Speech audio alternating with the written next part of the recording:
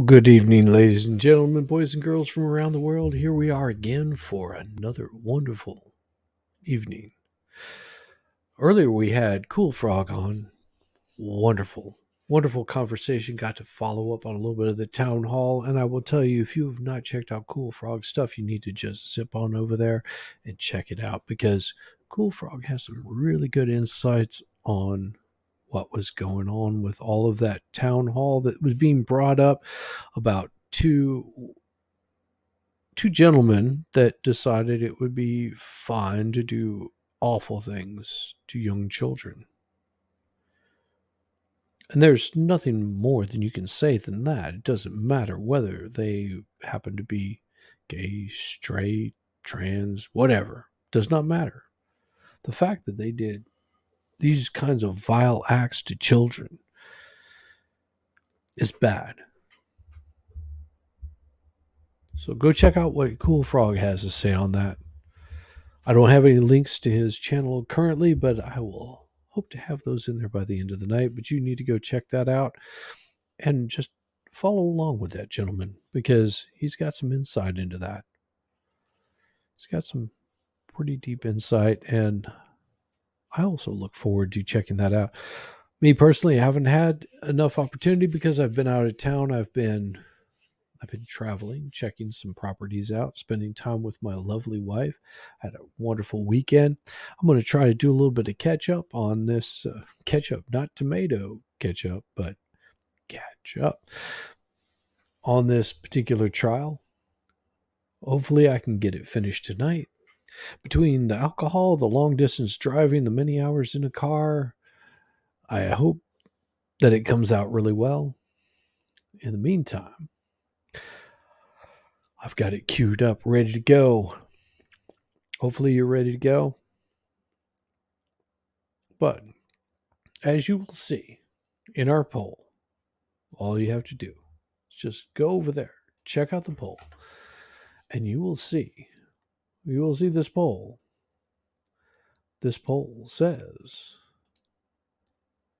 well, I can't see what the poll says because, well, I'm a moron, but I will totally boomer it. Life is as beautiful as the people you know. And it's a simple yes or no. Or you can be a total moron like I am and just go, people, it's made out of people. Enjoy. This should be a wonderful show. I'm going to have a good time tonight. Town Hall on Cool Frog. Well, I will probably jump over there if I get an opportunity, but currently I'm trying to finish out this particular trial, and I will finish this bad boy out. Cool Frog, I will check that stuff out, and I will see how it's going. Rumble channel is the way to go. Hey, Daisy girl. How is the most beautiful woman in the world besides my wife? Because my wife is the most beautiful woman in the world. So sorry, but you have to take second best behind her. But you are the most beautiful woman in the world in this channel currently. Because my wife doesn't join in on this channel, so you should feel privileged. Anyhow, how about we get on with this and we will finish this bad boy out for the week. And here we go. Hopefully they have a little bit of something going on besides Judge Beard here. He looks very concerned. All rise for the jury. There we go. Some sound. Why the long face, Mr. Jensen? Why the long face?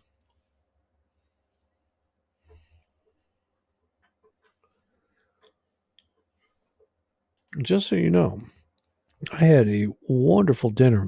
My lovely wife made some meatballs. I actually got her the sausage to make the meatballs, but she made the meatballs. She made the most beautiful meatballs with some beautiful sauce. Now, she also had some spaghetti squash. Now, if you've never taken spaghetti squash, you can take those meatballs, dump them up in there, and you end up with this nice, delicious dish where you've got sort of the squash with spaghetti type pieces in there, and then the meatballs and the sauce, and just melts in your mouth. It's so good. I love my wife's cooking, as she loves mine. So it's a good compliment to each other. And there is no need to lie to you, Daisy girl, ever. You are the most important woman on this channel currently. Right, we're going back on the record. Mark D. Jensen, 2002 CF314. It is Friday, January 20th, 2023. Let's have the appearances by the attorneys. Good morning, Your Honor. The state of Wisconsin appears by Special Prosecutor Robert Jamboys, Deputy District Attorney Carly McNeil, and Public Service Special Prosecutor Beverly Jamboys. Attorneys Bridget Krause, Mackenzie Renner, and Jeremy Perry appear on behalf of Mr. Mark Jensen, who appears in person. Good morning. Good morning. And good morning to the jury. It is Friday, so the state is going to call a witness out of order, correct, Ms. McNeil? We're not done with your last witness, Mr. Ruff, correct? That is correct, Judge. We have several witnesses who traveled here today, and we have agreed to call them out of order. All right, so let's call your next witness. Call him. The witness the state is calling now is Meredith Perez.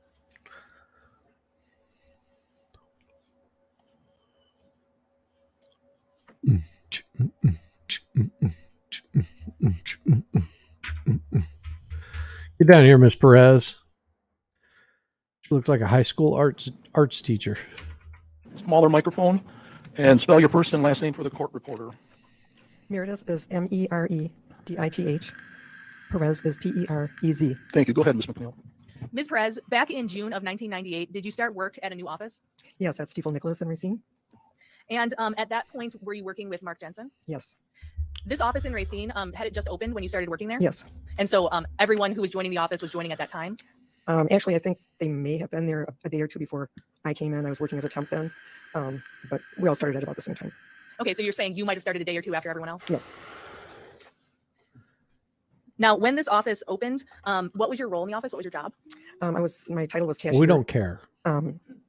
Basically, I Don't care. answer the phones. Answer the phones. Now, was in terms of answering the phone, was that your primary job? Yes. And so unless you were out or unavailable, you would be the person answering the main Yes. office phone? Is that correct? Yes, that's correct. Innes and Meredith Schultz. Okay, and did you go by a nickname in that office? Midge. Now, when you began working in that office, let's say between June of 1998 and about December of 1998, do you recall ever receiving any harassing phone calls? No. Oh, God, no. And I never received it, specifically, unfortunately. When you worked in that office as a receptionist, did you ever receive a phone call where someone ranted and raved at you? No. Oh, Did you ever receive a phone call where someone swore at you? I bet No. she wishes that she And did. did you ever receive a bunch of hang-up calls so it became suspicious? No. Now, in this stockbroker's know office, that why whose this job is is it to open the mail? Well, I opened all the mail and then just 1998 and December of 1998. Did you ever receive any pornographic images in the mail? No. And She's so were looks you so ever warned to disappointed. be on the lookout for harassing phone calls or anything of that No. nature? Somebody Can you describe for us, was this a send small her office? send her fa- dirty fairly small. I pictures. think there were She maybe longs for 6 or them. 7 small offices within the main office. And And- go Oh, ahead. go ahead. You can continue. Oh, I was just going to say, and I was not in an office. I was kind of at one side by a long desk and a counter, so that people mostly came to me when they came into the office. And if you could just adjust the microphone so it's right in front of your face. It's just hard. Okay. It was, well, on my right, there were 2 smaller offices, and his was the second one over. No, I'm sorry, the third one over from where I sat. Okay, and given the size of this office and where you were positioned, where you sat, would you be able to see if Mark Jensen was at work? Yes. Now, I'd like to specifically direct your attention to December 3rd of 1998. Was that a day that became memorable? Well, I believe that was the day that Julie Jensen died, so yes. Now, on that day, did Mark Jensen come into the office? No, he did not. So he was out of the office all day, Go day, figure. yes. Wife just died. And you were Would working that day, you were would there all come day? into Yes. the office? and you did not see him. I didn't see him. Wife or spouse? In fact, did he call the office at some Child? point the morning of Died? December 3rd, I think 1998? not. Yes, he did. Hey, So are you the person who answered the How phone? you Yes. doing? Good to see you. Good to see you. Good to see you. And what, if anything, do you remember about that phone conversation? I remember that he told me that his wife was very sick and he didn't know what to do. Did you, upon hearing that, did you give him any advice? I believe I suggested that maybe he should call her doctor or take her to the emergency room. Were you confused by the statement that he didn't know what to do? Yes. She seems And so your very response was call a confused doctor, still. take her to the emergency room? Is Yes. that correct? And then shortly thereafter, did you learn that Mrs. Jensen had died? How many It is was- a bunch? I want to say mid-afternoon, maybe 2 or 3 o'clock. He called again and That's a asked bunch. to be put through to David Nearing, and I put him through right away. Bunch. And a little while later, Dave came out and told us all that Julie had died. Now, do you recall whether the defendant had a client by the name of Sorensen? Yes, And do you know what profession Mr. Sorensen is in? he was a dentist. I have nothing further. Thank you. Who's doing the cross? That'd be me. Go ahead. Well, that was Ms. quick. Renner for the record. Ms. Renner, thank you. Morning, Ms. Perez. Good morning. Good. So I understand you worked at Stifel starting in 1998, That's correct. and you said it was in June? Yes, Now, prior to June of 1998, you did not know Mark Jensen. correct. You met him when you joined the Stifel office. Correct. So you didn't work with Mr. Jensen at Baird? No. Didn't work with him at Prudential? No. Now, your relationship was with Mr. Jensen, She was a you didn't temp, hang I out with believe. him outside of work, Correct. and you didn't talk about his marriage with him, No, and you didn't talk about things that were going on in the Jensen home. No. Now, I understand you were the primary phone and And I will say, absolutely. I hope Rabbit is having the time of her life. I really do. Because Rabbit needs to be enjoying time with the grandchildren, grandson, granddaughter. Doesn't matter. I'm pretty sure it's grandson that Rabbit said, but I'm telling you, Rabbit needs to be enjoying every minute of that. And if Rabbit comes on here, I'm going to be disappointed because she needs to be enjoying time with the grandchildren. Really. answering person in the office. correct. But there were others that would answer the phone. Yes, And it was also possible if someone had the number for a direct line that they could actually call the broker directly. Ooh. yes, And if that happened, you wouldn't know a phone call occurred. that's correct.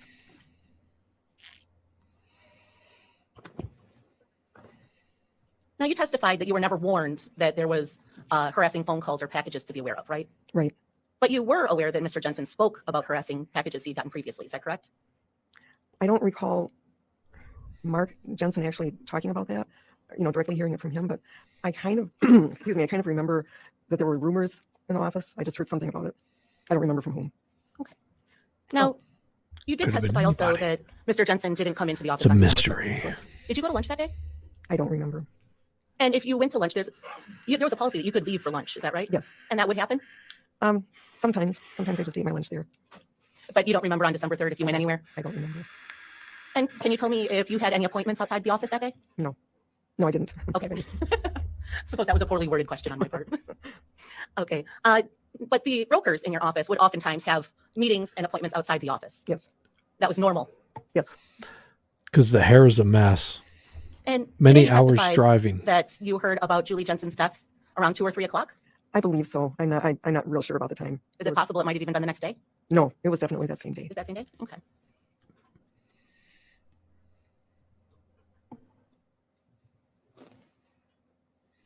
Nothing further. Any redirect from the state? No, Your Honor. All right, you're excused. Thank you. Well, that was a good witness The in state a calls sense. Stacy Bauer, number 4. Good cross. Very quick, very efficient. Hopefully they move through them really quick. Boy, this boy looks really snug. Whenever he's found guilty again, I won't feel bad for him. If you kill your wife doing this kind of mean, vile, horrible things,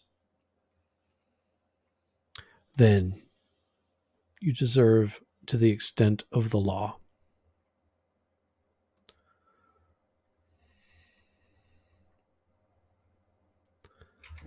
Yes? All right, thank you. Get as close as you can to that microphone. Spell your first and last name for the reporter, okay? STACEYBAUER. Thank you. Go ahead, Ms. McNeil. Ms. Bauer, I'd like you to think to the time period after the beginning of October of 1998. Where were you working in that time period? At Stifel Nicholas And which Steeple Nicholas office? and Kimberly. So that office in Kimberly was Come on. I'm All sorry, I was gotta that sometimes say referred is to as the they Appleton need to office? get through these Why didn't you- witnesses because they're And then after It's the office was horrible. opened, he didn't work there. Correct. So now I want you to think back to the beginning of November of 1998. Was there a conference in St. Louis for the brokers around that time period? Yes, And is Ed Mark Jensen at the conference? yes. Okay, what did Ed Klug tell you after he returned from the Blueprint conference? He told me that the two of them were stayed up later after they must have had their dinner that night, and that they were talking about their wives and saying, yeah, I can't stand her, I can't stand her. And then Ed said it kind of turned dark and made him uncomfortable. And what do you remember Ed Klug saying about what Mark Jensen said to him? I think it was along the lines of Ed said, you know how I joke around how I can't stand Joanne, his wife at the time, and I wish she was dead or something like that. And he's like, you know how people joke around about that? And I said, yeah. And he said, but what Mark told him made him feel like he really wanted his wife dead.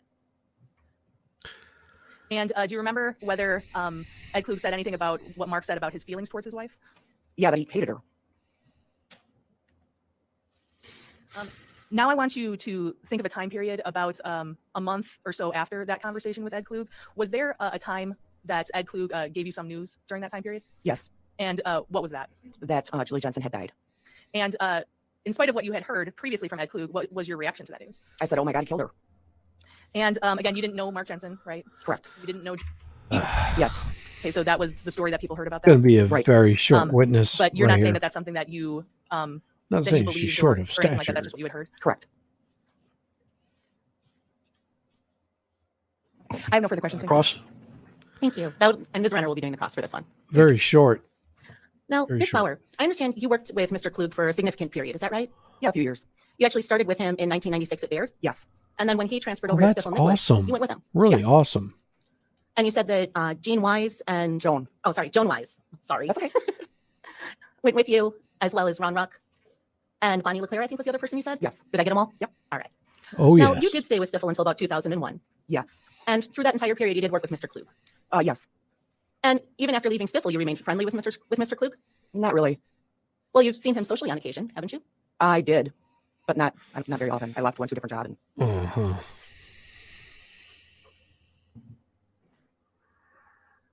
Now, Mr. Klug didn't just talk about Mr. Jensen not liking his wife. He also told you that Mr. Jensen was unhappy in his marriage yes, and that Mr. Jensen was thinking about divorce. I think so.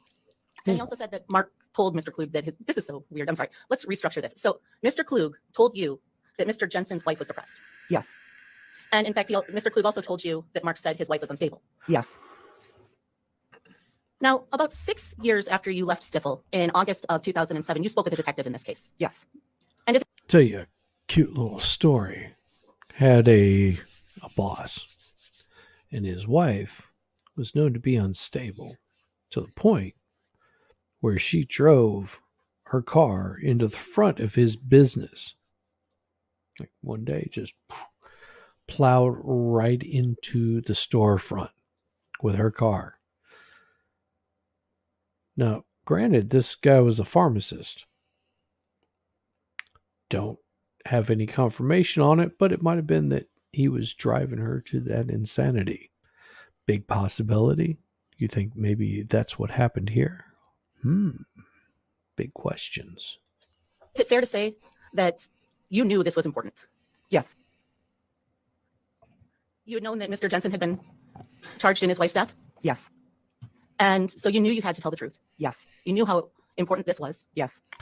And you wanted to answer all of the detective's questions truthfully Yes. and fully Yes. and accurately. Yes. And after speaking with the detective, he wrote up a statement for you. Correct. And you signed that statement? Yes. You read it before you signed it? Yes. You actually initialed it in at least one place as well. Yes, I guess.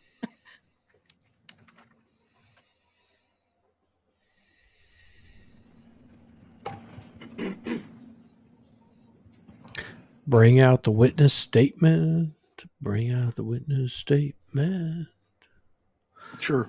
What number is that? 63. For the record, Exhibit 63 has been shown to the witness. Now, Ms. Bauer, I'm showing you what's been marked as Exhibit D63. Do you recognize this document? Yes. That is the statement that you gave to police. Yes. At the bottom of that statement, it does say, I've made the above statement voluntarily and without threats or promises. It is my desire to relate the facts of this incident. I have read or have read to me the above statement and have found it to be true and correct. Yes. And then after that, you signed. Yes. Can Oh, you please read yes. for us the final paragraph of that Most statement? definitely. I have no knowledge of a conversation Mark had with Ed Klug in St. Louis regarding killing his wife. And those are your initials after that paragraph? Yes. Your Honor, I'll ask that Exhibit 63 be entered into evidence. Any objection? No objection. All right, received. 63. This kind of stuff never looks good on a witness whenever they profess one thing and then years later change it because it makes them look like money grubbing kinds of people. And yes, she does love herself for sure. As you should. Why not love yourself? Because nobody else could love her. So she must love herself. Mm. Be easy. Be easy. Take it easy on her. Don't don't go too fast.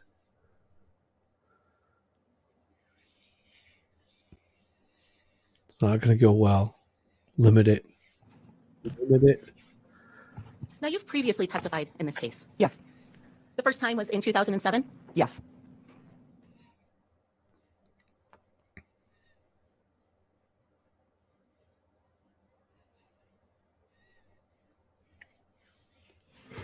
And that was on August 30th of 2007. I believe so.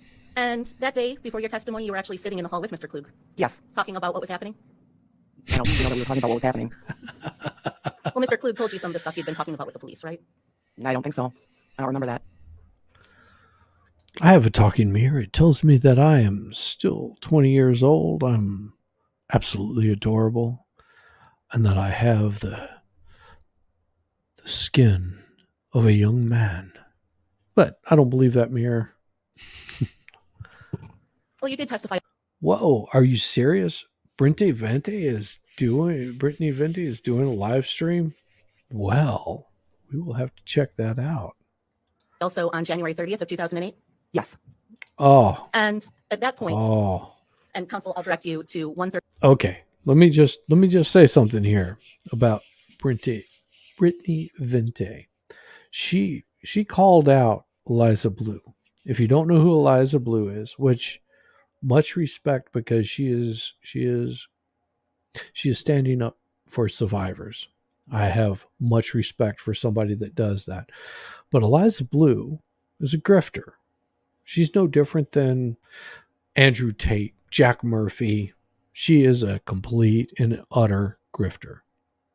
So Brittany called her out, saying, these are the kind of things that you were doing. You were doing sexually explicit kind of material, and you're calling yourself a survivor of it. And it's not like you got this person removed from the garbage that you were doing. We gave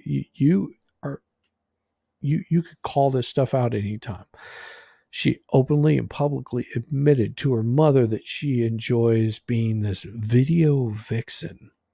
I can dig into it a little bit deeper, but short end of the story, whenever Brittany Vente called her out as basically a scam, a sham, and full of BS, Brittany got her Twitter feed yeeted. Basically condemned, saying you were posting things that were explicit in nature that I never approved, although these are copyrighted material that she signed off on and said, yes, I will do these kind of sexually explicit things.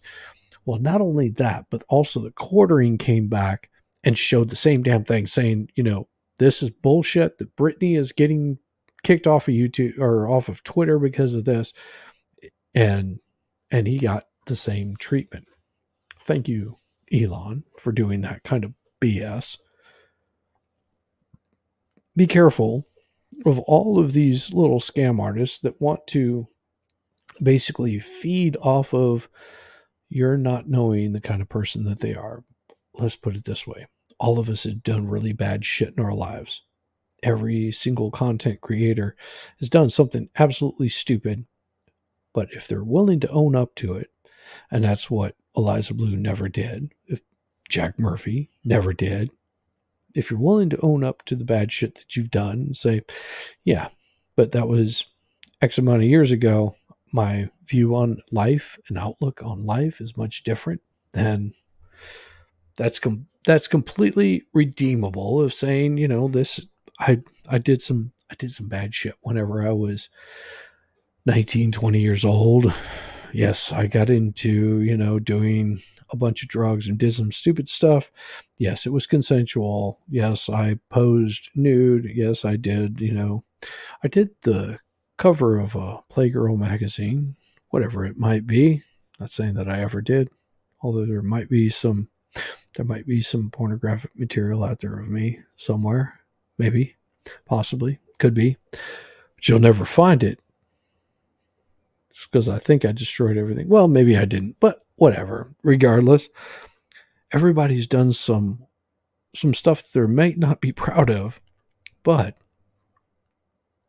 you also have to understand that if you own up to it in the first place, you'll be in a much better position to say, yep, that's what I did X amount of years ago, and my view outlook has changed. You also have to understand that Eliza Blue is there for the clicks. She's there to grift the money. There were people that sent her money to get her podcast up and running that she never started. Imagine that. It's easy for someone to say that they've been victimized, and the reason that they never started up is because, well, it was just led to more victimization. But there's people that fall for this scam. Me personally, I don't ever expect any of you to ever send me a single dime, penny, nickel, nothing. I am good for life. I do this because I enjoy doing this. I have fun. If you need money, keep your money to yourself. Enjoy life. Don't send me money. But listen to yourself and go, do I need to send this person any money? I've sent money to Nick, to Legal Vices, to Meme Copium, people that I enjoy their content and I get something out of it. I send something to them. I enjoy their content. Aussie Overlord, Cool Frog, all these folks, I find some enjoyment out of it. I'm going to send them a little bit because it gives me some sort of pleasure, sick pleasure, I guess. But whenever you've got these folks that their main goal is to grift the fuck out of you and say, you send me money, I'm going to show you how to make your life right. Be suspicious every single fucking time. You got to understand that someone like Nick, he isn't selling shit to you. He's saying, trust me, I'm good. I am completely good. Think of yourself before you think of me. You got people like the Quartering. He's giving you something. He says, I've got this coffee brand coffee. You buy my coffee. I will make sure that I've got you a good product. If you don't like the product, then don't fucking buy it. It's so easy. He's actually giving you something. If you enjoy his content, you enjoy his content. But you'll see a lot of these girls come on, a lot of guys that'll come on that'll be claiming some sort of conservative or leftist view that you completely agree with. And you got to understand, those motherfuckers are not true. They are not true to their shit. And that little fucker, Jack Murphy, just about fucking got me. Just about got me. He talked a big game. I was like, man, this guy might have something really good to say. And I just watched and I saw the kind of stuff that he was saying. I was like, something doesn't sound quite right about this. I've heard this kind of shit before. Is this guy trying to sell me some fucking weird supplement, some bullshit? And it was. That's all it was. He was feeding people bullshit. He was grifting off of it. And people fell for it. And they'll back him. That's fine. Go ahead, back the motherfucker. I don't care. I really don't give a shit. If you like Jack Murphy's content, then go fucking back him. Go enjoy his shit. For me personally, I don't give a shit. I'm like, I don't need to join some little group. I mean, I had the opportunity back whenever I was much, much younger to be brought into becoming a Mason. My grandfather was a Mason. My uncle was a Mason. And I was like, this isn't my kind of thing. I'm not a joiner of some following of any sort. I just don't, I'm not that kind of person. It doesn't jive well with me. This is why I have a hard time with religion. If you're religious, that's fine. You believe in Jesus Christ died on the cross to save your sins? Absolutely. It makes you a better person. All for that. It gives you meaning. It gives you purpose. It gives you a soul. It gives you heart. I don't follow that kind of dogma. I don't have that kind of dogma that I follow. That's just me personally. And whenever I hear people saying, you got to follow this, you got to follow this conservative movement, either you're for Trump or you're against Trump, either you're for, Biden or you're against Biden. I don't buy into that shit. And it just does not work for me. Does not work for me. Me, I'm set for life. Literally, I am set for life. I could continue on the path that I was going before I started up this whole YouTube channel, and I would be absolutely fine. My life is nice and easy. It just grooves right along, but there's something that just got into my craw about all the bullshit grifters and all of the garbage that you would see on YouTube. That's it sounds good and tastes good and it looks really good, but it gives you an upset stomach. And that's what drove me to do a little bit more of this. It was, you've got people that are straight up. You got people like Legal Vices. That guy is straight up. He is not going to bullshit you around. He tells you exactly where he's coming from. He says what he means what he says, and he grifts the fuck out of it. And he has a blast doing it. And he has so much fun. You can tell from deep down how true he is. You got people like Aussie Overlord that they just enjoy what they're doing. You got people like Nick.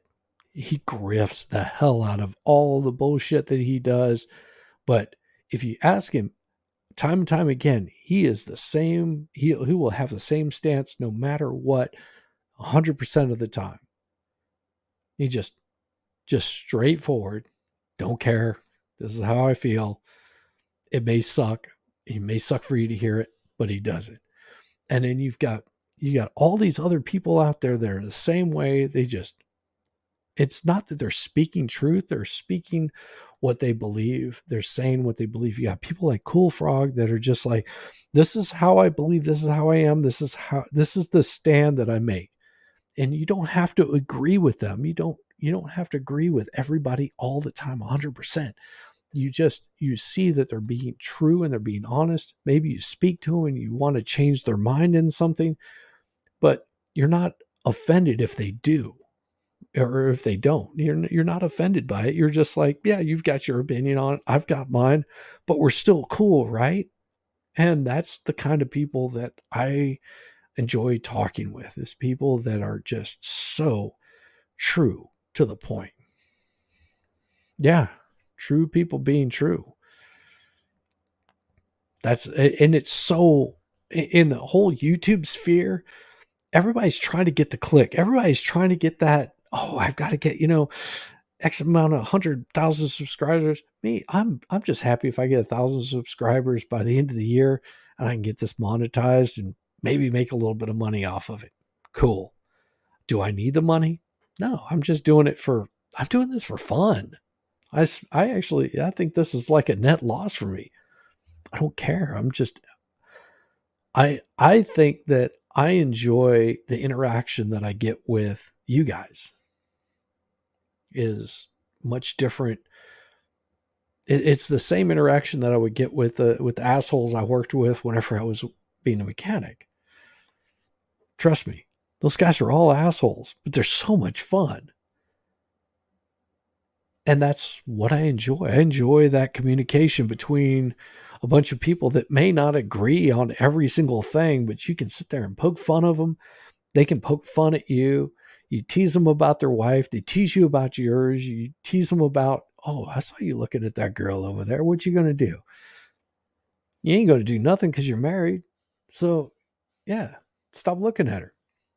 And they would laugh. And they would go, yeah, but that looks pretty good. And you go, yeah, she looks pretty good. It's all in fun. It's all in humor. The dude's going to go home to his wife because he absolutely loves her and adores her. But you're still going to poke fun at him because, he's checking this bod out. It's all tongue in cheek. It's all humor. It's all fun. It's all enjoying yourself. I mean, I do these streams at 7:30 at night. I mean, I could be sitting around playing some silly ass video game, which I actually enjoy playing video games, but I found this to be much more stress relieving than all of that garbage. And I think that this is just good humor. And then watching some of these court cases, I mean, if you want me to, I can really make fun of these folks. I mean, this lady has a fucking nose ring, okay? How, think about this. 10 years ago, just 10 years ago, would you have let this person defend you in a murder trial? This woman has a nose ring. You'd be like, this is so inappropriate. 10 years ago, you would have thought that that was inappropriate. 10 years ago, people would have thought just having a camera in the courtroom was a little odd, a little strange. They would have been acting and hamming it up. It is never against the law to have fun. If they make it against the law to have fun, they can go fuck themselves. Simple. Boobies are the defense. Everybody likes boobies. Everybody likes boobies. I can't think of a single person that has not been able to survive without some form of boobies. Not a single person has been able to survive without some source of boobies. Boobies are the life force. 2008, page 233, lines 8 through 10. Okay. You were asked, but he talked about some of the things he'd been talking about with the prosecutors and police, right? And your answer was, he did. Maybe. I don't remember. It's a long time ago, right? Mm-hmm. Yes? Yes. And additionally, you had read about Mr. Klug's testimony prior to testifying in 2008. Liar. Counsel, I'll direct you to page 233, lines 19 through 20. All right. When you testified in 2008 on January 30th, you were asked the question, so you had read about Mr. Klug's testimony? And your answer was yes, yes, I did, yes, yeah. Then I guess I did. Oh, Nothing further. Any redirect? now she just got her ass handed to her right there. Never read about the defense. No, never read about the defense. Oh, what is this? And then turns around and slaps the big schlong right in front of her face. And of course she goes, well, I guess I did look at that. Yes. Go ahead. So the statement in front of you, the handwritten statement, is it still there? No, she Oh, took it it's away. not. Okay. It's on the desk over here, Mr. McNeil. They're going to be very limited on the questions that they can ask because they have to narrow their scope because of what Cross was. Remember that. So in that statement, you indicate that you don't have knowledge of a conversation regarding Mark Jensen killing his wife, correct? Correct. Okay. But it's not your testimony Object. today that Mark Jensen told Ed Klug, who told you Object. that he was going to kill his wife, correct? Correct. It's that he wanted her Objection. dead. Yes. And so when you made that statement to Objection. the police, were you trying to be precise? Objection. And so you didn't say in that statement, and you've never said that you heard Object. that he was going to kill his wife, Yes. Never. just that he wanted her dead. Yes. Object. And in fact, That's after the you gave that question they statement, you asked. did testify in court in Not the in summer there. of 2007, correct? Yes. And you were able to answer questions back and forth like we've done today, correct? Yes. And when you were asked questions back and forth at that prior hearing, you did bring up the fact, the distinction that we've just talked about, correct? Yes. And specifically, you indicated that he wanted her dead, not that he said he was going to kill her, correct? Yes. And you also brought up the other information about Mark Jensen telling Ed Klug about hating his wife. I'm sorry. What did you say? You brought up the information at that time about Mark Jensen telling Ed Klug, who told you, that he hated his wife. Yes.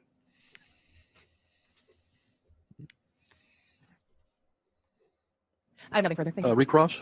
Thank you. Ms. Bauer, when you spoke with Detective Ratsberg, those words on that exhibit 63 are not the only words that were stated, correct? Yes. You had a conversation, Yes, we did. back and forth, Yep. Yes. and he asked you about this conversation in St. Louis that Ed told you about. Yes. And at that time, you didn't tell Detective Ratsberg that Mark had said he wanted his wife dead. I may have. I don't remember. Did you write that statement or did Mr. Ratsberg? Mr. Ratsberg. And you signed it, Yes. knowing that you needed to tell everything that would be important to this case. Yep. Yes. Nothing further. All right, you're excused. Thank you for coming in. Yes. That was a Let's see, we call horrible Joe Crofasti to stand. That's witness number 12 on your list. prosecution. Thank you. They are going to run right through this prosecution witness list. It is going to go really quick. That was what, less than 5 minutes that she was on the stand? Yeah, that was slammed through. Oh, God, this is going to be Horrendous. You solemnly swear the testimony in this matter be the truth. Here Whole truth, comes nothing but the truth, Bubba so help you Bob. God. Take your time, get as close as you can. The microphone. Spell your first and last name for the reporter. Joseph, Joseph, last name Crifasi, Crifasi. Go ahead, Mr. Jambois. Thank you. And Mr. Krafasi, as we've discussed earlier, you're what's known as a Jesus. soft talker, correct? You're a soft-spoken I person. apologize for that. No need to apologize. But what I would ask you to do is pull that small microphone as close to your mouth as you can while you're speaking. Yeah, so that the I jury, Put that that's much better. Thank you so small much. thing close to Now, your Mr. mouth. Krafasi, can you tell the jury what you do for a living? Yes, I currently manage a toxicology lab at Lab Test Diagnostics, And where's that located? St. Louis, Missouri. And how long have you? Does anybody find this a little bit odd that Mr. Benny Bun here, been managing that? not lab? him, but the other guy, that he just happened to be in charge of toxicology, and his wife happens to be a teacher at the school? Find that a little odd. 10 years. And before managing that lab, sir, what did you do? I worked at the St. Louis University Forensic Toxicology Lab for 20 years. Now, what sort of background and training did you have to qualify you for these positions that you've held? I have a bachelor's degree in medical technology and a master's degree in analytical toxicology. And when did you get your master's degree in analytical toxicology? I have a master's degree in complete and utter stupidity. No, I joke. I have a certification as a 63 Bravo, which would be a light wheel vehicle mechanic in the military, which that MOS does not exist anymore. I also happen to be, joke not, happen to be a master at Waffle House, master chef at Waffle House. Hilarious. Yes. I also was a double agent for Geek Squad. That was a long time ago. No, not that long ago, but long enough ago that most of you were probably still in high school. Let's see. I also have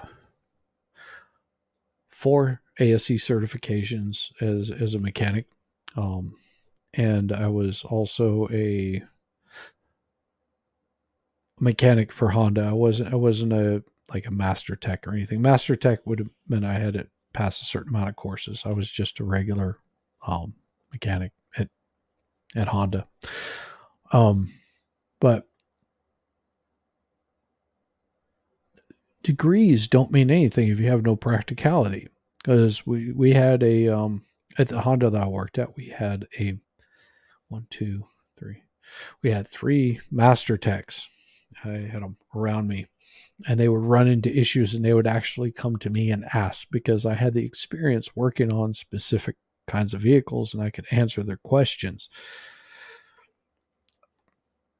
And I'm not saying every single master tech was like that, because we had a master tech that was truly a master at his craft. If you went to him, he would tell you how to fix something, because he knew exactly how it was done, because it wasn't just that he had the book learning, he passed the test really well. He actually was good at what he does, and he still is. He's a true master tech.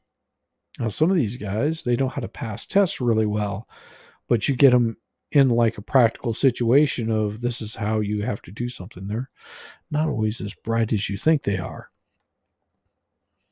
Or sometimes they would just play dumb because they would want to get somebody else to do the work for them. Me, I wouldn't fall into that trap. I would say, oh, well, you go figure it out. This is what's wrong with it, and this is how you figure it out. But neither here nor there. So all these degrees don't mean shit. So if he continues going into his degrees, I am going to refer to this. Master of Boobies. Imagine espionage being a Geek Squad. No, it wasn't like that. So here's what they considered a double agent, was somebody that could actually go out in the field and do the work on the actual computers as compared to somebody that worked in the store. So it was just a name that they created. It was all BS. It was humorous. It was funny. For God's sakes, they had us wearing white shirts with a clip-on tie. Just imagine Lex Friedman without the jacket.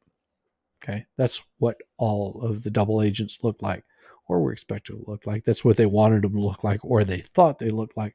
I actually looked like that, except the problem is because I have these wonderful tattoos. Let's see, that one there, and I can't quite get it there. There, I have these wonderful tattoos. They told me I couldn't wear a short sleeve shirt. They had me wearing long sleeve shirts. It was the only double agent that they had working for Geek Squad wearing long sleeve shirts. It was quite humorous because I would show up into people's houses and they would see the tattoos and be like, "Oh, you got all these tattoos." Yeah. What's broken? Because I didn't want to converse. I didn't like sitting there BSing around. It was, for me, it was about business. I was there to make money because the more hours that I could turn out, the more money that I got paid. That was one of the reasons why I had a problem with management at Best Buy, is because they wanted me to have a minimum of 30 hours. This worked out really well for them because they came in and being retail, they were just like, "Well, we can't have you working more than 30 hours a week." I was like, "Oh, that sounds good." So after 3 days, I'd already pulled in 30 hours. So imagine that. I work 3 days a week. Yeah. Just think about that for a second. Dang it, fantasy started imploding until you mentioned Lex Friedman attire. Well, like I said, without the jacket. No, I always wore pants at work, damn it. No, it was so you have these guys showing up, they're taking care of working on your computers. They're actually doing the work and fixing the stuff, setting up the equipment. They're removing viruses from your computer. By the way, teenage girls are the worst as far as getting viruses on their computer. 100% accurate. I will never back down on that. Where was I? Being stupid. No, it's anyhow, we'll just continue on with this. 1988. It was after that you were employed at St. Louis Forensic Toxicology Lab? Yes, I began working there in 1994. And what did you do at the St. Louis Forensic Toxicology Lab?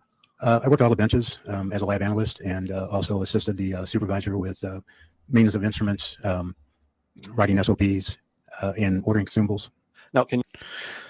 Okay, so this guy was low end on the totem pole. I will tell you, because I have been in that position. The home chicken is in here. I've been in that position where basically you have a glorified position. I've also known a very, he may not be well known, but he is a geneticist, and there were 3 doctors working on a particular medicine that to help people with AIDS. Those 3 doctors made millions of dollars off of the genetic work that they did. And they had people working for them that were in his position. Not that they're stupid or anything, but they had a very particular skill to basically avoid answering questions. That's the trick to it. And that's what this guy is. He is the guy that somebody would call up and he would avoid answering their questions. So some of these things the jury might not know, and I certainly don't know. So when you say you worked all the benches, what does that mean? Well, the forensic toxicology is a complex set of testing that needs to be done. If everybody doesn't say hello to Cool Frog, what are you waiting for? Give him a hello. Give Cool Frog a hello. Give the Cool Frog the love that he deserves and is well earned. So we would have a bench for alcohol testing. That's also the bench where we did ethylene glycol. There was a bench to do drug screening. There was a bench to do drug confirmations, that sort of thing. And you said that you wrote SOPs. By SOPs, you mean standard operating procedures? Yes. So you authored the standard operating procedures for the St. Louis Forensic Toxicology Lab? For some of them, sure. Now, did you work with a person by the name of Diane McGinn? Yes. Tell us about Diane McGinn, how long you worked with her. Diane McGinn, she was already there when I started there. She was probably the oldest, more experienced analyst that was there at the time. And I worked with her for 16 years. Does anybody find it odd that this is the same guy that is related to the teacher that was complaining? And did you find her to be a competent and capable analyst? Yes. What's the objection? Objection. Check relevance. I don't. Relevance. Go ahead, Mr. Jambos. So that means, did Objection. you find Diane McGinn to be Relevant. capable and experienced analyst? Rounds. Yes. And you found the results of her tests to be reliable? Yes. Now, was there a time that you were called upon to review the work that Diane McGinn did in the case involving the samples obtained from the body of Julie Jensen? Yes. And so, and also at some point you yourself tested the samples that were obtained from the body of Julie Jensen. Is that true? Yes. So when did you test the samples that were obtained from the body of Julie Jensen? I tested samples in August of 2003. And when did Diane McGinn test the samples that were obtained from the body of Julie Jensen? She tested them in May of 1999. Now, at the time that you were testing them 99, 5 years later in August of 2001, 2003, 2003. did you review the work that Diane McGinn had years done? later? I didn't review it at that time. No. But you have reviewed it since and in preparation for your testimony here today? Yes. Now, can you tell the jury what you do when, or what you did, for example, when you tested the samples that have been obtained from the body of Julie Jensen? Let's start with the blood. What did you do when you went to test the blood of Julie Jensen in August of 2000? It didn't taste really good. So to test the samples, I would retrieve them from the long-term frozen storage. I would allow the samples to thaw. I would take in small aliquots of the samples, which is a measured amount of sample that's required for the test. The test has two main elements. One is the prep. So we extract the sample and then make a chemical derivatization of the sample in the first part of the procedure. And the second part is the data analysis on the instrument. And the instrument we used is a gas chromatograph mass spectrometer, sometimes referred to as a GCMS. And what that analyzer does is it helps us to separate compounds that are present in the sample by identifying by the amount We of time take they their retain in the blood, system, we get rub it all time. over our And then the mass bodies. spectrometer We actually sing fragments the to molecules into Bahala. some characteristic mass fragment ions that we can use for identification and quantitation. Now, does the gas chromatograph mass spectrometer produce a chromatograph? It produces both a chromatograph and a mass spectrum. And in the data analysis we did, we selected some of the mass fragments to monitor. And you did that with Julie Jensen's blood? You know, we use these technical words not only to make it sound like we're smart, but to seem like we know what we're talking about. So if you ever get a chrome caniculator and you don't know what a chrome caniculator is, well, it is a made-up term that mechanics use to mess with other mechanics. Because if you take that chrome caniculator and you attach it to the woody bob and you twist it just about 3/4 of a turn, you could make the Zigglypuff work properly. So they're basically creating names to make it sound like they are doing something. No, there is actually proper names for this, and I'm just making fun of their silliness to make an attorney sound like he's more knowledgeable than he is, because that attorney, although he may know law, he does not know shit about chemical biology or chemistry or anything like that. But these are words that were given to him by that particular scientist. I did that with her blood and tissues, So sad. gastric contents, and urine. No. And Diane McGinn, and you did that with a gas chromatograph mass spectrometer, is that true? Yes. In August of 2003. Yes. And in May of 1999, Diane McGinn performed those same tests, but with a gas chromatograph flame ionization detector. Yes. Can you tell the jury what the difference is between a gas chromatograph flame with a flame ionization? Well, I know that we used an ionizer whenever I was working as a mechanic, and the ionizer would basically destroy all of the everything. It would kill everything. It would destroy like mold, mildew, crap like that. But so the ionizer we would put inside the vehicle, and you would turn that on, and basically you had to close the doors on the vehicle and let it run for about 30 minutes and make sure that you open the doors and did not inhale, because it would take the oxygen out of you and kill you. Simple as that. So yes, we use ionizer to basically kill molds, mildews, bad smells, and then we would add like a nice smell to the vehicle to basically make it smell much better, because it would kill smell everything. It was horrible, and it gave it a weird nasty smell, but that's what like nothing smells like. Excuse me, I have to restate the question because the reporter reminds me that I was speaking too quickly, which is a frequent problem that I have. So you need, you speak you need to speak up, and I stupidly. need to speak more slowly. So I'll try this question again. Big difference. So can you tell the jury what the difference is between a gas chromatograph with a flame ionization detector and a gas chromatograph mass spectrometer? So a gas chromatograph with a flame ionization detector. Don't care. Don't the care. heat, in a known concentration. When you prepare the aliquot for a gas chromatograph flame ionization There. Yes. Doesn't matter. and that she had That's the results point. graphs, Yes. and then you also did the testing in August of 2003. Judge, I'm going to object. It's still leading. There's been multiple questions. Overruled. Yes. So, well, in August of 2003 is when you did the testing, Yes. and you produced the aliquots from the same samples. Yes. They were the same samples, but different aliquots. Different what?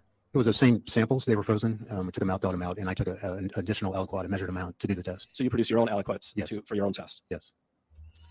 I'm going to show you this item that's been marked as Exhibit 62, and I'm going to ask you to look at both sides of it, and then I'm going to ask you questions about it, okay?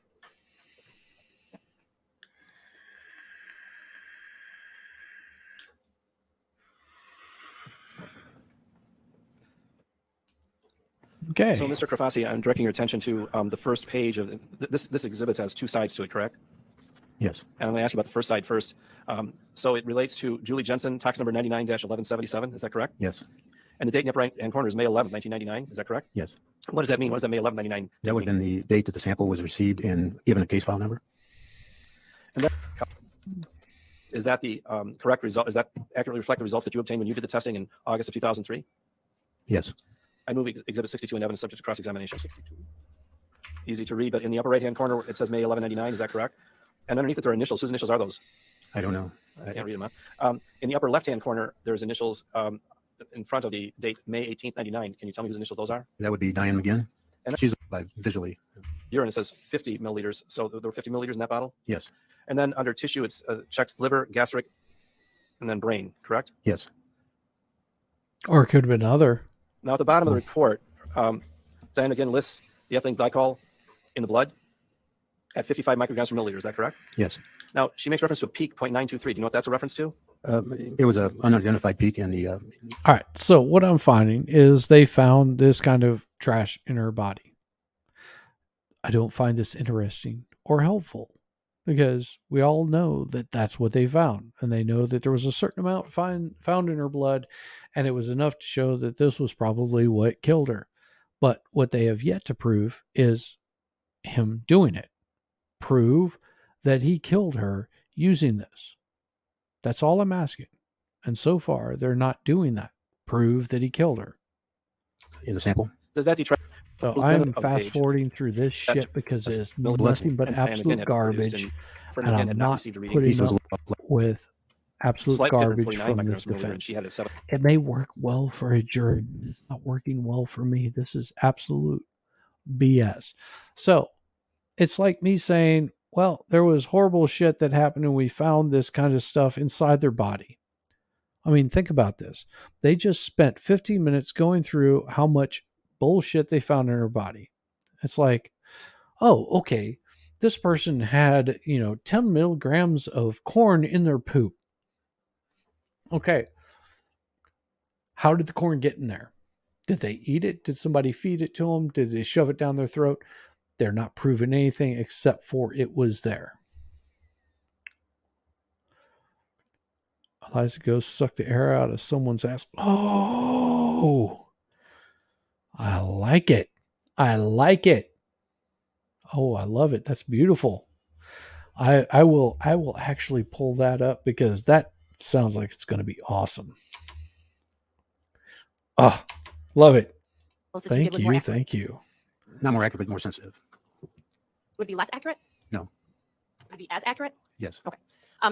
And the results are different because the GCMS was able to identify substance ethylene glycol in both the liver and the brain. Yes. The other device did not do that. That's correct.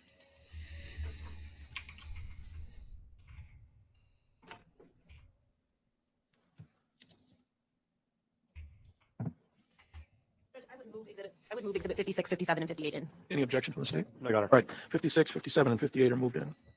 Mr. Krafasi, it'd be fair to say that the work you did in this case was in the laboratory. Yes. You didn't collect any samples? No. You weren't the one that received most of the samples? No. You're the individual who used the device to determine the amount of ethylene glycol in the body? Yes. And that exhibit number that's up on the screen, exhibit number 58, is the results from that testing that you completed? Yes. Yes. Did you have any conversations with the Kenosha medical examiner prior to your testing? No. You didn't talk to any of the detectives prior to your testing? No. Your work was in the lab, testing the materials that were provided to you? Yes. Nothing further. Thank you, sir. Any redirect, Mr. Genboy? Yes, sir. Limit your scope of You indicated questions. previously that the gas. Oh, could you switch the screen, please? So, Mr. Krafasi, you indicated that there were two packages that were received when these items were sent to receive at St. Louis Forensic Toxicology Lab. Is that true? Yes. One of them was received from the Kenosha County Medical Examiner's Office.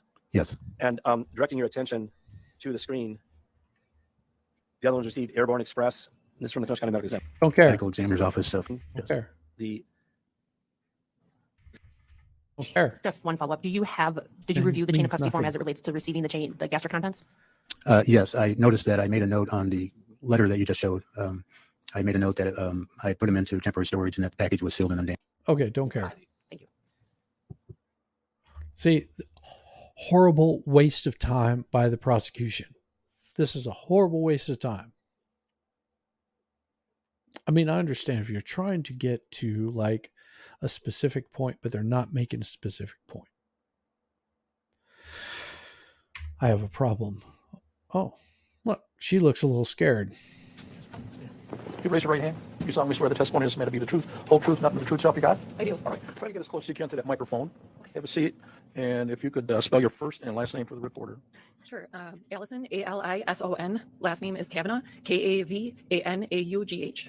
And Ms. Kavanaugh, you can feel free to drag the microphone close to your mouth. Okay. So everyone. Yeah, Okay. drag it close to your So mouth. can you tell us, how are you employed? Put it close. I'm employed at American Family Insurance Company. Okay, so American Family Insurance. Yes. And what is your job title there? I'm the life claims manager. And what Okay. are your job duties? I oversee the team that pays all the death and disability claims for our Okay. insureds. Now, Ms. Kavanaugh, you're here today regarding insurance policies for Julie Jensen, correct? Correct. And so you've reviewed the American Family Insurance records in that regard? I have. And are these the records that are regularly kept by American Family Insurance? Yes.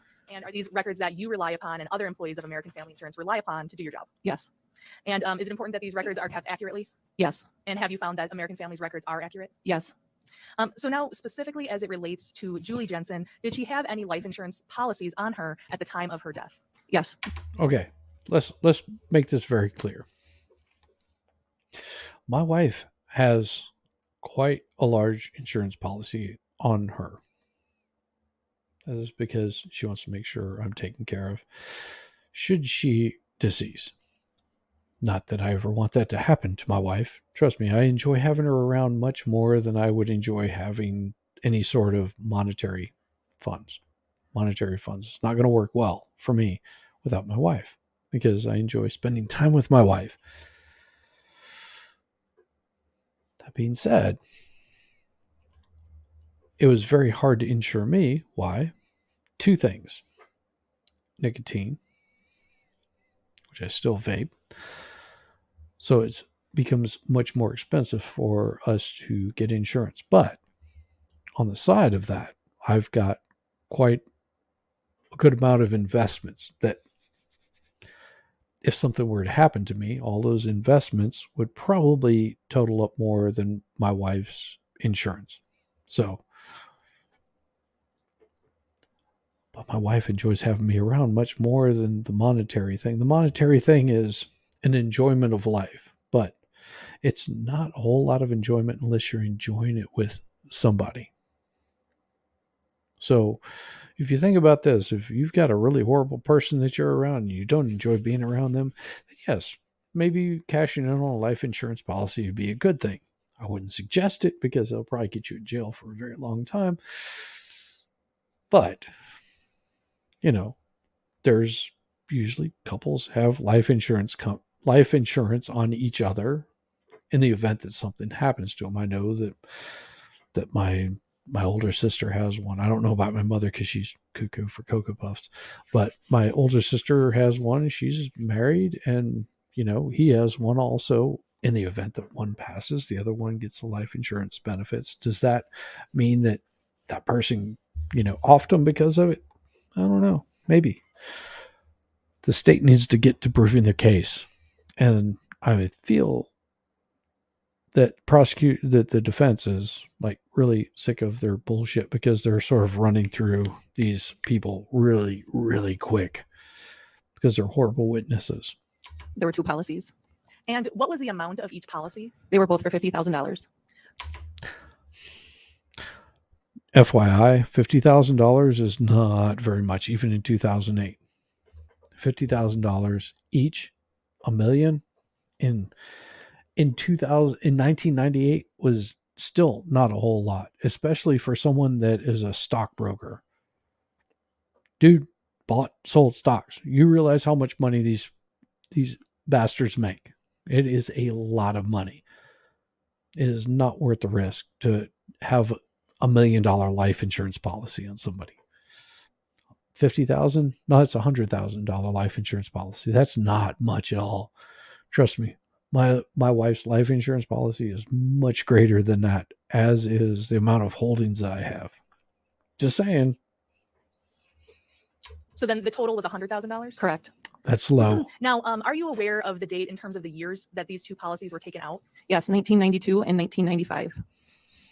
And did each of these policies have the same beneficiary? They did. Who was that person? The primary beneficiary was Mr. Jensen on both policies. It's not to motive. That's not good enough motive. $100,000 is not good motive. Maybe if you really suck and you live in a fucking trailer park, that might be $100,000 might be. Dude can probably crank in we're talking 1998. Dude is probably cranking in over $100,000 just every freaking quarter. It's not he's raking in the dough. This is not enough. Policies. So you're referring to Mark Jensen? Correct.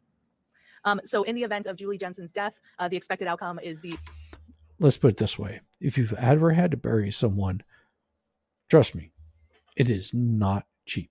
If you've ever had to bury someone, if you've ever had a close relative of yours that you've had to bury, it is not cheap. It is not cheap by any means. Just a casket alone is easily going to set you back 30 to 40 grand. That's just the casket. You're not even talking about a plot, a headstone, all of the, if you're going to do a cremation, cremation can even cost more. It gets freaking expensive. If you ever have to bury someone, you're looking well into over 90,000 easily. 100,000 is just basically covering funeral expenses. That's cheap. That is so cheap. That is nothing. $100,000. You try burying one of your loved ones. You tell me how much that shit costs. It is expensive as hell. Greetings, Lenny. I'm sorry if I'm ranting and raving. I've had alcohol and I'm in a pissy mood. Love you guys. policies would be paid out to Mark Jensen. Correct. And based upon the rules that American Family Insurance follows, a person does not receive the payout from an insurance policy if they are somehow involved in the death, correct? Correct. However, if the insured person dies by accident, then there would be a payout, correct? Correct. If the insured person commits suicide, there would be a payout? Correct.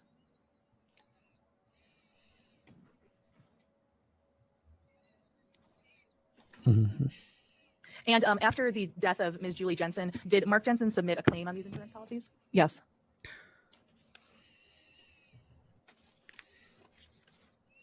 Now, you indicated that Mark Jensen was the primary beneficiary. Were there secondary beneficiaries for these policies? Probably There the were contingent children. beneficiaries listed, correct? Yes. And is contingent the correct word then? Yes. So if the primary person does not get it for whatever reason, the contingent individuals get it? Correct. And who are those people? The lawful, the children born to the marriage of Mark and Julie Jensen. Not abnormal. Let's put it this way. My wife and I's policies, the way that we have our will set up, and I would suggest every single one of you, if you don't have a freaking will, I don't care how old you are, just get one done. Trust me, it is so much easier. You may be like in perfect health, young, vibrant, and wonderful. Just get yourself a will taken care of. So that way, if you have any equity in a home, you have knickknacks, you have garbage, you have whatever, it doesn't matter. Make someone an executive of your estate. If you were to pass, their executor. If you have a car that, whatever, anything that you own, they can actually take care of it in probate. Get a will made. It's so simple, so easy, just done, quick, easy. My wife and I, the way that we did ours is, if I pass, I've got certain things that I've got members of my family that will receive. The rest of it is for her to take care of herself. And beyond that, it doesn't matter. I'm dead. I'm gone. So it's hers. Same way with hers. If she were to pass, there's specific things that she wants to go to her family because she wants them kept within her family. They might be heirlooms or silver or something of that sort, like silverware. Specific things that she wants to pass on to her nieces and nephews. Those are for her nieces and nephews. Whatever's left over, take care of me. And that's it. It's pretty straightforward.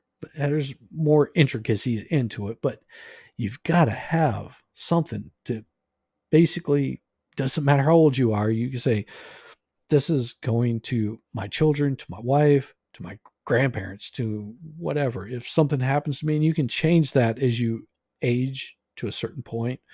Like say, for example, you want to leave everything to your parents and you're 20 years old. You want to leave everything to your parents. It's absolutely fine. But what happens whenever your parents pass? Then you go back and you just do a simple modification of your will to leave it to your children, or in some cases you might have grandchildren. You just make those modifications as you age to a certain point. Or maybe, you divorced your wife or husband or spouse. I guess that'd be the best way of putting it. You separate from your spouse and you sort of left, you've gone opposite directions. You want to make sure that, your new spouse or your children or whatever are taken care of with that will. Get that shit taken care of. What she's talking about is nothing abnormal. Everything that she's talking about is a normal will process. So they're trying to make it out like something. It's crazy. I've nothing further. Who's going to do the cross for defense? Attorney Krause. Go ahead. You were not the individual who worked with the Jensens on their policies. God, I hope not. Though she's too young for that. She's got to be like, I would say she's probably 36, 37 years old. So yeah, the policy would have been made whenever she was a teenager. Correct. You weren't their American Family representative. Correct. Were you the individual who dealt with the claim in 1998, 1999? I was not. You're an individual who now works with and manages those claims. Correct. And after reviewing the records that are kept by American Family, it's clear that both Julie Jensen and Mark Jensen. Yes, absolutely. Life insurance, 401k, every single thing. And you can have that stuff probated out. It is so simple. It's not expensive to do. Some of those things you can do online. I suggest getting it, make sure that it's notarized and all that kind of stuff. Yes. She's not nervous. She's just young, and this is probably her first case. Policy codes. My dad's had a clause of suicide. Nothing's paid. Yes, there is that right there. If there is a suicide, nothing is paid. On some of those clauses, they've got it in there because basically what they don't want someone doing is realizing that they're worth more dead than alive, and they take out $1 million life insurance policy. And after they've screwed a bunch of people over and then off themselves off, so their family gets paid and taken care of. Insurance policies are not in the business of losing money at all. They do not want to pay out. If an insurance company can avoid paying out, they absolutely freaking will. Hate them. Jensen had insurance policies. Correct. And Julie Jensen had taken out two policies, you said in 1992 and 1995. Correct. And the primary beneficiary was Mark Jensen. Correct. Her husband. Correct. Which is common with insurance policies. Correct. And the contingent beneficiaries were their living children. Correct. And that's also consistent with insurance policies. Yes. Correct. Now, are you aware that the claim was started after Mark Jensen and Julie Jensen's American Family representative saw that Julie Jensen had passed away? Yes. So from the records that you have, it was their representative, their American Family Insurance representative, that contacted American Family Corporate and let the death unit know that Julie Jensen had passed away. Correct. The agent provided the first notice of loss, which is common. There's no indication that Mr. Jensen contacted his agent. It's that the agent saw her death and contacted the beneficiary division. Correct. And it was after the Good agent point. contacted American Family Corporate that the claim form was sent to Mr. Jensen. Correct. And it was at that point that the claim form was filled out. Correct. Yeah. Sucks. And Ms. Jensen is the individual who actually got the insurance policy. Correct. Mr. Jensen didn't have an insurance policy for his wife. Correct. Thank you. Nothing further. Any redirect? No, Your Honor. All right, you're excused. Thank you for coming in. I hate insurance companies. I really do. I absolutely hate them with a freaking passion because they suck. And you notice that they didn't really question this too much because there's no point in this, because that they're trying to make the prosecution's trying to make something out of nothing. Get a short break, folks. 10 minutes. Thank you. 10 minutes. Boom. And we're back. After, somewhere around that. Damn. So David was about a year old? Yes. And you had one sexual encounter with her over a 2-day period? Why am I fiery tonight? Why am I fiery tonight? I don't know. I think I'm just a little frustrated in the prosecution on this. I'm a little frustrated in the defense. They're not hitting them a little bit harder back. Also, I'm a little toasted. I've had quite a few drinks, and I don't know. I feel like sometimes I hold back just a little bit, just to just to not come off as being a complete ass. But sometimes I see something that just fires me up, and there you go. That's me. Maybe it's the hat. I think it's the hat. You think the hat's like making me fucked up? Could be. Period? That is correct. And where did that take place? At her home in Pleasant Prairie. And now, at some point during the course of that time that you were with her for that 2-day period, I presume her husband, Mark Jensen, was away at that time? Yes, he was.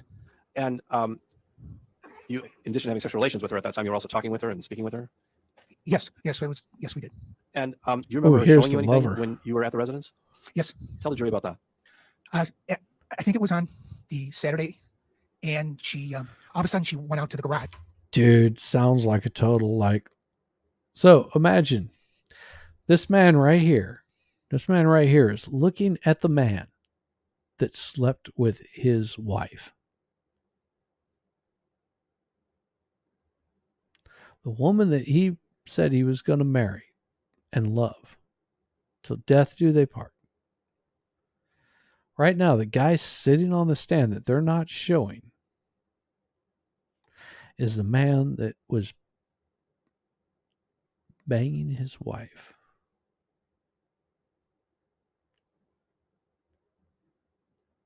You know what it would take for me not to come up out of this seat and throttle this guy? It would take a lot for me. And then she came back, and she showed me a tape recorder, and she played it. She told me that Mark was tape recording her conversations on the phone, because it was wireline back then. It wasn't cellular, from what I remember. And I imagine that he has very little hair, and he's probably a little short man. And when she played the tape recording, there was He sounds like a very little man. one message on it, and it wasn't anything of any Let's put it this way. Back in my much younger days, I worked pipeline construction. So I was out of town all the time. And one of my friends, good friend of mine, actually still is a really good friend of mine, started up a relationship with this young lady. And I was like, cool, whatever. But I found her very annoying. Like, I guess she would be your typical, what you would consider now a thought. Look it up. THOT. Thought. That's what she was. And so at some point while I was out of town for a 6-month stretch of time, I came back into town, ran into her, and she was hitting all over me. I was like, yeah, but you're like dating my buddy. And she was like, yeah, it's over. It's over. And, I want a real man, whatever. And I was like, oh, well, I mean, she's pretty cute. So got with her, hooked up with her, had a little relationship. This was way before my wife. Like, we're talking at least 3 decades before my wife. 2 decades. Yeah, at least 2 decades before my wife. So come to find out that she broke up with him the day before. Didn't really work out well with my friend. He was a little upset. But he had that same kind of voice. He was very needy, he wanted to be the good guy, the good boy. But me, I was never good. Trust me, not good. I do very, very vile things. Whenever I was much younger, I was a horrible, horrible person to women. Not because they didn't enjoy it, but it wasn't always the kindest. I would just assume, hit it and bolt. That was my MO. I wasn't really very stable. So I was the typical bad boy. He was not. He was very much the little yes dear, whatever you say, dear, yes dear. This is the voice of that right there. This gentleman is the voice of what he sounds like. Very weak, but will move in whenever they see a target in a heartbeat. They will burn you to get with the girl. Big difference of hooking up with somebody because you just didn't know any better. You never confirmed that, this just happened the night before, might sort of hurt my friend, as compared to somebody that's sort of like, yeah, we sort of had these little relationships and it was sort of cool and we were all sweet and wonderful and oh, she's so sweet and darling. Yeah, don't be careful of those guys, because they're creepy. You know what I'm talking about, ladies. These guys are creepy. Stay away from creepy guys like that. Very important. Now, is this something she had just found, or is it something she'd known about previously, or did she tell you? I believe she knew about it previously, because she went right to it and then she came in. I was surprised, but that and then I told her, dude's creepy. Hear that voice? Creepy. Make sure you put it back in the very same way she found it, because she played the recording. I had told her to make sure she gets it in the right spot, and she puts it back this very same way. Now, and after that one episode of that one sexual episode, did you continue to have your relationship with Julie Jensen or not? No. What happened? She called it off. I don't know for what reason she made a decision, and I accepted it. So you, because she hit it and you realized that this guy ain't nothing. Accepted when she called it off. Yes. You are aware that the Jensens made numerous complaints to the police about hang-up phone calls and a pattern of harassment that occurred between 1992 and 1998. You're aware of that? I'm aware of it. I was not aware of the dates. Okay, this is the first time I'm hearing about the dates, but I'm very much aware of it. And how did you become aware of them? Initially, I became aware of it. Yes, he sounds like an Adam Sandler character.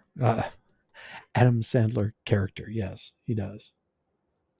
He sounds very, very, very much like he has very little hair, except he probably cuts it in a crown. He wears those little square glasses. You know what I'm talking about? You see it on a lot of these guys. For whatever reason, they start wearing the square glasses. I don't know. It's creepy. Boss at the time, Dean Witter, had brought it up to me, and he said that there were things going on, and there were phone calls or whatever. He didn't go into a lot of detail, but he said there were. I reread correspondence that I had sent Julie, and in there it said that he had my previous boss at Dean Witter had said that he had looked at my phone records and saw that there were no phone calls going up to Julie's house at the time because they were concerned. Just a hearsay. So, and Yes, it is hearsay. Good call. Good call of defense. Finally, you stepped up and said something. just to answer the question, you did hear that the Jensens were complaining about hang-up phone calls and a variety of types of harassment, and they were accusing you of doing that, correct? That is correct. That is correct. And your boss checked into it and found there were no unusual phone calls? As to hearsay. Well, it's his personal knowledge as to whether or not there were unusual phone calls coming from his phone. I'm going to let that question in. So your boss checked into it and determined there were no unusual phone calls on your phone. Is that true? Absolutely, that is correct. So none coming from his phone. That does not mean that he was not making phone calls, because if you might remember, some of you may not, back in 1998, there was a wonderful thing called a payphone. You can find them on every street corner, just about everywhere, and it would usually cost you 25 cents. I think they upped the price at some point to 50 cents. Really annoying whenever you had those little fucking things that were about yay big. Literally, they were about this big. They were about this big. So imagine taking something that's this big. You would attach it to your freaking hip. And what did it do? It had a phone number that would come popping up for you to call. It was called a pager. And those pagers were the fucking bane of society. Because you get people like 911, they would leave their number like it's a freaking emergency. So you're like struggling to find a God blessed payphone because you couldn't afford a cell phone because cell phones were so expensive and the charge on them would last like maybe 10 minutes. It was horrible unless you had one plugged into a really expensive like phone system. So you had these crappy pagers that you would carry around, these little black boxes, and everybody seemed to have them, and they would go off at the most random, inopportune times. And of course, you would call this freaking number. So back to payphones, and you were hoping that you had all the freaking quarters to put in this damn payphone to return the call. So yes, you can make payphone calls from just about anywhere in the US for, I think there's probably still some around, but they're not around as often. But yeah, payphones were horrible. This item has been marked as Defense Exhibit 60. So if he's saying, no, they traced it back and they couldn't find anything on my number, does not mean that he couldn't walk down the street and call from a payphone or any payphone from anywhere. Doesn't mean he killed her, just means that he might have been checking up on his piece of tail that he missed out on.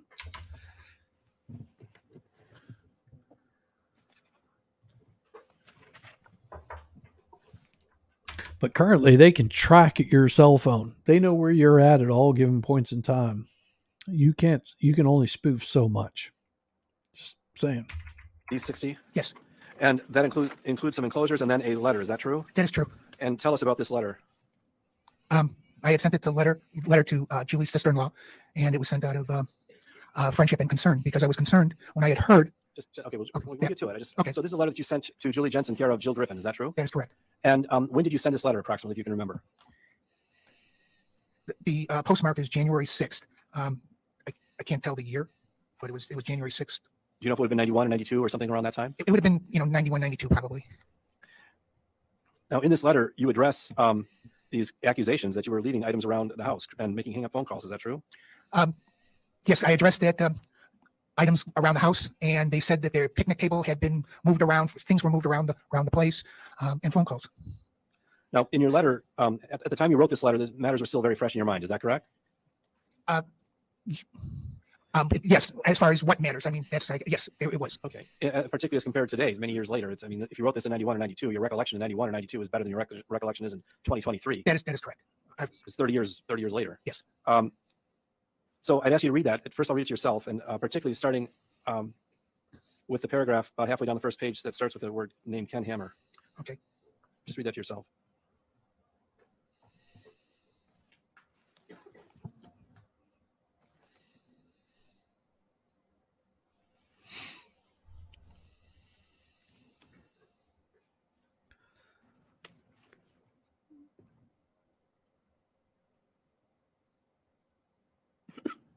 I'm so disappointed they're not going to show what this guy looks like. I guarantee you he looks like a total freaking douche.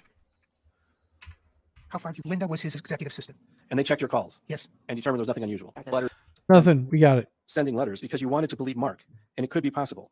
However, making calls. The record is preserved. Ask the question, Mr. So Chandler. you wrote, quote, I can accept your thinking and or believing I was making calls and sending letters because you wanted to believe Mark, and it could be possible. However, I did not.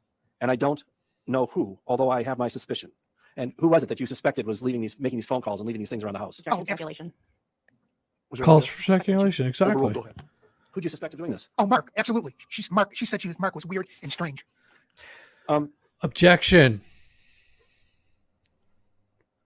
You wrote, Calls I can tell for you one thing. I've not speculation. been up in Kenosha after the last time I saw you. Hearsay. If someone said that they saw me and or my car, they're God. mistaken. And that is putting it in a gentlemanly manner. Is that what you wrote? Yes. And when you say that's putting it in a gentlemanly manner, This what do you mean guy's by not a that? gentleman. Well, I guess All right, let's put it this way. A gentleman is not going to bang another man's wife. That's not a gentleman. So this guy is talking about being gentlemanly. Gentlemanly would be like, yeah, you're married. I'm going to go home. I may have fantasies about you, but I'm going to go home because you're married to another man. That's the gentlemanly thing to do. Now, if it were me and I was single, I got some married woman coming on to me. I'm married, happily married. Well, I got some married woman coming on to me. Do you think I'm going to pass up that opportunity? I don't know. I don't know. But I would not be calling it gentlemanly. Trust me. No, I could have gotten angry and Making this woman sound to be this perfect little saint, and she is definitely not. What kind of woman cheats on her husband? I mean, I don't know. What kind of woman does that? Me? Nope.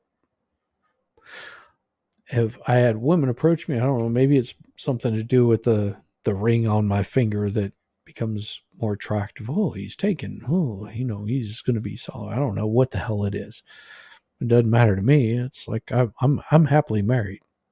I get everything that I need at home. I don't need something outside of that. What do you got to offer? Let's put it this way. I toured the country many times over. What do you got to offer? And if you got something better to offer than what I'm getting at home, then might consider it, but I highly doubt it. Highly doubt you're going to be offering me anything better than what I've got. been upset, but I was being a gentleman and saying that it wasn't me. And if you weren't being a gentleman, you would have said whoever said that was lying. Absolutely. Now, when you sent this letter, where were you living? I was in an apartment in Niles. In Niles, Illinois. That is correct. And then at some point after that, you moved from Niles, Illinois, correct? That is correct. Where'd you move to? North Carolina. Now, how far is Niles, Illinois from Kenosha? About an hour drive. And then you moved to South Carolina? North Carolina. North Carolina. And how far is North Carolina from Kenosha? About 14 hours. And how long did you live in North Carolina? To 97 or 98. 1997, 1998, somewhere around there. So you moved to North Carolina in what year? I think it was 92 or 3. And you lived there until 97 or 98? Yes. Now, did you at any time ever make any hang-up phone calls to the Jensen residence? Absolutely not. Did you ever make any harassing or obscene phone calls to Mark Jensen's office? Absolutely not. Absolutely. Did you ever have access to or leave around the Jensen residence or Mark Jensen's workplace any obscene photos, particularly photos depicting a man's erect penis and a woman's face in close proximity there too? Absolutely not. Never, under any circumstances at any time? Never. How are you going to dispute that? Somebody asked me if I ever did that. I'd be did she call you or tell you in person? Would I I wish do could it? remember. No. I believe it was in person. But I again, I only want you to answer what you can remember. Okay. Now, after she told you that she was terminating the affair, how much longer did she remain employed at that place? Oh, I didn't even know that she quit. She just started not showing up. Nobody told me anything. She just wasn't there. Well, how much time elapsed Oh, between? almost immediately. I think it was. Yeah, it was immediately. It was. Yeah.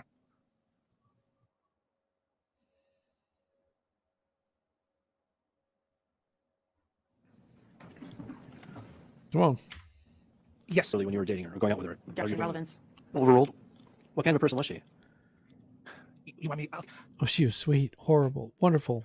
Julie was the kindest woman I have ever met in my. They all thought highly about her. Simp, Thank you, Mr. Streak. I don't. House for the weekend. Correct. You initially thought that you might stay for dinner. Correct. But you ended up staying until Sunday. Yes. You knew that Mr. Jensen was out of town. Yes. And after dinner on Friday, Julie Jensen asked you to stay over. Yes. And she asked you to sleep with her in her marital bed. Yes. And you did. Yes. And you spent the entire weekend with Miss Jensen in that home. Yes. And as you testified on direct, you had a sexual relationship with her. Yes. And that was that weekend. Yes. And that include sexual intercourse with Miss Jensen? Yes. And it also include oral sex? No. It did not? No. Do you remember testifying previously in this case? Yes.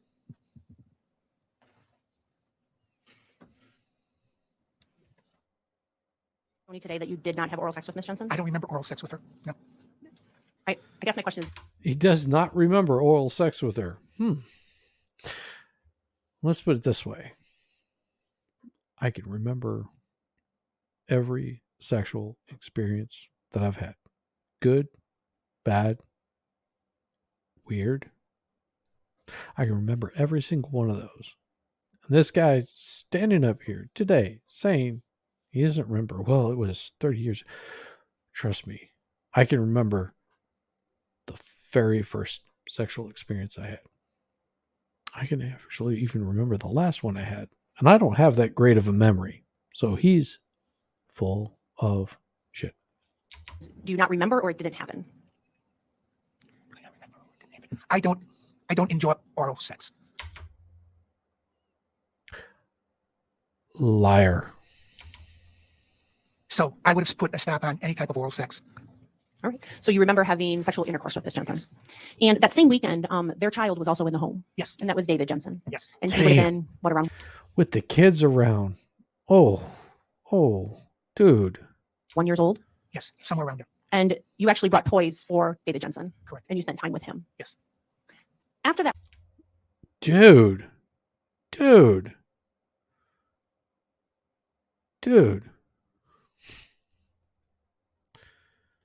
Yes. Exactly. If some dude's saying that I don't enjoy having a woman go down on me, there is something wrong with them.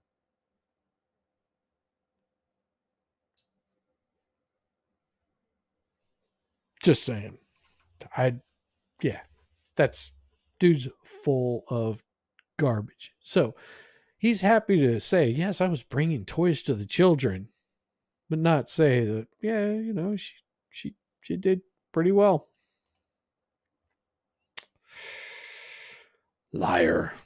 that weekend and that sexual relationship, she broke it off with you. Yes. And that was a day or two later. I would have too. If I had a weak-willed woman like this. Oh, this is a man. Oh, sorry. My apologies. Probably. She told you not to contact her anymore. Correct. She told you not to tell anyone about the weekend you had together. Good idea. And it on was her very part. sudden when she broke off this relationship. Correct. You were shocked that she didn't want to continue the relationship. I don't know if the word shocked is the right word. I accepted what she said. Disappointed? Man, you want to know where the term beta cuck comes from? This guy right here. This guy is so beta. Disappointed, yes. Disappointed that she was going to stay with her husband. I had mixed feelings. And Julie Jensen left Dean Witter right. Because I would have been such a better man. I would have been so good to her. She would have been my queen. I would have treated her so well. I would have been the best thing she ever had. Dude, if she cheats on her husband, what makes you think that she ain't going to cheat on you if she dumps him and goes for you? Dude, this is shit that I learned in the 8th grade. God. Man, I got my heart broken by a girl in the 8th grade. I mean, literally shattered. This girl was the bomb. And, you know, as far as 8th grade girls go, she was everything. She was so smoking hot. Everybody wanted to be with her. I got to hang out with her. She was like, you know, she was the one that she was hot. And found out that she was screwing around with another guy. Man, it's like, phew. And that poor guy, he got all smug about it. It was like, oh, yeah, look, I got with your girlfriend talking crap. I was like, you know what? She did it to me. She is going to do it to you. That girl, as pretty as she is going to go for somebody else. 6 months later, me and dude that he was making fun of me, we ended up becoming really good friends. You know why? Because, yeah, what did she do? Yeah, she got a taste of something else. Yeah, it ended up becoming like a little club. I think we had 4 guys that she just totally dumped on. She would bounce from guy to guy to guy to guy. And she would just dump on each one of them. And you know what? I ought to look her up sometime. I think the last time I looked her up, she was, 3 kids in, unmarried, not a very happy woman. You know what? I didn't marry her. I got a piece of it. Probably in the prime, whenever we were both underage. But you know what? I'm happily married now. I wonder what she's doing. I wonder how her life is going for her. It all works out in the end. It may feel like crap, boys, in the first part of it, whenever they do something dumpy to you. But trust me, if they're doing it to you, they're going to continue doing it Don't feel heartbroken over it. Move on with your life because there is somebody worth your time and attention. And apparently she was not. Right after this weekend. That's to my recollection, yes. And she didn't tell you she was leaving? No, she did not. Someone else told you No. that she had already left I eventually found out, yes, she left. by someone else. Yes. And that was within a day or two after that weekend. No. How long was it? It was a couple weeks, I believe. So after a day or two, she tells you that she doesn't want you to contact her anymore. I don't remember exactly when she said it. I thought you testified on direct that it was 1 or 2 days later that she told you that she didn't want to continue the relationship. It could have been 1 or 2 days. I don't remember the exactly 1 or 2 days. It was shortly after that. Shortly weekend. afterwards, it's better. I want to talk to you about the time between 1992 and 1997. Okay. You had moved from Illinois? Yes. You had moved to North Carolina? Correct. But your contact with Illinois didn't stop. That's correct. You continued to have and come back to Illinois. Uh-huh. You had a daughter in Illinois. Correct. You had a sister in Illinois. Yes. Your parents were living in Illinois. Correct. So it'd be fair to say a couple of times a year you would come back to Illinois. Correct. And sometimes it would be more depending on what was going on with your daughter. No. Never more than 2 times a year. It would be 2 or 3 times a year, but never more than 1 or 2 days. That's not what I asked her. I asked about times. And then I misheard. Okay. So it's possible depending on what was going on with your daughter, you would come back more than 1 or 2 times a year. More than likely, at the most 3, at the most. Now, you knew Julie Jensen through working at Dean Witter. Correct. And you knew that Julie actually studied for and received her Series 7's broker license. Oh, I knew Julie was registered in order to take orders. Yes, And you need a Series impressive. 7 broker's license in order to take orders. that is correct. Now, you knew after talking to Julie Jensen during this friendship that Mark Jensen was also a stockbroker. Yes. You talk about your families, Did we talk? Yes, we talked about our families. talk about your children. Correct. You talked about where Mr. Jensen worked. No. So you didn't know that he was working as a stockbroker? I knew and- he was working as a stockbroker. We didn't talk about Mark. So you had testified on direct that Julie had told you that Mark Imagine was that. weird and odd or strange. Or you did talk about Mark. She volunteered that. I didn't ask. I didn't ask if you asked her. I asked if you talked about him. That was basically it. I didn't want to hear about Mark. But you did. She did offer It offered information. this. Yes, you did. Now, in January of 1992, God. you received a call from someone in the Pleasant Prairie Like Police Department. pulling teeth Give me the date again, please. Sometime in from a- January of 1992. from a shark. I'm somewhere in January 1992. He would have called you about Yes. whether you had been making calls or Okay. leaving letters, correct? Okay. Do you remember that? Not really. Do you remember talking to a law enforcement officer on the phone about letters and phone calls? I remember when I was down in North Carolina. Okay, getting phone calls. I don't remember any phone call from in January. In January of 1992 is when you sent that letter to Julie Jensen. Correct. And that was after she had asked you not to contact her.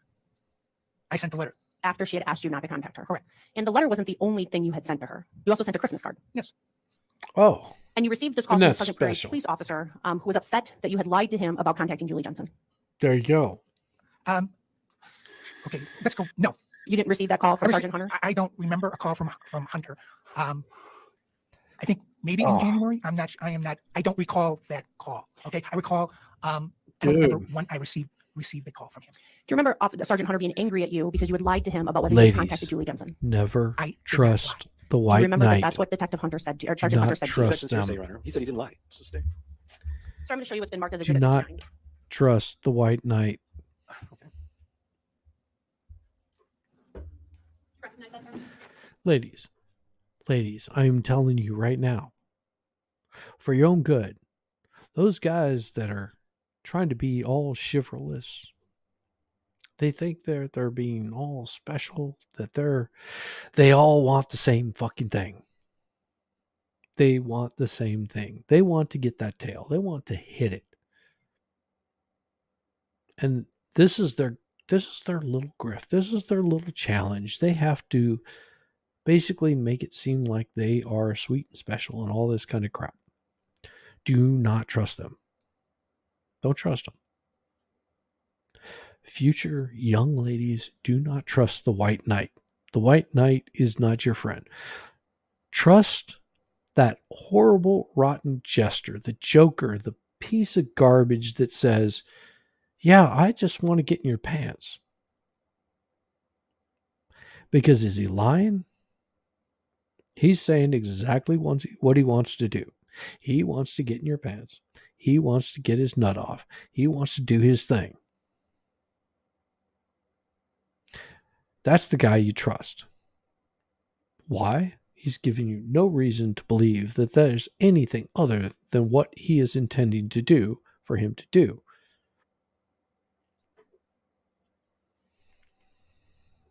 That's it. Trust the people that tell you the truth. Whenever somebody says, "Oh, I just want to be your friend. I want to be your daytime lover. I will be there for you no matter what. I can be your man. I can be whatever you want me to be. I will do it for you. Do not trust those men. Those men are evil, horrible, rotten people. Because they are lying to you from the get-go. Do not trust them. Do not trust them. Do not trust them. They're horrible people. Be true. Me? I never lied to my wife. My wife knows what I am all about. That's what made our relationship so good. I was actually engaged when I met my wife. Engaged. First time I met her, I was engaged. That engagement broke up, not due to me, but because of my fiance at the time decided to call it off. I was a little bit heartbroken. Yeah, quite a bit.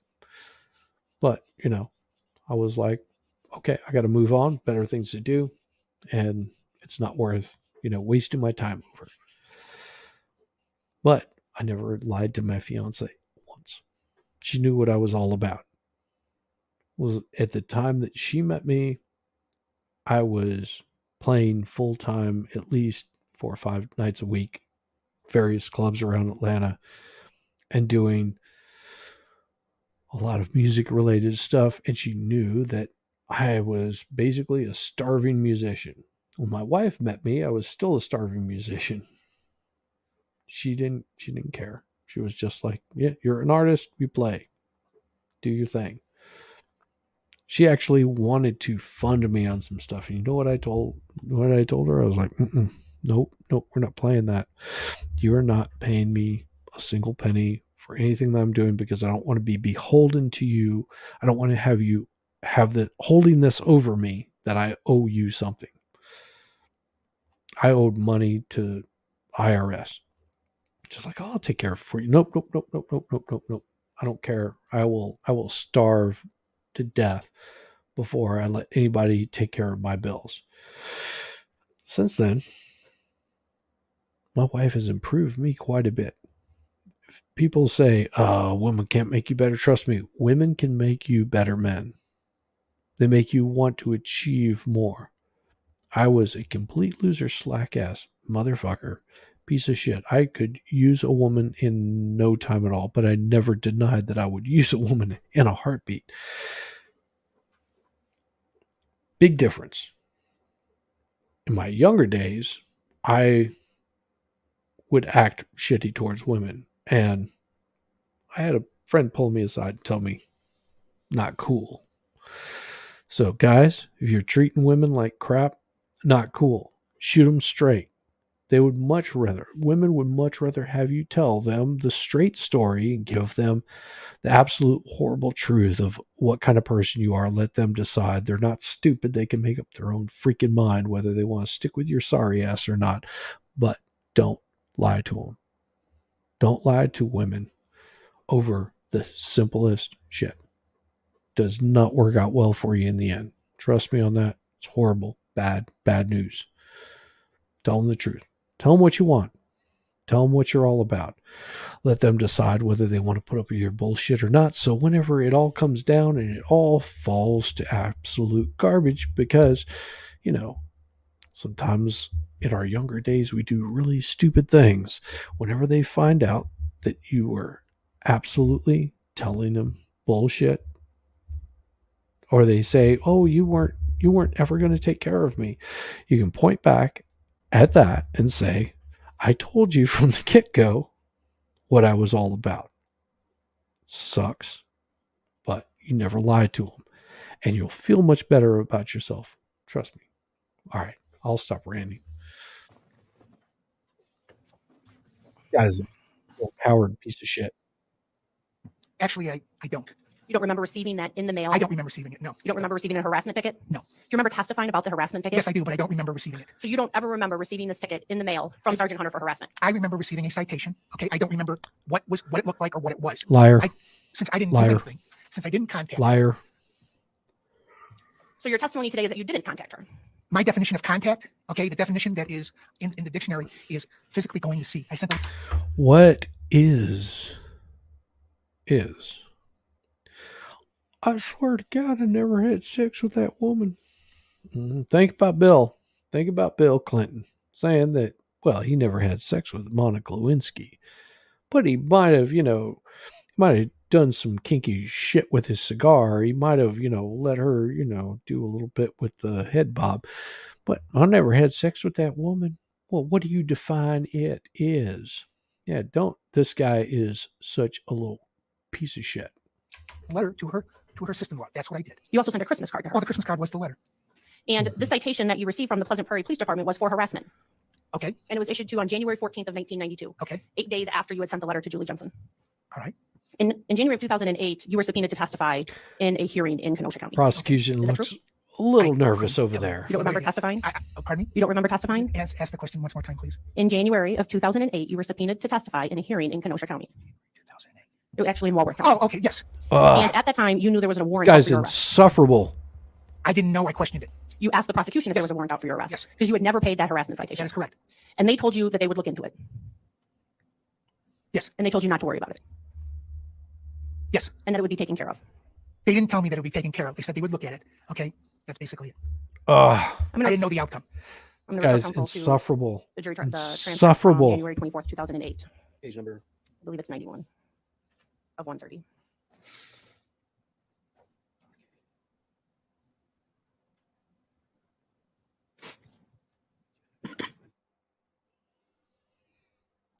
Insufferable. God. 222. Okay. Show this guy's face, because I am sure it is one that you want to punch more than this killer.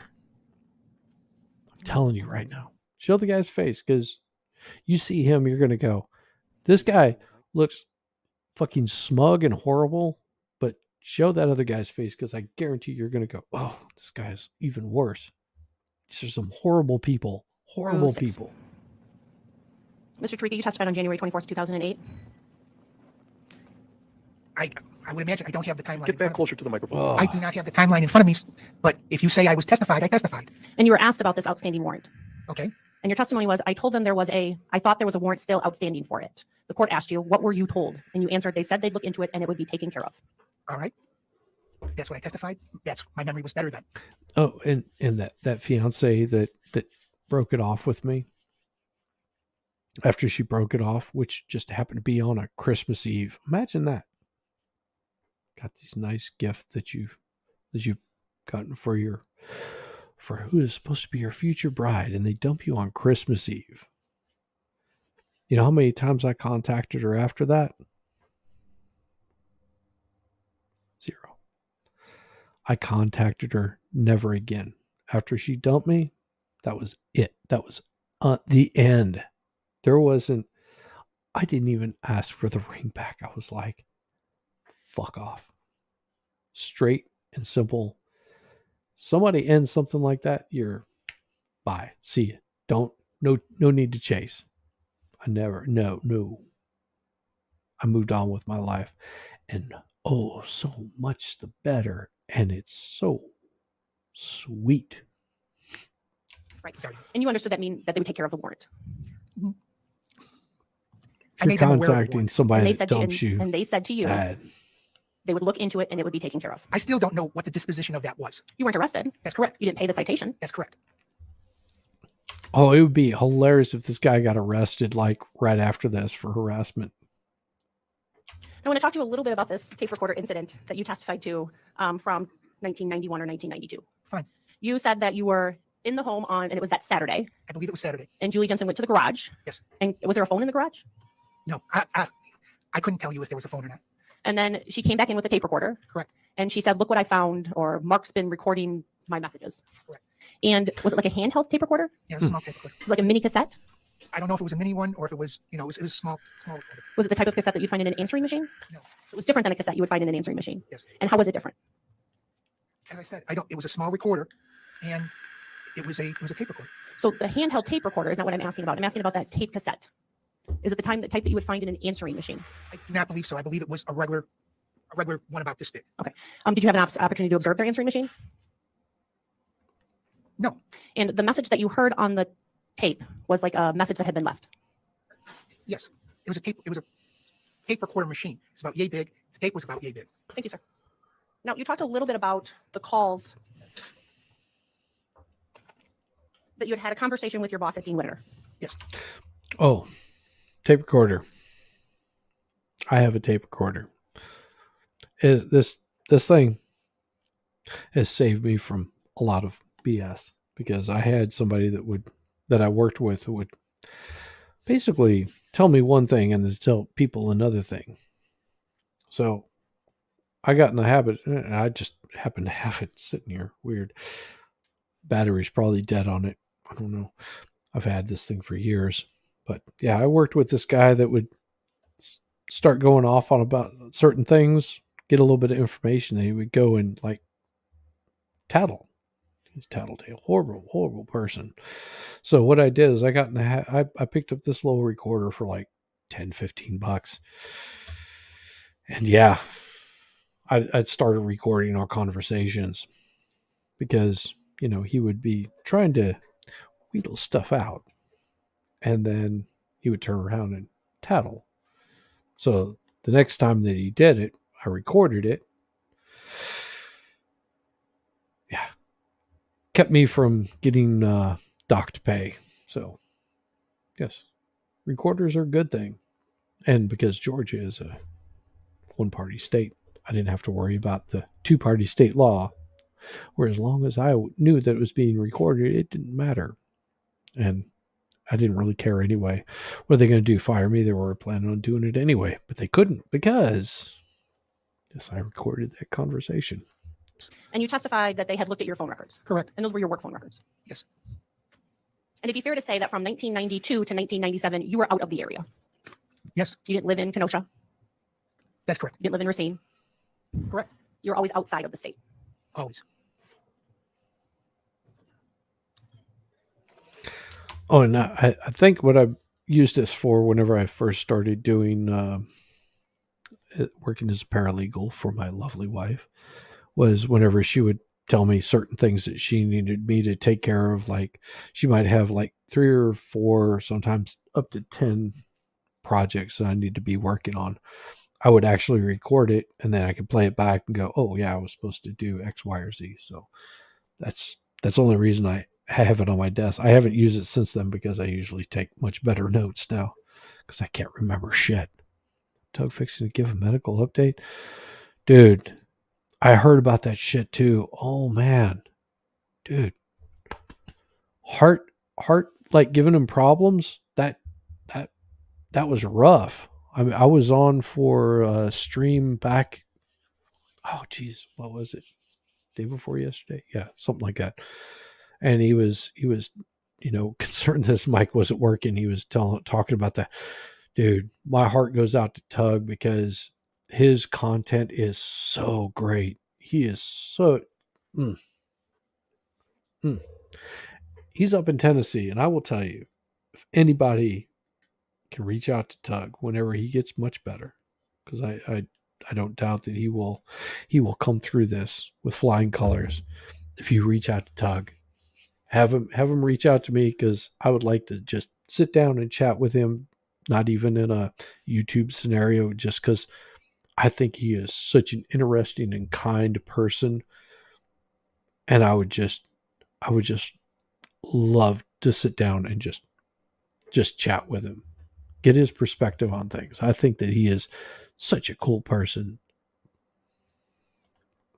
Yeah, see, everybody comes on while I'm streaming, and I can't keep up with them. I can't keep up with them. My competition is hard and deep. I actually don't find it as competition. I do my shit, they do theirs, and I'll catch Tug's stuff later on. Tug, I'm impressed by him. Tug is he's such a kind person, and you know what the love that he gives his community is so above and beyond. And I mean, just just kudos to him, and every bit of good love that he gets from everybody, he absolutely deserves. That is a level of achievement that many hope to achieve, because he is great. He's great. I love Doug. Seriously, and I wish well for him. Seriously, wish well for him. Please, I'll check that out later and see how he's doing. Really. Now, this weekend that you spent with Julie Jensen, that wasn't the only weekend that wasn't the only time you actually spent with her son. That's correct. You had other meetings with Julie Jensen that her son was present for. There were play dates. Play dates between her child and your child. And others. At your house? No. At her house? No. Now, you testified that at first you and Julie were friends. Correct. And that friendship grew. Correct. And it grew as you talked about your friends and families. And children. And children. You discussed your brothers and sisters. We discussed family. I think it was that weekend. And she told you about her mother. She briefly touched on it. She talked about her mother being an alcoholic. She briefly touched on it. She didn't go into great detail. And in that packet from the letters that you sent to her, you actually sent her an article about being a child of an alcoholic mother. Correct. She also talked to you about who her brothers were. Yes. And that's how you knew where Jill Griffin lived in order to send those letters. Yes. She told you that her marriage was failing. She was unhappy. And you talked to her about how you were unhappy and your marriage was failing. My marriage was going through a divorce. And at some point, you talked to her about that. Yes. And you actually took her to your divorce lawyer. Once. Oh. One time you took her to your divorce lawyer. Once, yes. And at some point, she filed for divorce. I found out afterwards, yes. Rough.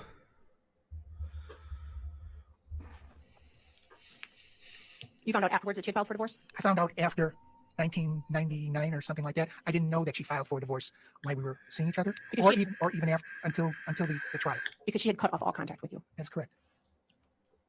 After that weekend. Yes. Nothing further. Thank you, sir. From the state? Yeah. Go ahead. Directing your Absolutely. attention, I'm going to put that previous testimony in context. So, directing court and counsel's attention to page 222. Man, that's the thing. If you disagree with somebody, you disagree with them. Never, ever bring their kids, their spouse, into your little spat. Ever. I find that just reprehensible. It'd be like if and I'm just using this example. No, this is not towards you, Cool Frog.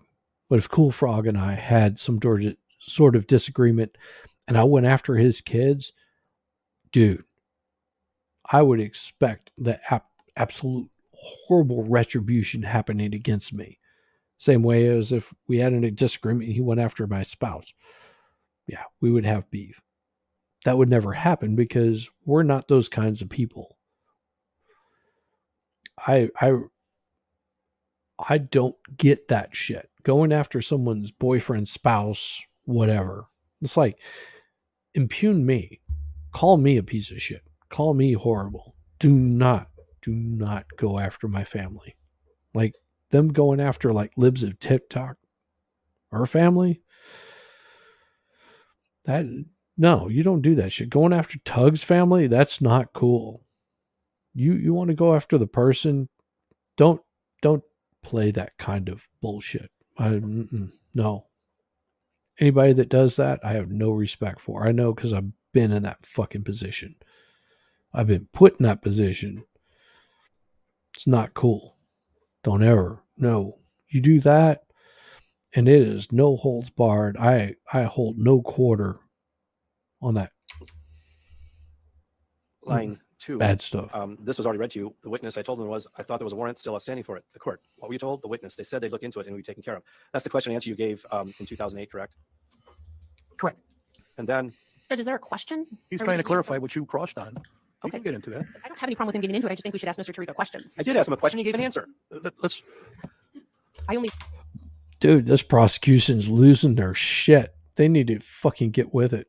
read from the transcript when he gave The it. question is allowable. You got into it I don't have any very problem with- deeply. I don't have any problem So with Oh, come on now. Don't object to what he's trying to do with this witness. May I continue? Go ahead, Mr. Jones. The question was posed, witness. They said they'd look into it and it would be taken care of. Mr. Elby, thank you, Judge. Question, have you been told that it had been taken care of? Answer, no. Question, but that's your understanding. Answer, sir, I don't know. So when you were asked about it back then, you didn't know either, did you? That's correct. So your testimony then is consistent with your testimony now. That's correct. I still don't know the disposition. No, let's talk about this harassment citation that you received from Sergeant Hunter. Did you ever harass Julie Jensen? Absolutely not. Okay, it's harassment if you're sending letters to an ex-lover. It's harassment. I loved her. This letter. You heard that, right? You heard that, folks. I loved her. Harassment citation that you received from Sergeant Hunter. Did you ever harass Julie Jensen? Absolutely not. I loved her. This letter that you sent to her, it had your return address in the upper left-hand corner, correct? Correct. And it contained a Christmas card. Correct. And that wasn't harassing, was it? No. And then it contained, I don't know, an article about a sleeping cat feels the nudge of reality. I don't know why you sent that, but that was in there. You And know, that wasn't harassment, was it? No. And then there was some cartoons that you added, Ziggy cartoons. And then another article, where do nice guys and gals really finish? That was included in there, correct? You know where nice guys always finish? The nice guys always finish being nice.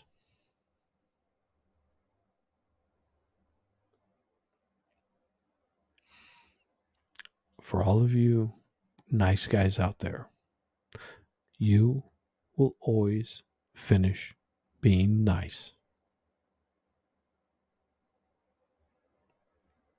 So how was that dinner? Oh, it was nice. How was that sex? Oh, it was nice. How was your life? It was nice. Now, do you know how the bad boys finish? The bad boys always finish as, how was that sex? It was unfreaking believable. Let me tell you all about it. You want to know how the nice guys finish in life? They don't finish with, oh, it was nice. The bad boys finish of, it was so amazing this happened. Exactly, Lainey. Nice equals forgettable. Always.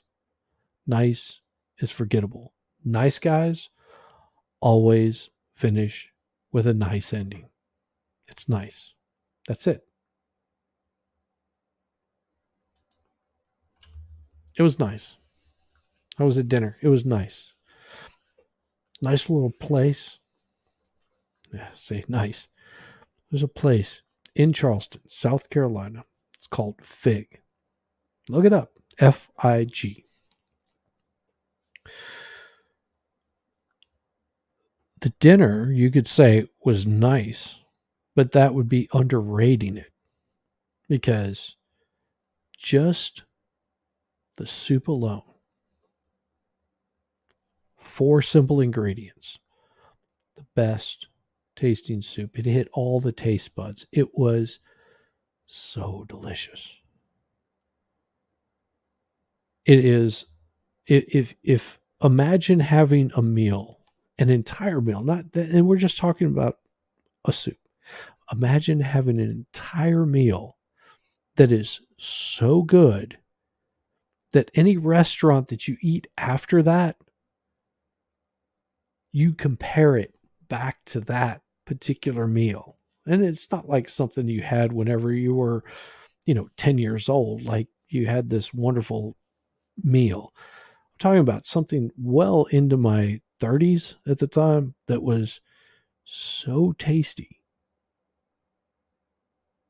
that I remember every single bite that I had. It was so good. It touched you so much. Nice is what you get whenever you go to a Waffle House or Denny's or IHOP or something. Yeah, dinner was nice. It filled a hole. It made a turd. That's it. Something unique. And that's what bad boys are. Something unique. Same way with bad girls. There's something unique about them. Something different. The way they talk, the way they express themselves, the things they did. Unique.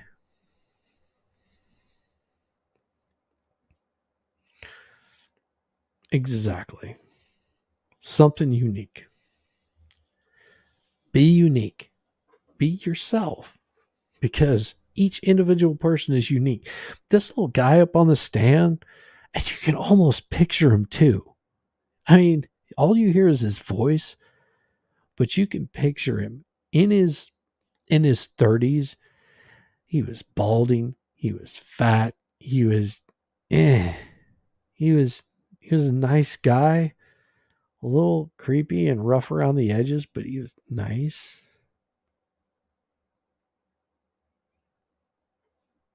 That's why I find it hard that, dude probably is just like, wow, you actually slept with this guy? Really? I was like, this guy does not look like he's, a tiny guy. He looks like he could be, hits all those points of the 666. 6 foot, 6 inches, and, 6 figures. Actually, he's probably making more than 6 figures. So he's hitting all the marks. And the fact that his wife messed around with this little guy, maybe. I don't know. Weird. That's why there's just so many things about this case that are not adding up. If it's, I don't know.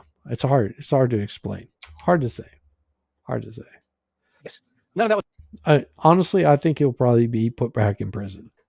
I'm pretty sure that'll probably happen. harassing, was it? I didn't believe so. No. And this entire letter that you sent to her, which starts out, "Dearest Julie," that wasn't harassment either, was it? No. Which is why you never, ever entered a plea of If you're contacting an ex-lover, that is harassment. guilty or no contest to a charge of harassment that was issued against you by Officer Hunter. That is absolutely correct. Because you didn't harass Julie Jensen. That is absolutely correct. And after Julie Jensen told you that she was breaking off the relationship, you never had any further contact with Julie besides this letter. Is that true? That is absolutely correct. I respected her. You never sent any letters to her besides this? Dude's shaking. He wants to just smack the ever living crap out of this guy. He really does. Look at his hand. Watch his hand. Watch his hands. And you'll see that he's just like, ugh, I just want to hit this guy. That is absolutely correct. And after Julie Jensen told you that she was breaking off the relationship, you never had any further contact with Julie besides this letter. Is that true? That is absolutely correct. I respected her. Yeah. You never sent any letters to her? Doing everything he besides this one? can None. contain You never himself. left any penis photos around her house, around her husband's place of business? No. There didn't go into that across. You questioned him that maybe he was back in Illinois for periods of time. So this is all allowable. All your inferences that you said to him. So go ahead, Mr. Jambos. You never He's right. made any harassing or hang up phone calls to Julie Jensen or Mark Jensen? Absolutely not. But how do you believe him?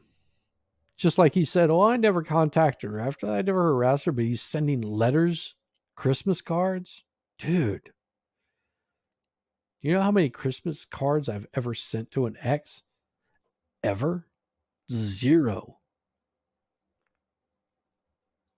I mean, there was times that I was single. Oh, no. Birthday, Christmas, no. I wouldn't even reach out and talk to him. Ex is an ex. See you. Bye.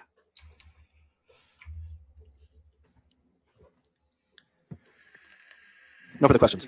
Thank you. Ms. Jensen asked you not to contact her, correct? After she broke off the relationship. Correct. You did contact her by mail. Yes. I sent Julie a card and a letter. In the mail. Via her sister-in-law. In the mail. In the mail. Thank you. And after that, you received a call from the Pleasant Prairie Police Department. Objection's been asked and answered. It wasn't. We got back into the harassment issue, so I'll give her some leeway here.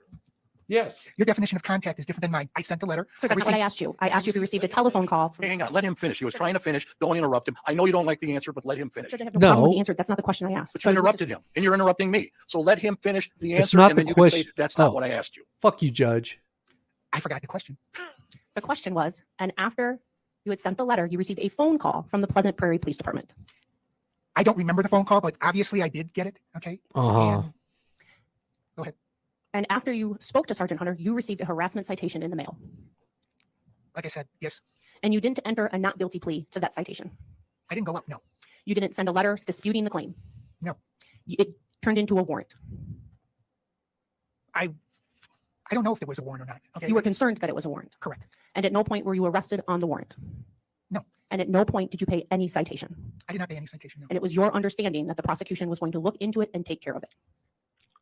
Take care of Yeah. it. I'm not asking what that means, but that was your understanding. They would look into it.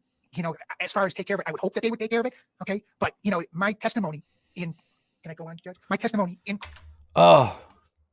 Dude, this guy is so fucking insufferable.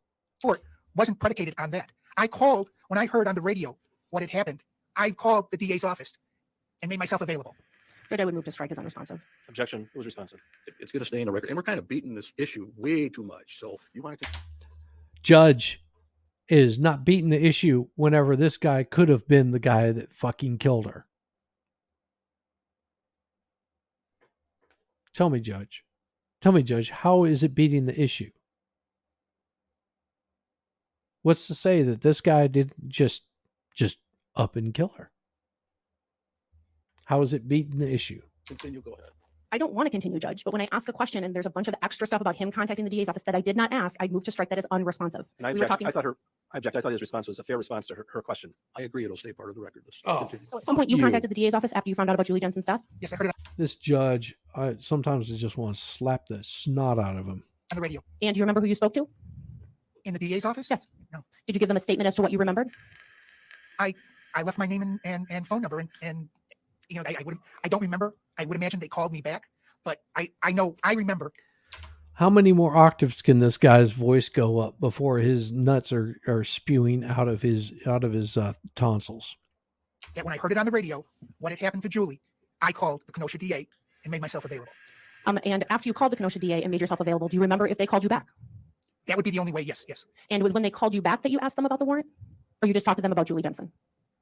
I could not tell you, but it wasn't about the warrant. It would have been about Julie Jensen. And then the only time I would have mentioned the warrant if I had to come up to Wisconsin, because I wasn't coming up to, I never came up to Wisconsin. So the only time you mentioned the warrant to the DA's office was when they subpoenaed you to testify in court. Yes. Now, when you talked to the DA's office after Julie Jensen's death, did you tell them what you knew about Julie Jensen? When I told them, what did I tell them? Please, would you? Did you tell them what you knew about Julie Jensen? They would have asked me, you know, when I told them I wanted to help, they would have asked me. It's 30 years ago, okay, but they would have asked me what I knew, or they would have had questions. So they would have asked me. And you would have answered those questions. You And was this the insufferable DA's office, not little law enforcement? prick. I didn't talk to law enforcement. Other than when they called me twice in North Carolina. Now, do you understand why she didn't leave her husband? Why the divorce never went through? Because she would have hooked up with this guy. Nothing further, sir. Thank you. All right, we're done with this witness. Of course, she also wouldn't have ended up dead. She probably would just ended up in another divorce. But just saying. Sorry, I don't have any questions. We're done with this witness. I'll say it again. You can go, sir. Thank you, Your Honor. Who's the next witness? So we'll be continuing with Jason Ruff now. Who's that? Jason Ruff, the computer analyst. You're going to bring him back? He's here, so All he's ready to. Oh, So we can. oh, this is going to get spicy.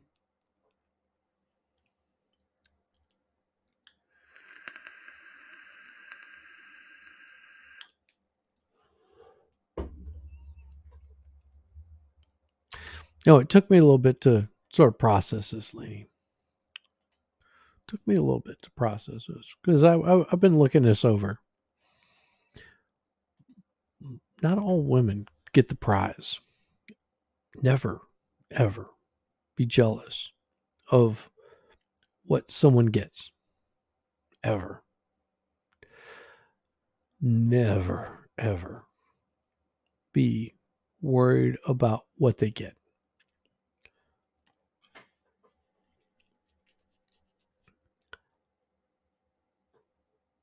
And the reason I say this, men can be just as bad as women to deal with. It's like one of my friends, really close friend, got the woman of his dreams and also the woman of his nightmares. She's everything that a lot of guys would want to have. Oh, she's gorgeous. She's beautiful. She has a great body, great personality, but at times, ooh,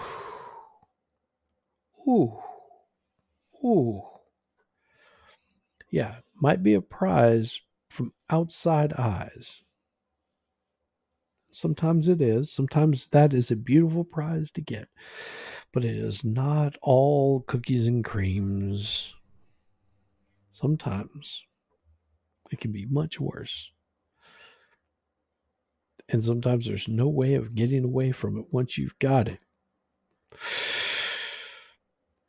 I have never, ever been envious of somebody else's glorious spouse or boyfriend, girlfriend.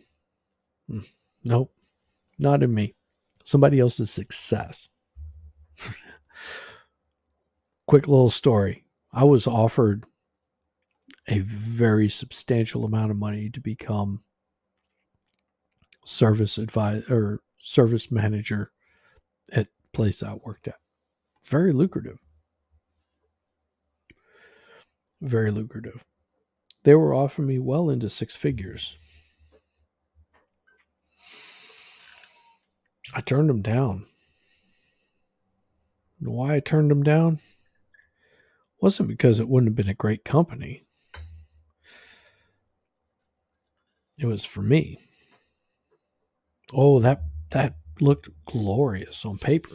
Looked wonderful. Oh, man, what a sweet deal. I can pretty much set my hours however I want to have them. But the amount of stupidity and bullshit that I would have had to deal with is not worth my sanity. You know what happened to the service manager before me that had that position? Just so the place I worked at had two service managers. Service manager before that had a heart attack and a stroke. The only reason he's not a service manager is because he had a stroke. And it, genetics, age, whatever. I did not want to be in that position. I would much rather have a stroke hanging out with my wife than I would want to be working for a company that did not care about its employees. So although it looks nice and pretty on the outside and looks like a great deal, it does not mean that it's a great deal. Beauty is only skin deep. And what some people find is to be beauty does not always mean that it's beautiful to another person. Love it. Love it. I love you, chat. You're so much fun. You tolerate my bullshit and my ranting and raving. What could have easily been a short video, I have turned into a long one because, well, I've been drinking and I'm on fire tonight. Ugh. Mr. I'm going to swear you in again, Neckbeard. Mr. Ruff. You raise your right hand. You solemnly swear the testimony is meant to be the truth, whole truth, nothing but the truth, so help you God? I do. All right. Anytime you're ready, Ms. McNeil. So, Mr. Ruff, I was asking you when we broke yesterday, I was asking you some further follow-up questions about the Excel internet history that you had created. So I'm just going to direct your attention to the screen.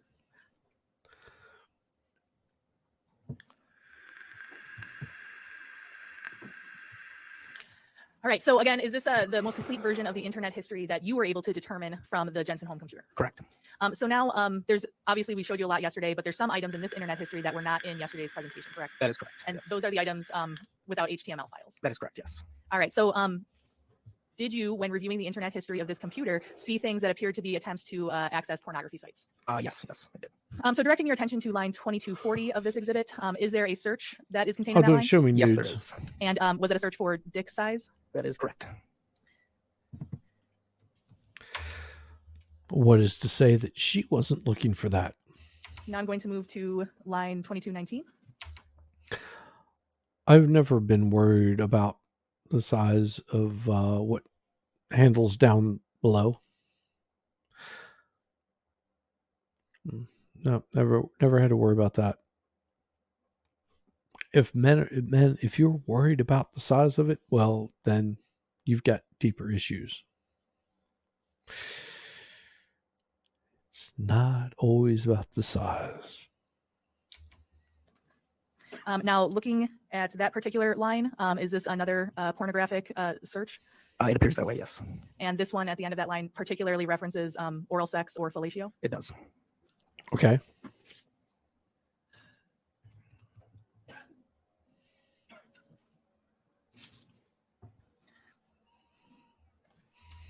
We'll just leave this up here. Now directing your attention to line 2121 of that spreadsheet, does this appear to be a website that is accessed that is pornographic in nature? It appears that way. And it's www.erectguys.com? That is correct.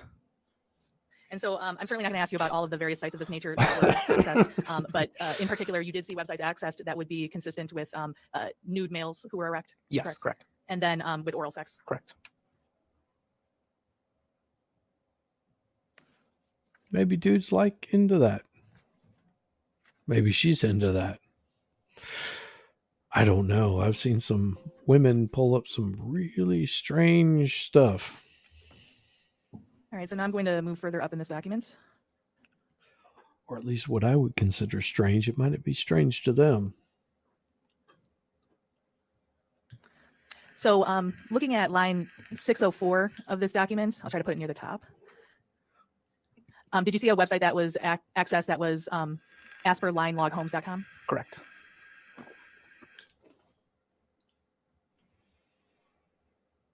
And then moving further up.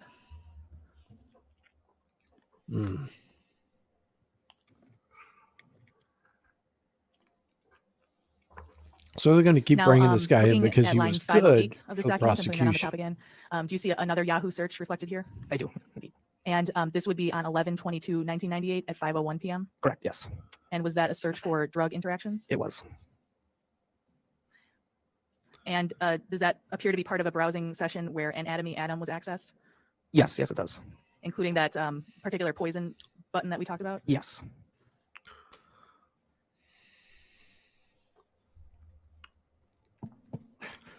Good news. just going Good up a little bit news. further. Love it. Love hearing that. Looking at Love lines the tug. 502 and 503, some prescription drug site is being accessed. Does that look correct? Yeah, on rxlist.com. Correct. And during that same browsing session, it appears? Correct. Correct. And then the way the line 503 ends, it's the drug equals BENAD. Yes. And then going up to line 499, again with the RX list, does that end with DIHYDRAM? It does. And then it's a .htm. Correct.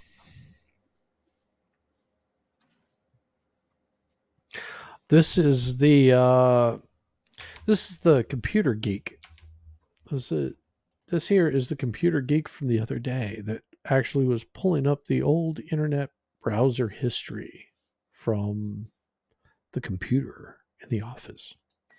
All right, so I'm going to move up a little bit further.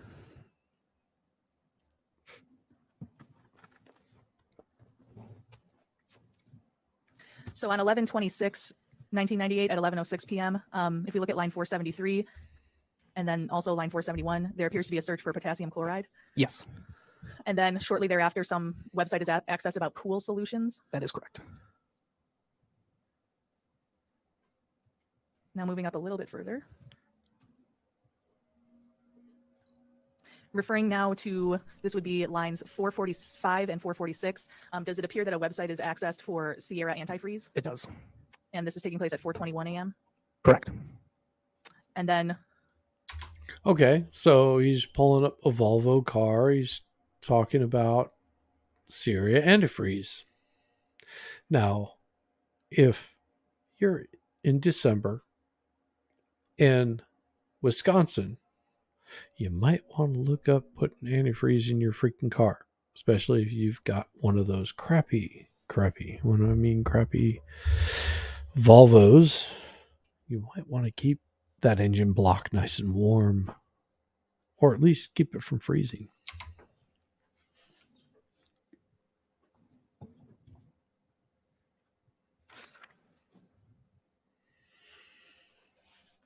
moving up a little bit further, we Yes, start seeing on he December has a 2nd of picture of 1998, we start seeing penis. internet activity at 4:31 A few a.m. of Is them. that correct? Correct. So it appears that the user at that time is accessing websites about Volvo cars. Correct. Okay. And then just a few minutes later, the user goes to the RX list again, correct? That is correct. Okay.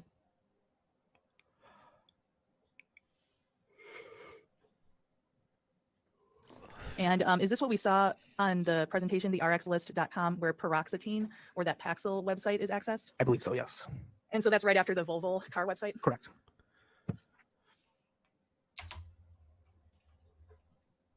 Penis pic, dude. Okay. You know what my internet search pulled up yesterday? Like looking at properties. And might have done some searching on a certain internet celebrity that, might be infamous for some dumb shit that they're pulling.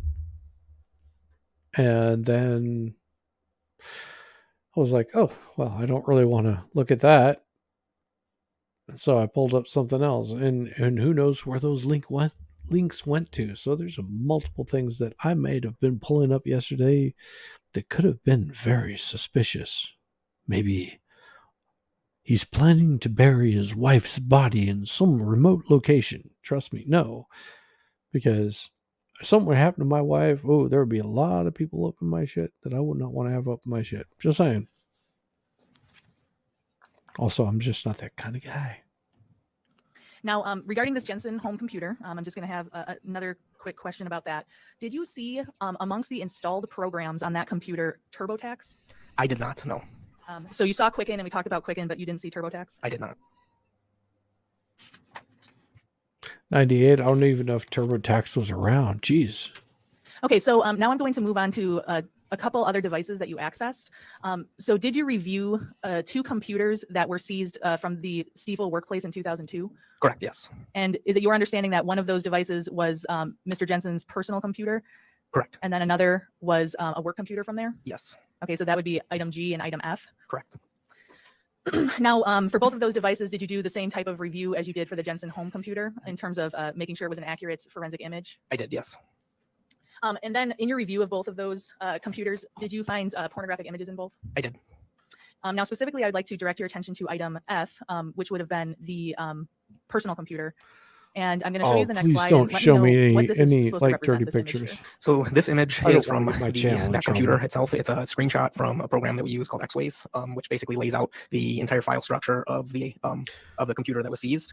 I used to have a computer like this. I actually had programs that could do this, and I could basically pull up all kinds of images. In this specific file, I have it open so that the images folder is open, and you can see that there are various folders. Oral in there, 2, within the Oral images folder. 3. And I believe in total 811 files in that master file. Okay, and then just a kind of a closer up view of that on the next slide. Don't show me dirty pictures, please. So I don't want to get are my these channel files in that we're seeing, trouble. these folders, they contain images? So you mean like pictures? Correct. And these files are by no means Oral. automatic computer files, Oral. right? Absolutely not. They're created by the user of the computer. Correct. And these images appear to be categorized. Yes. So for instance, there is a folder Ugh. that's called D average Correct. containing images, Yes. and then a folder that's called D large containing images. Correct. And then we see a folder that's called D small, Cor- also containing images. Correct. And then there's various folders labeled oral. Why does numbers it after all them? have to Yes. come down to the penis? And then there's also a folder called favorites. Correct. And do all of these contain images? They do. Oh So my gosh. He's got did you do the same favorite thing with this images. particular computer in terms of creating a virtual machine so we could see what the photos Don't- looked like? Please I did. Yeah, don't. to represent what it would have looked like when you opened up the folder itself. Okay, to see what the Oh. folder looked like. And to be clear, for this aspect of your Don't. testimony, Mr. Ruff, you actually did look in these folders and look at the images, I correct? did. Correct. But for the next video, we're going to see we're not opening those images, correct? Correct. Okay. Yes.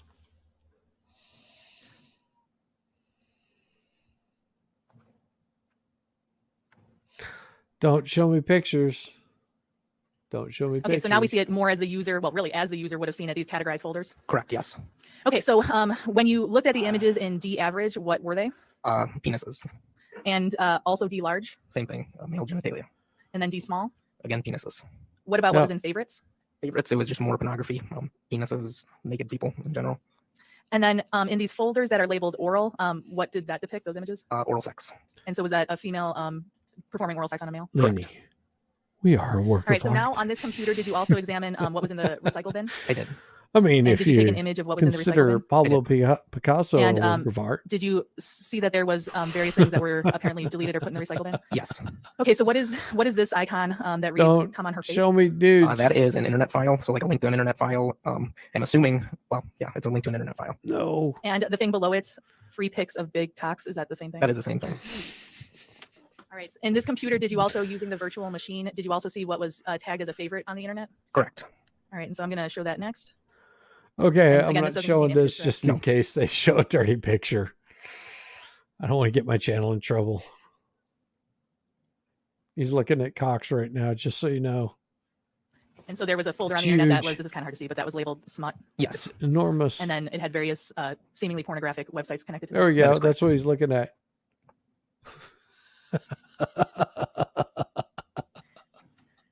Now, looking at this particular computer and also the other computer that was in the office in 2002, were you specifically asked to look for any references in those two computers for the phrase warm Irish eyes? Oh, Yes. he was looking. And what did you see when you looked for that? So I found internet history related to warm Irish eyes in what's it's called the redirect internet history. So it'd be sort of like if you go to a website, you click on something and then something else opens up, or let's say you log into an email or something like that, and then it redirects you to that URL.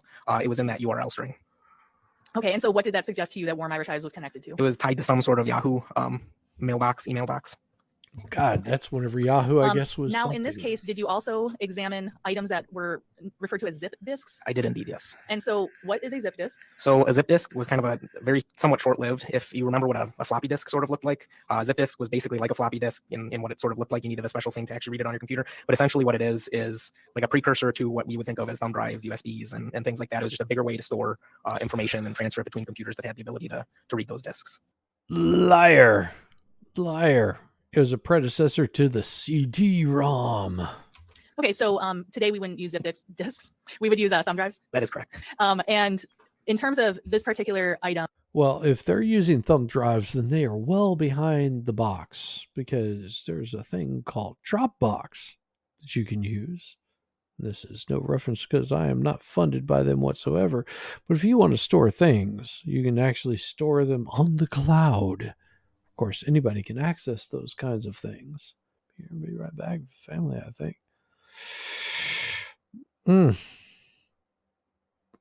I believe he may be in that position exactly. I think that he's got the whole family there, and they're just wanting to find out what's wrong with the chest. And my grandfather had a heart attack. I want to say it's 60 something. And my grandfather was a hard living man.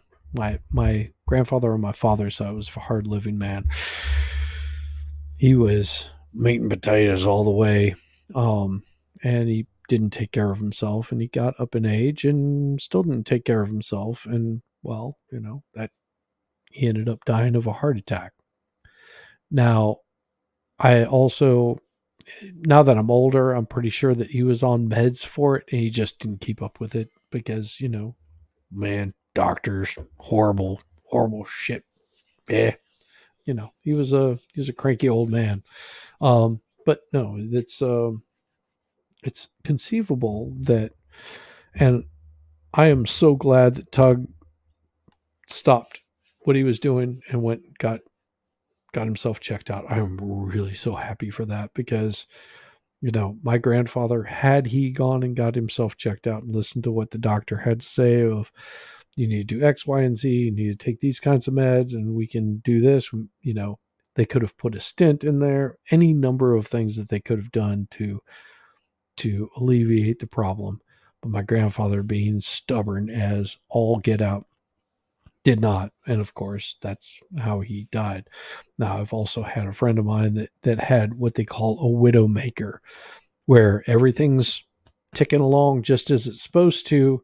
He's out walking the dogs, and they find him 30 minutes later, and there was nothing they could do because his heart literally just went boom, done.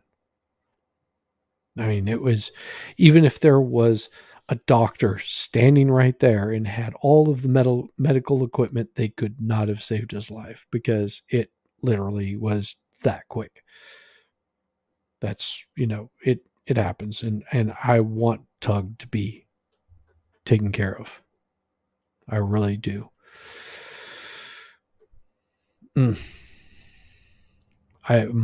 heart goes out to Tug in the most serious way.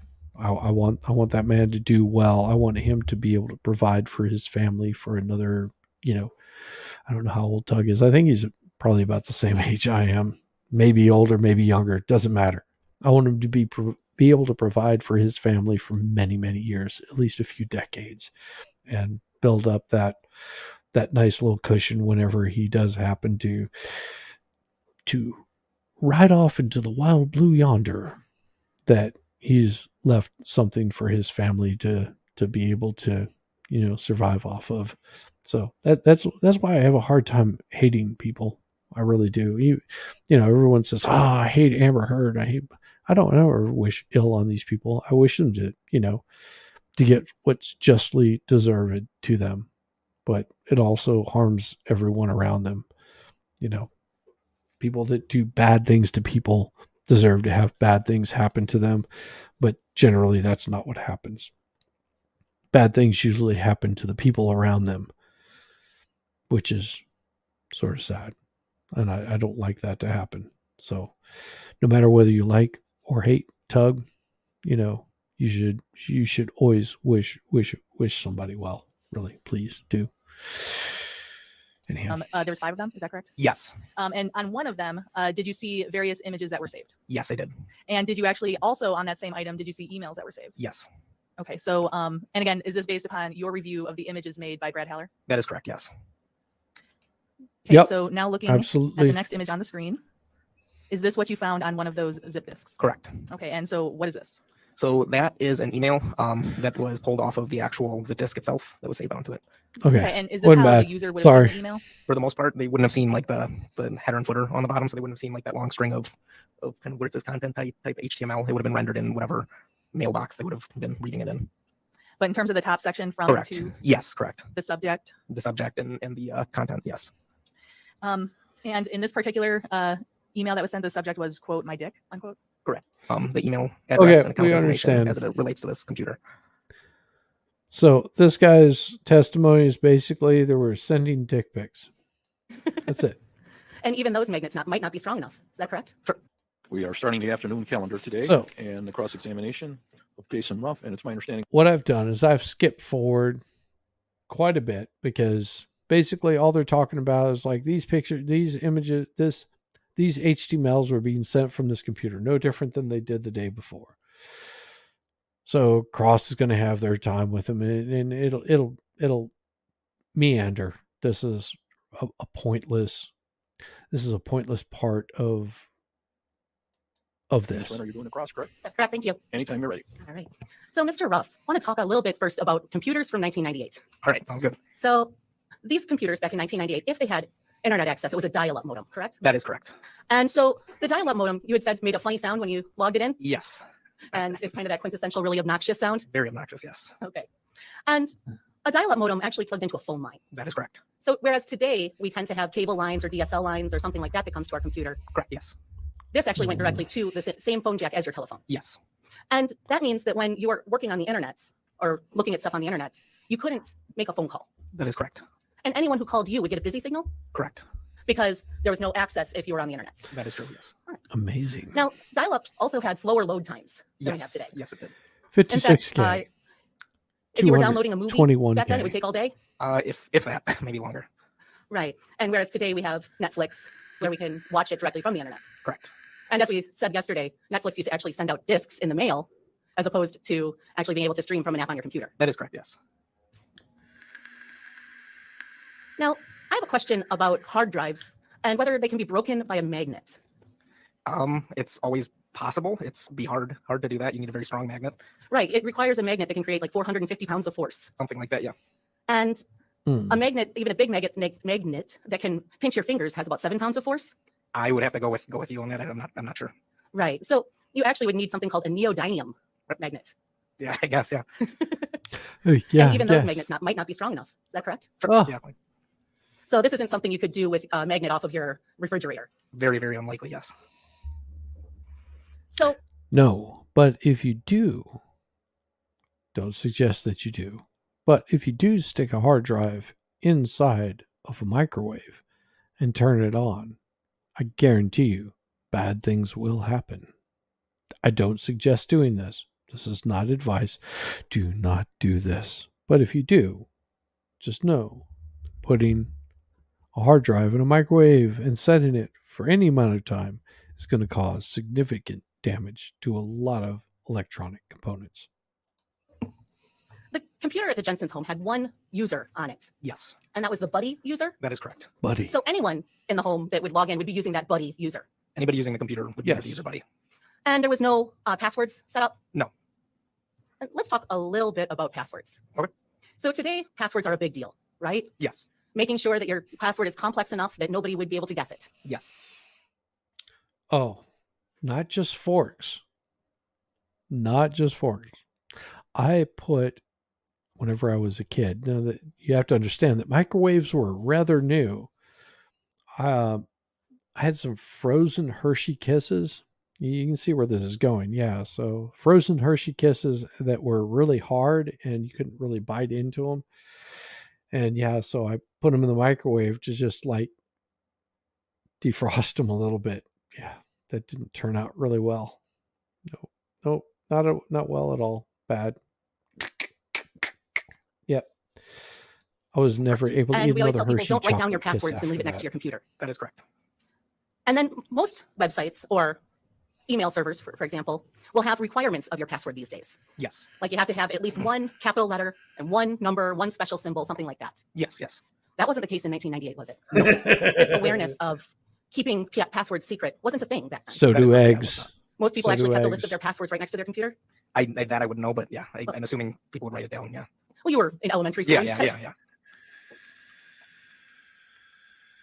Now, when we're trying to figure out who was looking at a specific web page or something on a computer, one of the easiest ways to do that, obviously, would be if they had separate logins on the computer. Absolutely. And otherwise, we can look for like social media Yeah. Yes. or some other identifying thing. Correct. Let's say back in 1998, we didn't have as much social media, did we? Yes. There wasn't as much social media. Yeah, no Facebook, Nope. no Instagram, Nope. no Snapchat. That is correct. Yep. We did have MySpace. I do remember MySpace. Yes. Did you? Okay.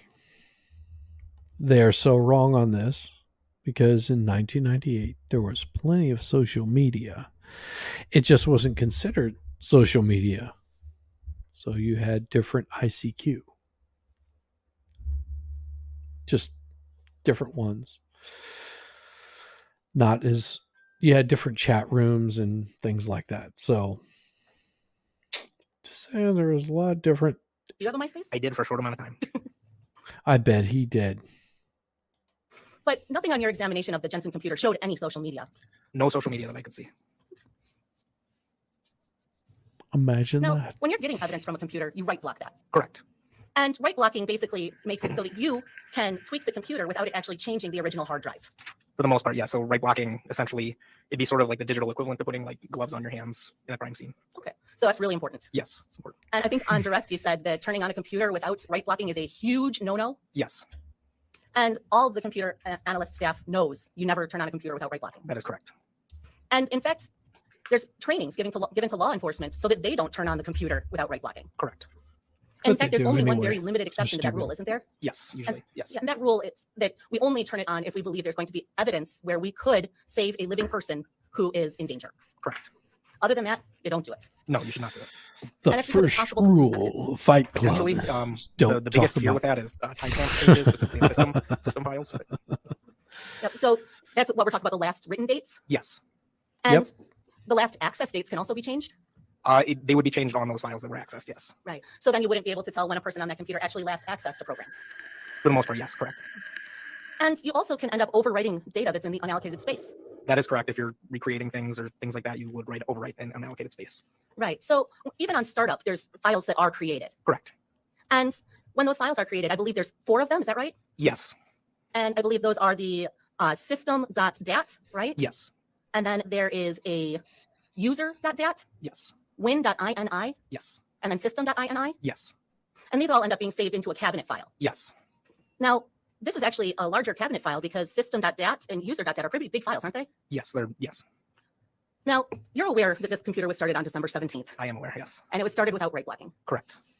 And so when they started it up, we created those 4 files in that cabinet file. Yes. You created an updated version of those files from the last. Yes. And there's also Quicken backups that happened on December 17th, right? Correct. And did you actually see those Quicken backup files? I did not know. Well, Why? you're aware that you're not the first Yeah. analysis or analyst to look at this computer, Yes. at any of these computers that we're talking about today. Correct. In fact, there was at least 2 prior analysts, That sounds about right. Yeah. Martin Koch. Yep. And a Rhonda Mitchell, right? Yes.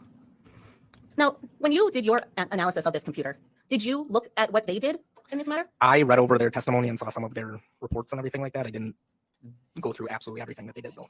So you are aware that so you read Martin Koch's testimony? Yes, yes. All of it? If I recall correctly, yes, I read all of it. So you're aware that he did find the Quicken files for the home account, right? Correct, yes. What do their kids think about this? You have to understand, this is over 20 years ago, so their kids are adults now. And what do they think of it? I don't know. I can't imagine. If my father, for example, was accused of murdering my mother, how would I think about it? I would probably want to disassociate as much as possible and would not pay any attention to it. Unless I was trying to grift and make a little bit of money. Sorry about that. Then I might be paying more attention to it, but more than likely, I'd be wanting to separate myself from the bad people. I've done that. So, and in fact, he prepared a log or printed out a log of that account. I believe so, yes. I'm going to show you now Exhibit D65. Okay. Do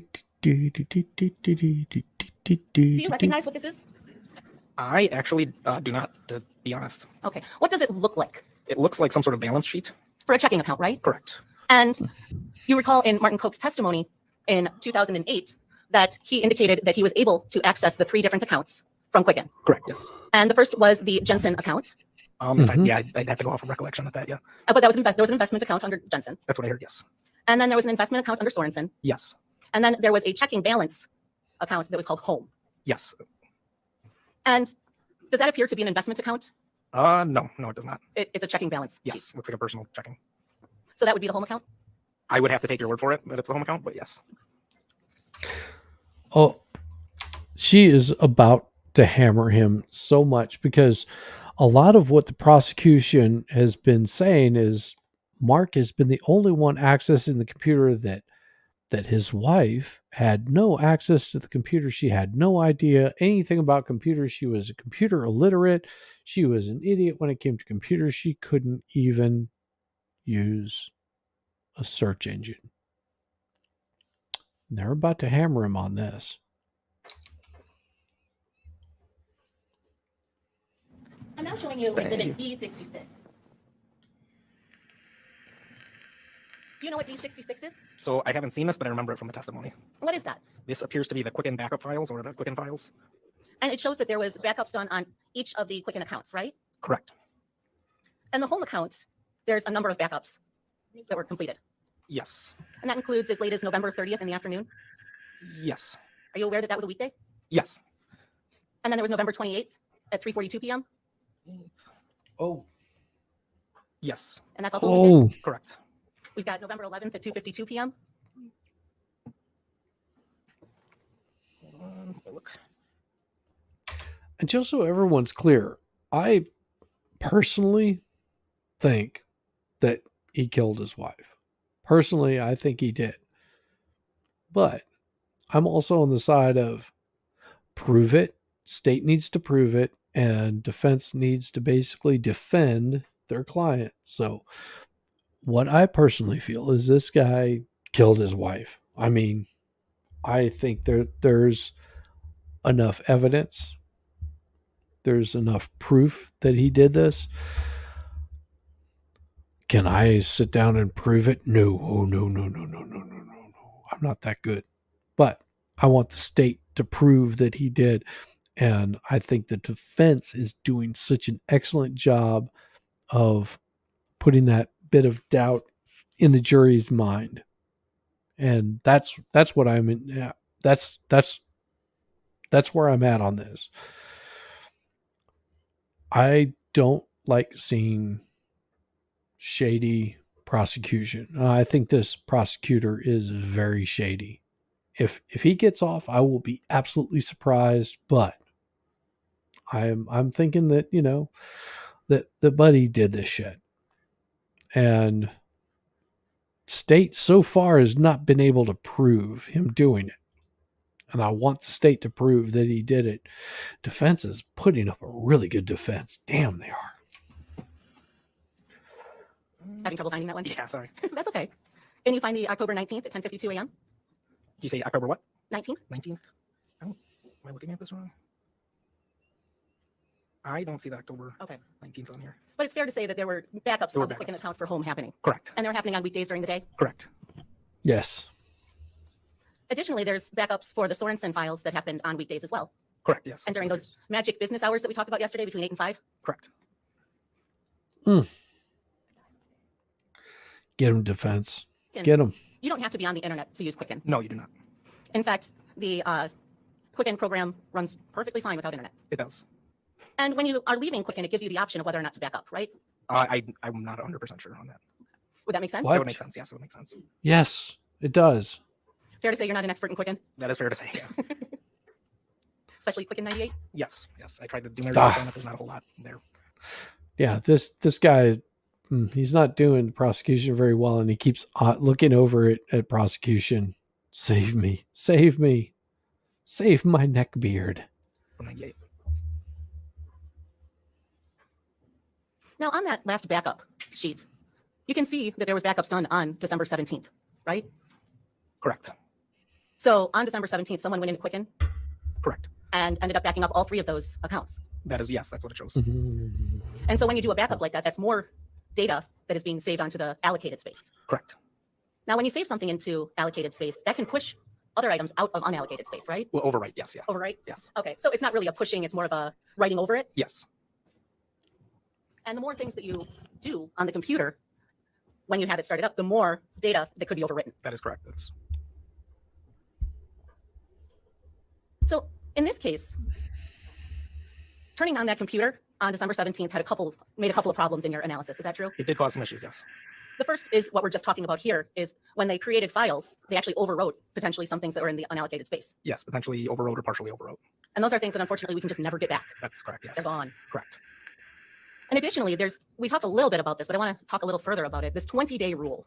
Yes. What is the 20-day rule? So the 20-day rule, especially in some of the older computers with internet history files and things like that, those system files will automatically start overwriting the older files after 20 days, just as a means to basically maximize the space that you have on your computer.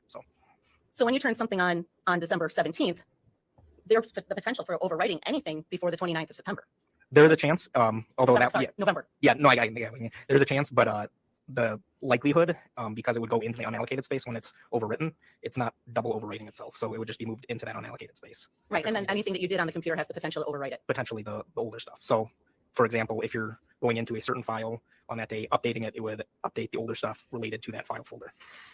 And unfortunately, because it's just gone, you can't even tell us what that would have been. For the most part, no. There's something called slack space, which is also a type of unallocated space because of how a hard drive is made up. It's usually made up in clusters of amounts of data, and sometimes files do not fill up those entire clusters. So there's space at the end of the files that is open you can get, but for the most part, you can't recreate everything.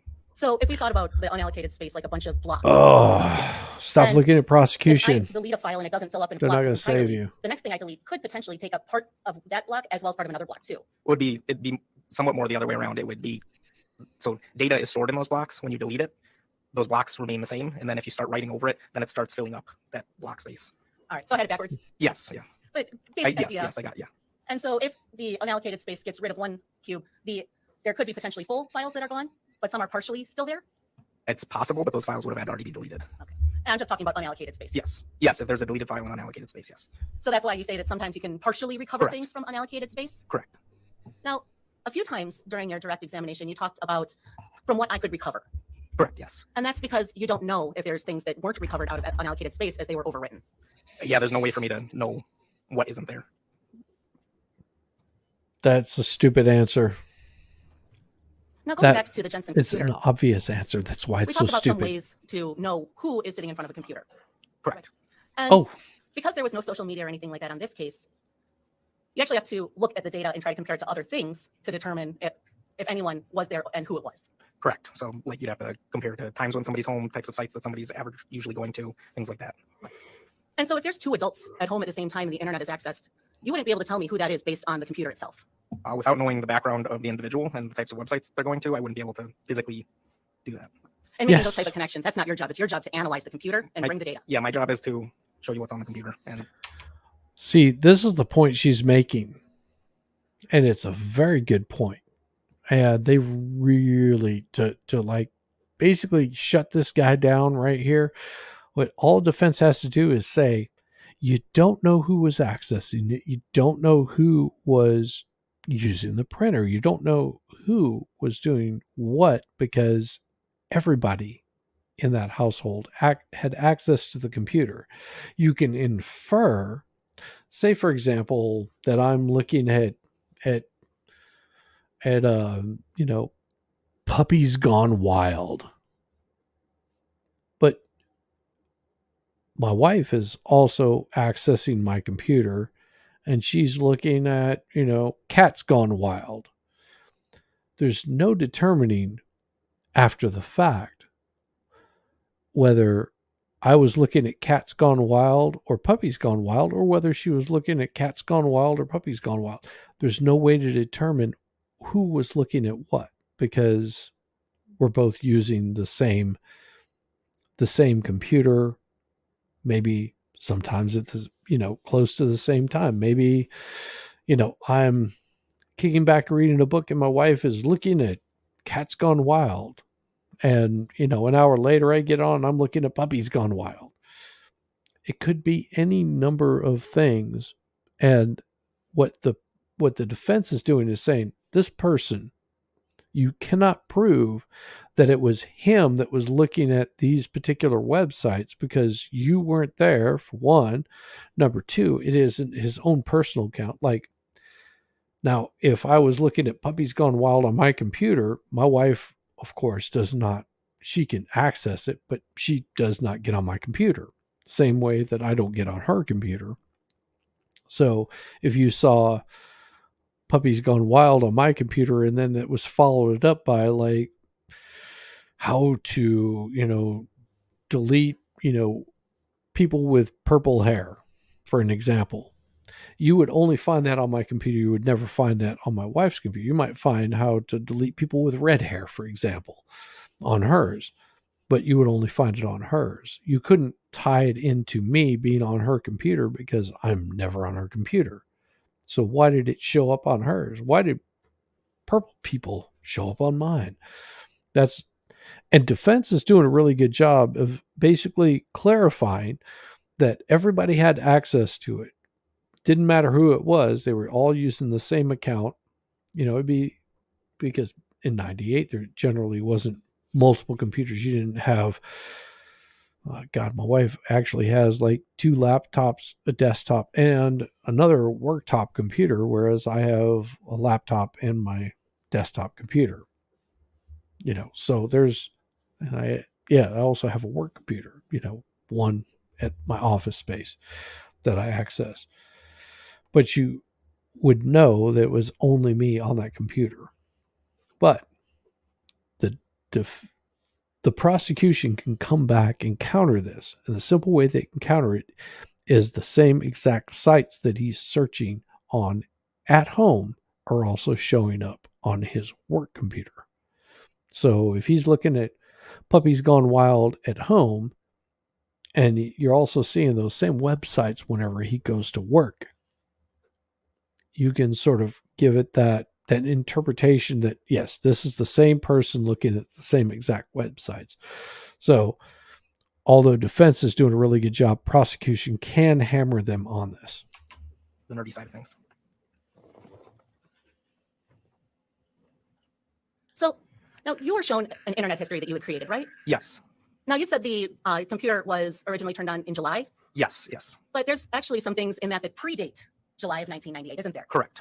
How's that happen? So a lot of files come to your computer. So if you are ever like me and you like looking at some of that old stuff, you can see when certain files are originally created back in whatever warehouse they were created at, because everything has timestamps. Microsoft often, like all businesses, I'm not going to pick on Microsoft, reuses a lot of things. So you might have files that have dates from, in this case, dates from like 1999 or 1996, 1997 that are on your computer. You didn't have your computer in 1996, 1997 because those are system files that the company itself made, and those dates remain the same. So yes. And that also can indicate that you're transferring something over from an old computer, right? It is possible. So things like there's, I believe, a baby shower that Yes. was predating? Yes. I recall. Did you look at that file? I believe I looked at the, if I'm thinking of the correct one, yes, I believe I looked at it.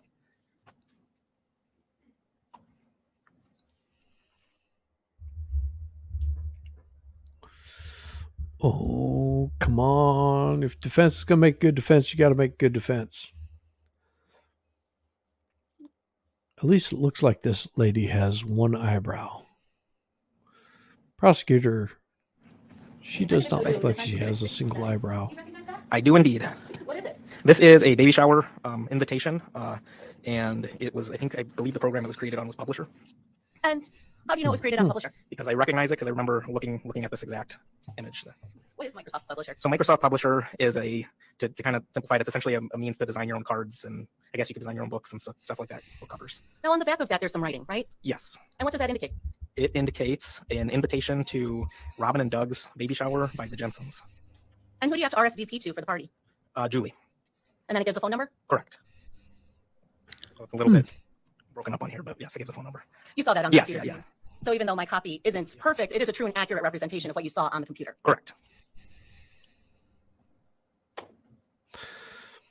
And see, this is all that defense has to do is give that reasonable doubt that there's a possibility that she is the one that was doing all of these searches. There's a difference between an internet and an intranet, right? That is correct, yes. So Yes. internet is when we're talking about the World Wide Web. Yes, so if you think about networking and computers, the internet is literally the network of networks. So it's networking a bunch of different networks together. And then an intranet is actually specific to a company or a website or something like that. Yeah, so an intranet would be a network, like an individual network. Like, for example, some of your jobs might have internal systems, internal files, and things like that that you have to log into, or there might be certain websites that you can only access at work. That would be an intranet. And typically, to get into an intranet, you'll need a password. Correct. Did you see any indication on your analysis that there was a password needed to get into the intranet? I only saw that the internet was actually accessed. I didn't see specifically how it was accessed, whether it was logged in or it was just saved on the computer. So you don't know if you had to put in a password or not. I would only speculate. Please don't do that. Yes. Oh, nice. Nice. Good call. Good call, defense. But so once you're in an intranet, you have the ability to access just about everything on that network, right? Yeah, whatever security permissions that you have. Now, in this case, there was logins to the Stifel intranet. Correct. And so anyone who gets into the intranet from the Jensen home computer could look at the information on there. Yeah, as long as they had access to it, yes. And when we're talking about that Stifel intranet, that also included the email server. Correct. I want to talk specifically about the searches and or websites accessed from October 16th of 1998. Okay. So this early morning string of searches, there's a Yahoo search for drugs, Yes. then a Yahoo search for botulism. Correct. Then we end up at a website defining botulism. Correct. Then we end up with this website on nitrate. Correct. And that website on nitrate actually indicates that it shows up, botulism shows up naturally in food and drink. I guess so. I don't fully recall what it said on those websites. Well, it was talking about a meat cure, right? I'm objecting. We're getting into the content of the website, which I thought the defense wanted an instruction against. I thought we all agreed that any website we can't believe. That is Good true. But I'd call. like to Good talk about call, what was displayed. prosecution. Well, we know it was in food and drink, so let's move on. Okay. So then we had a search on botulism in low acid canned foods, Correct. again about food and drink. Yes. Then we have an article on botulism, Correct. another search for botulism. Correct. Then we end up at this page called the recipe link. If I recall, yes, yes. And that's a place where you could search for different recipes. I believe so. Yeah, I don't know if that's true or not, but from what the website looked like, yeah. You haven't used the recipe link yourself? Yeah, I don't even know if it's I don't know how many of those websites are even around Elementary anymore. school chef? No. I did home ec, but I don't think anybody wants me to cook. So. Well, and then we end up with another search for botulism. You're a that sorry lands us man at if a you don't know how to cook for Page about yourself. flavored oils and their potential for botulism. I believe I recall that, yes. So then again, we're talking about food and drink. Possible, yeah. Like in this case right now, while we're talking, yes. Just what the page showed. What the page showed, yeah. I mean, yeah. Well, flavored oils are something you would. I believe you would probably put into food. I don't know. Do you recall on that page that there's actually a notation about the possibility of poisoning your friends by giving them flavored oils? Based on the totality of the searches in that time frame, I could assume that yes, poisoning was in there somewhere. And then we finally end up with the search for poisoning. Correct. And then after that, we don't have another access until that night. Correct. And it actually starts again at 11:57 p.m. Yes. Right? Yes. And at 11:57 p.m., we end up with this first thing being an article about a guy who tried to pipe bomb his wife. Yes. He was not successful. He was not, no. It was an attempted pipe bombing of his estranged ex-wife. Yes. And that was an article talking about his charges and the allegations. And his sentencing, right? Yes, it was like a sentencing article, correct? Right. And he got something like Oh. 50 years. Oh, So then we moved on to a site about mercury fulminate. Yes. But there's no search in between that you saw. None that I was able to recover, no. And then we have this going to pool fun. Yes. And that talks about reversing the polarity of a pool filter. I believe that was in there, yes. Do you know that reversing the polarity on a pool filter is actually how you would dissolve scale from the electrodes in the pool filter? I'm objecting. How would this? That's just and I will tell you, for me, personally, and all men out there, if you don't know how to cook, you need to figure it out. You really need to figure out how to cook. And I'm not talking about, oh, this is going to get you the ladies or anything like that. No, what I'm talking about is you need to learn how to cook because you need to know what you like to eat, what your taste buds are, what you enjoy. And that can change. Now, think about one of the most horrendous vegetables, the Brussels sprout. Oh my God, those things are freaking horrible.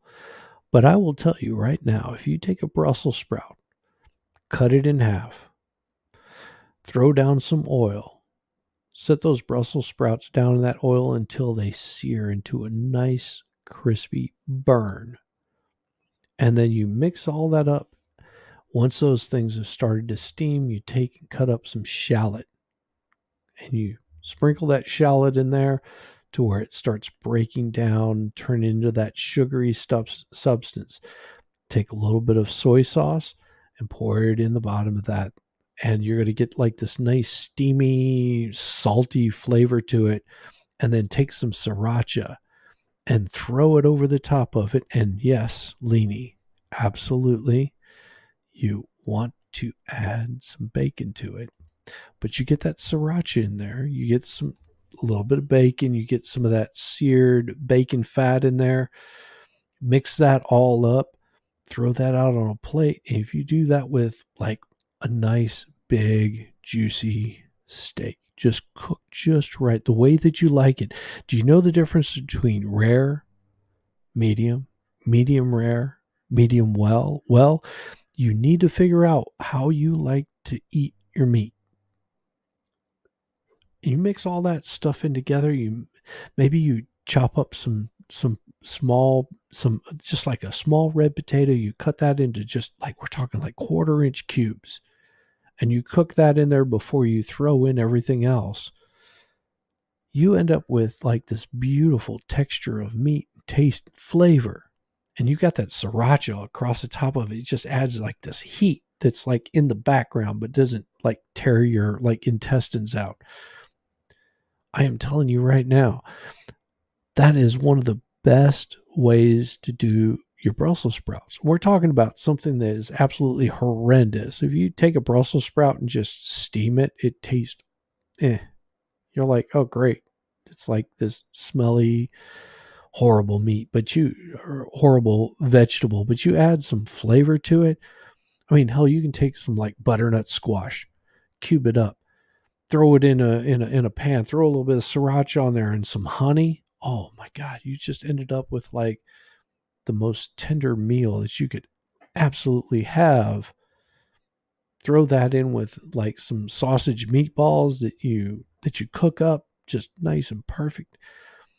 Gentlemen, learn how to cook. Not so you can feed your lover and make them just like enjoy food, but that you can actually enjoy food. And it also helps you experiment. So whenever you're out with your wife, your girlfriend, your soon to be whatever, that you can say, I would much rather have your Swedish meatballs, or I want to have the Brussels sprouts, and enjoy your meals. You have to enjoy your food.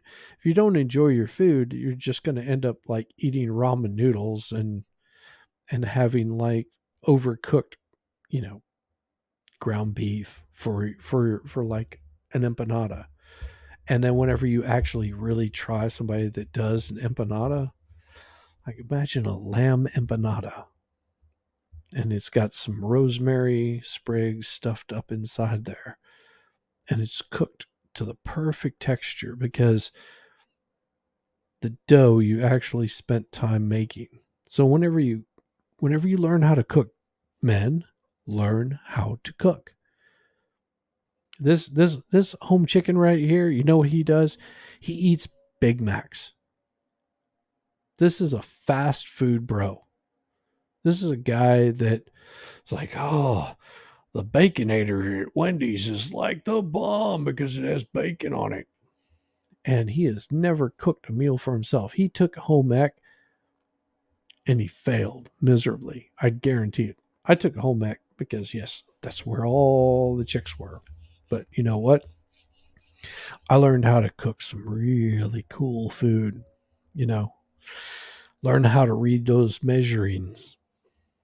Not hard, but if you've never done it before, you get intimidated by it. If you don't know the difference between a tablespoon and a teaspoon, makes a big difference whenever you're adding baking soda to, you know, that chocolate chip cookie.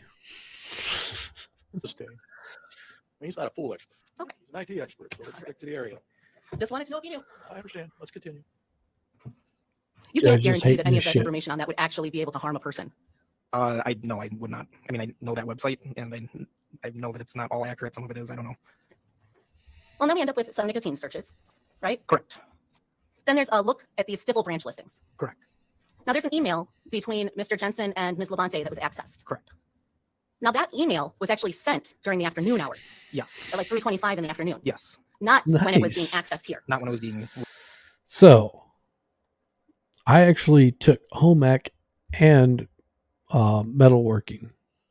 So I learned how to weld early on, like 8th grade. Yeah. It was horrible. I was horrible at welding, but I learned from it. I had a really good shop teacher, and he was a mean old bastard. And he was awesome. Mean old bastard, he was awesome. I took the best classes that I had, and I joke not because I sucked at math, which really makes no sense whenever you actually are welding because you have to have geometry and shit like that. I took the best classes I had were a history class that was taught by the coach.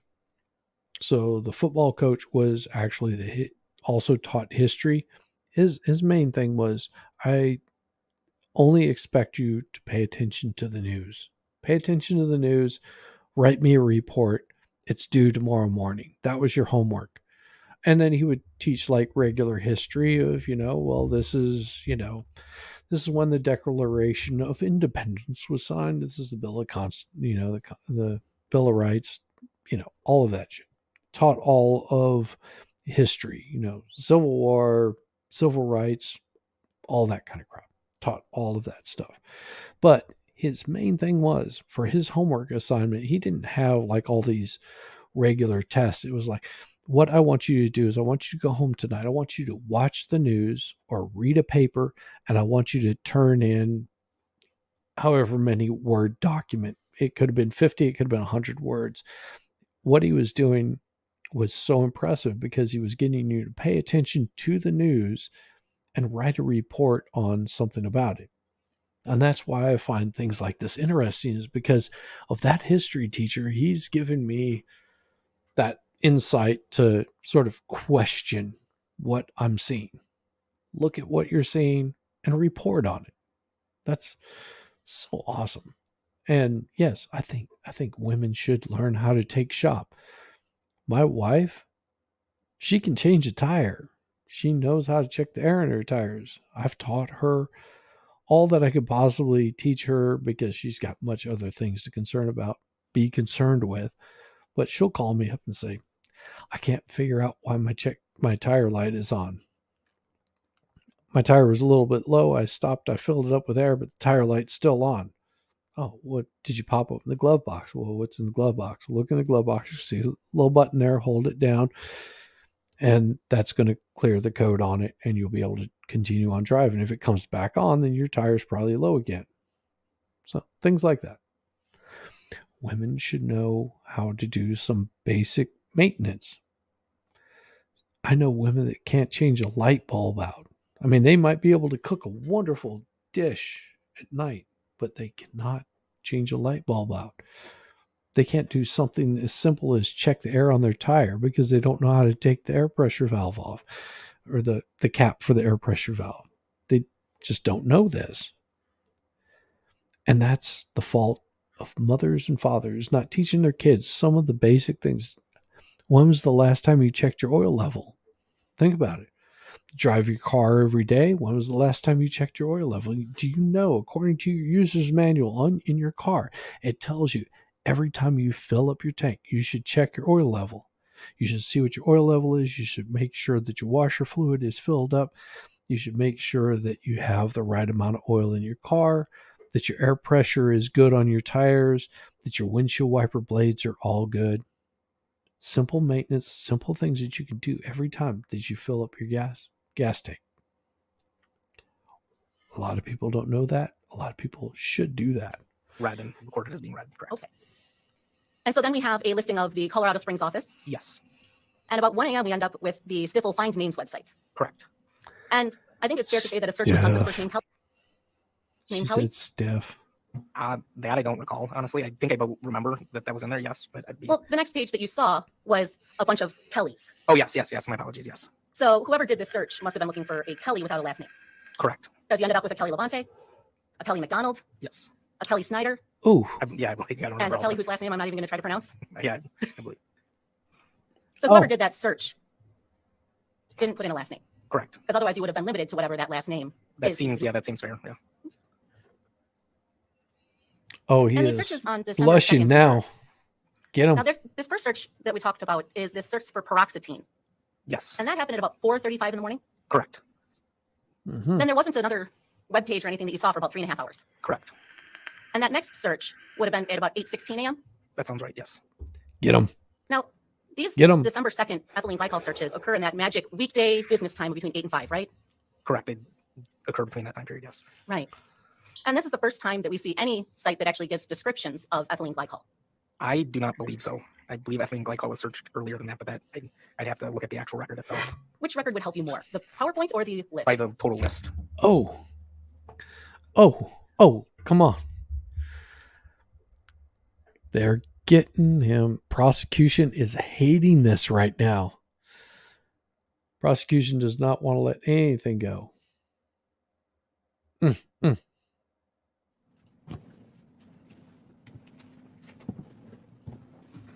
Get him. Get him. Get him. Get him. Clerk, could you turn this on, please? Oh, so There we go. smug. So sure of herself. How would you like to do this, Mr. So the easiest way probably would be if you do just like a Control F and then type in. You want to say for the record what we're looking at? Because is it an exhibit that's been marked or is it the PowerPoint? I think this is from Exhibit 55. Okay. The Exhibit 55 includes the thumb drive. So it has this internet history that was testified to on direct as well as the All right, PowerPoint. thank you. If you want to type in like Ethel or something like that, just like you can see which dates it was again. Well, there was a notation of ethylene glycol on a search page from November 10th. Correct. Correct? Correct. But that was not what was being searched for at that point in time. I don't believe so. No, I don't know. It just showed up on the page. It's on the page. Yes. And that's actually the first time you see ethylene glycol is that November 10th page. That sounds about right. Yes. And do you recall seeing it again until December 2nd? I am not aware. There's so many dates I don't remember. Get the search results here for glycol. It's coming back to December, right? Okay. Yes. So fair to say that. Fair to say yes. Yeah. And then we have the anatomy.atom.com. Correct. And that search started at about 11:45 in the morning. Correct. And that's again within that magical weekdays between 8 and 5 time, right? That is between 8 and 5. Yes. Now, we don't actually have like a computer webcam that could show us who was sitting there. No. Not on this computer. No. And we don't have like, when you were given the computer to work on, or when it was given to the crime lab, I should say, Yes. was there a monitor included? That I don't even know because I was working off of the forensic images. Okay, so you never saw a keyboard? No. Or a mouse? None of the peripherals. No. And you're not aware of any testing done on those? Nope. Nope. All right. Now, we talked a little bit about November 10th, right? Correct. Now, on November 10th, there was an alt.suicide news group that was signed up for. Did you see that in your analysis? I did see it, yes. What's a news group? So back in the day, this was probably even before, well, around the time, if people remember like AIM or instant messaging and stuff like that, there were also things called bulletin board systems, which is, without going too deep into it, it's very similar to that. So they were essentially groups where people could talk about certain topics related to whatever, in addition to each other. So yeah. And most people are familiar because of alt.Scientology. That I'm not sure. Yeah, I don't know. But these were basically a place where you could sign up and then be a part of these bulletin boards. Yeah, so the bulletin board systems, you would generally have to connect through some sort of like IP protocols and things like that. So yes. Now, also on November 10th, there was searches for suicide. Correct. In fact, there was page accessed, included a search about physician-assisted suicide. Yes. There's a web page about Noel Early, Yes. and he, according to what you saw, was an advocate for physician-assisted suicide and euthanasia. From what was portrayed on the webpage, yes. We don't know if that's true or not. Yes, correct. Just like we don't know about the polarity of pools being true or not. Correct. Now, November 10th, like I said, was the first time that we saw any reference to ethylene glycol in the computer. Yes. Now, Ms. McNeil had you read one of the links on the toxicology website, right? Or the searches? Yes. Well, she showed it to me and I said yes, yeah. Yeah. In fact, that was under the search for toxicology, right? Correct. And we can't say that anyone actually clicked on that link. Clicked on the actual toxicology or the website? The website that says ethylene glycol. There was nothing saved that I could see, no. Right. So, and the next page that you saw was about nicotine. Correct.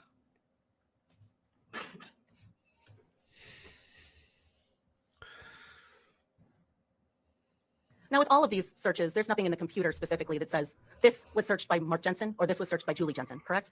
I wouldn't be able to tell who was physically hands on the keyboard. All right, you're beating a dead horse there, Chicky And baby. there's no way that the computer could tell you that based on what was available in 1998. Got it. So it's a template. So nothing too creative happened, just someone typing into a template. Yes. And then looking at Exhibit 66. Based a matter of like 2 seconds in each Telling item. me they're So, small. Come on. Was created, for example, let's look at, I'll just pull up the first one. Written. And again, you wouldn't have any knowledge of who that actually is I do not. or why No. someone would be accessing that on the Jensen home computer. No. And then the last thing for this Exhibit 66, for these times, do you know whether they would be the Pacific times or whether they would be the Central times? I would have to know a little bit more about Quicken. Access through the internet. Correct. And did you try to find information about 1998 Quicken? I did. Was it pretty limited? It was very limited, yes. Okay, so that's just an unknown to you as you To said. me, yes. Yeah. And recreated are those system files and the timestamps would have changed. To be clear, when we went through this internet history, all of those dates and times, was that impacted at all by the computer being turned on December 17th? Those dates and times, no. So those are accurate. Yes. So if we were seeing those searches for ethylene glycol on the 2nd and the 3rd, that didn't just appear on those dates and times because of some change from December 17th, correct? No. And the search was just for the word botulism. Correct. Okay, so it wasn't more specific like botulism and poison. Yeah. Correct. Correct. And so when we're talking about the regular use of this computer over the course of months, when a person who has a 9-to-5 type job would be at their job, the internet wasn't being used. Objection misstates the evidence. Overruled. Go ahead. Okay.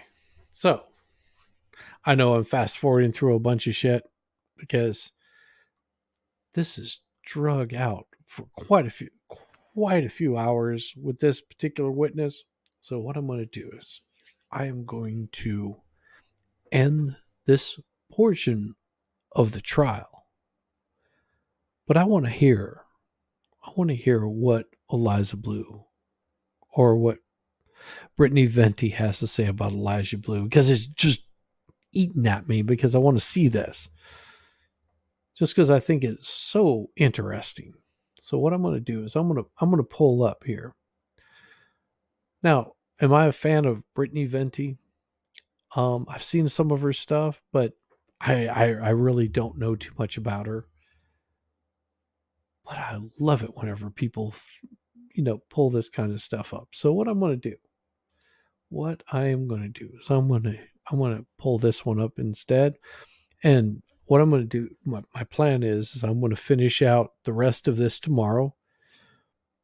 And then I am going to pull up Brittany Venti tonight. And I'm going to play this because I haven't seen this yet. So I want to see what she's information that she has, because I think her information is going to be really enlightening on this kind of bullshit that with Eliza Blue. Now, don't get me wrong. I went over this with Cool Frog before, that I think that what Eliza Blue is standing for is basically for victims. And I see nothing wrong with that. I see nothing bad with her standing up for victims. I think that's a really honorable thing.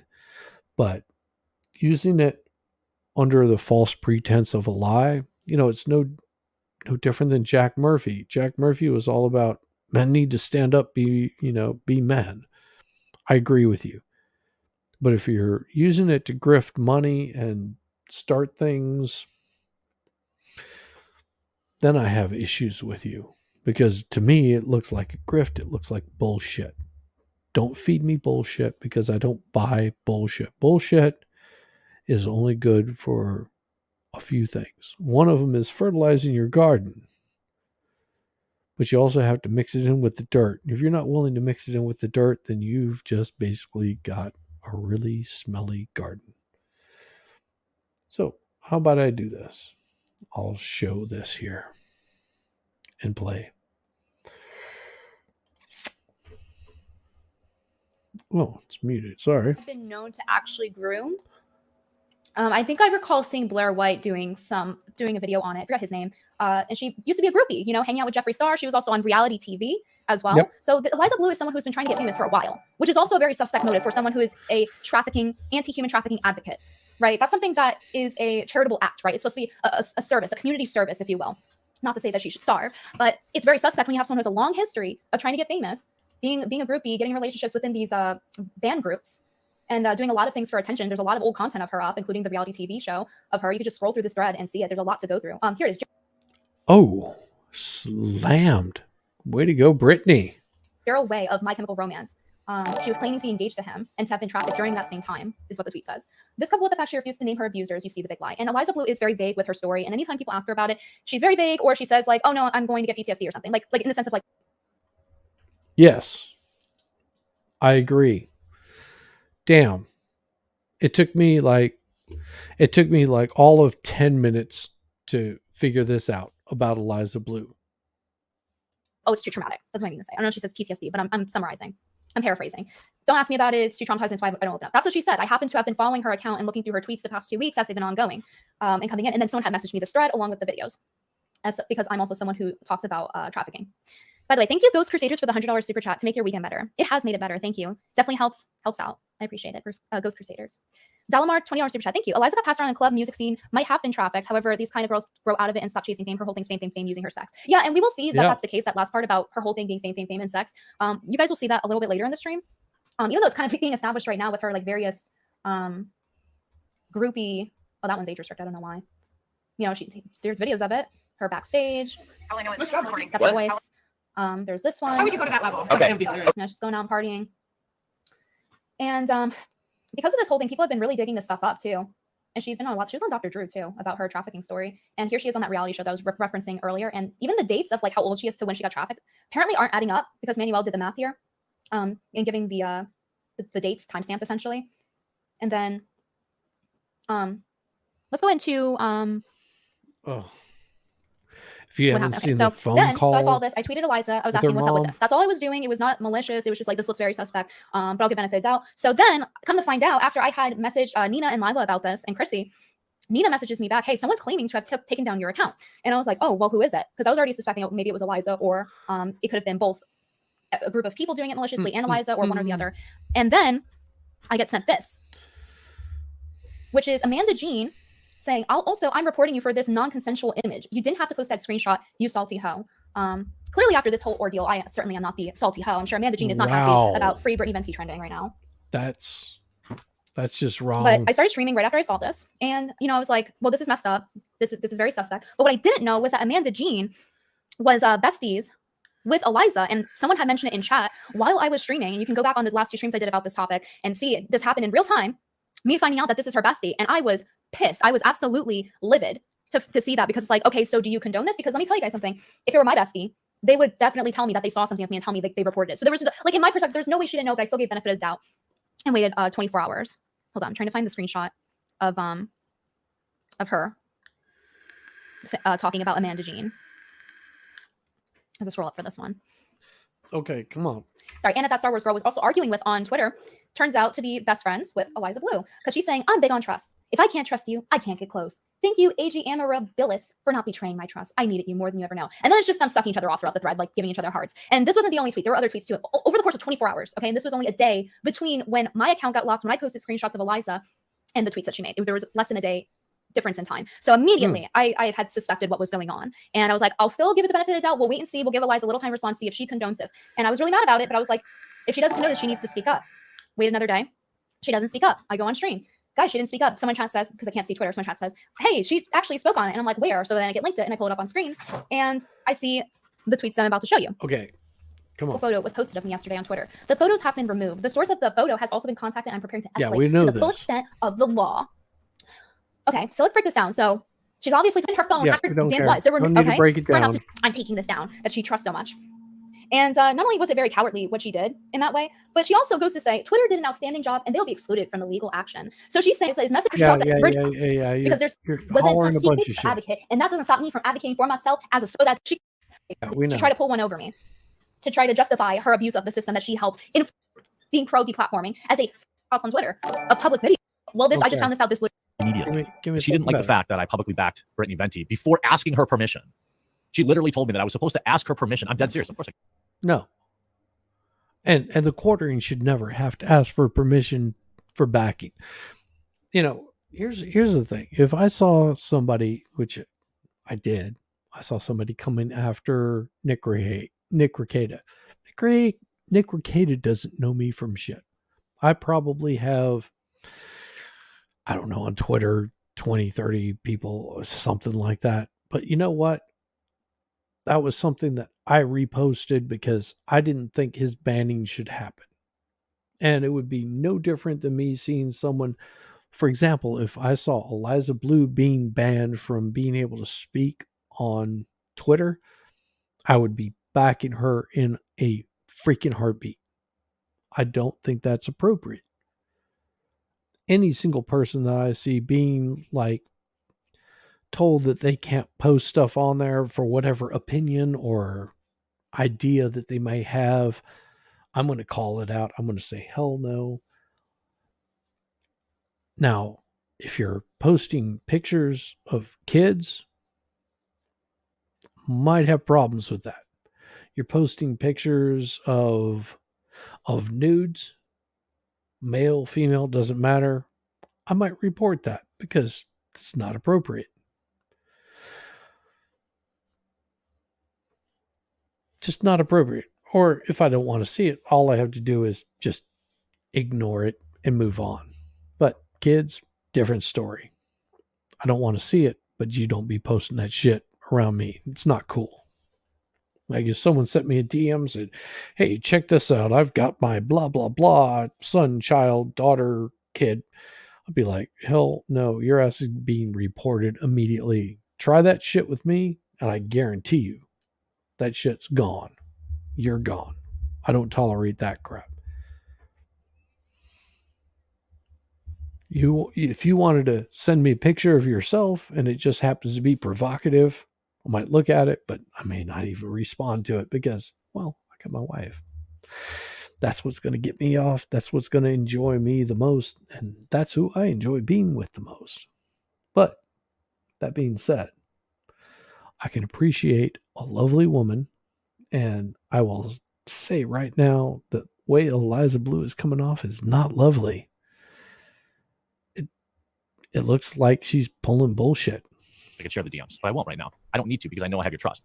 She asked me, she said that Brittany Venti and I were supposed to ask her permission to post a image that was publicly available on a monetized YouTube video right now. Yep. If you have a problem with this music video existing, Eliza, I suggest you take it up with them. Yes. So yeah, she once again snitched on herself and was like, well, you have to ask before you criticize me. So let me get this straight. This is how free speech works in Eliza Blue's head. You need to ask her permission in order to criticize her. That's how free speech, that is her concept of free speech. And apparently that's the hill she's going to die on. Yeah, she'll die on that hill of free speech. I don't think she understands what free speech is, miss. I studied the law. Stop making rookie mistakes. Bitch, please. And so give her. Jeremy's give account's it not to locked her. as well. He also can't access DMs. Give He's it in the to same her, position I am, and he got Brittany. blocked for the same thing, same reason. And she's like, you need permission to criticize me. Okay, so let me run this by you guys. So clearly it's not about it being non-consensual.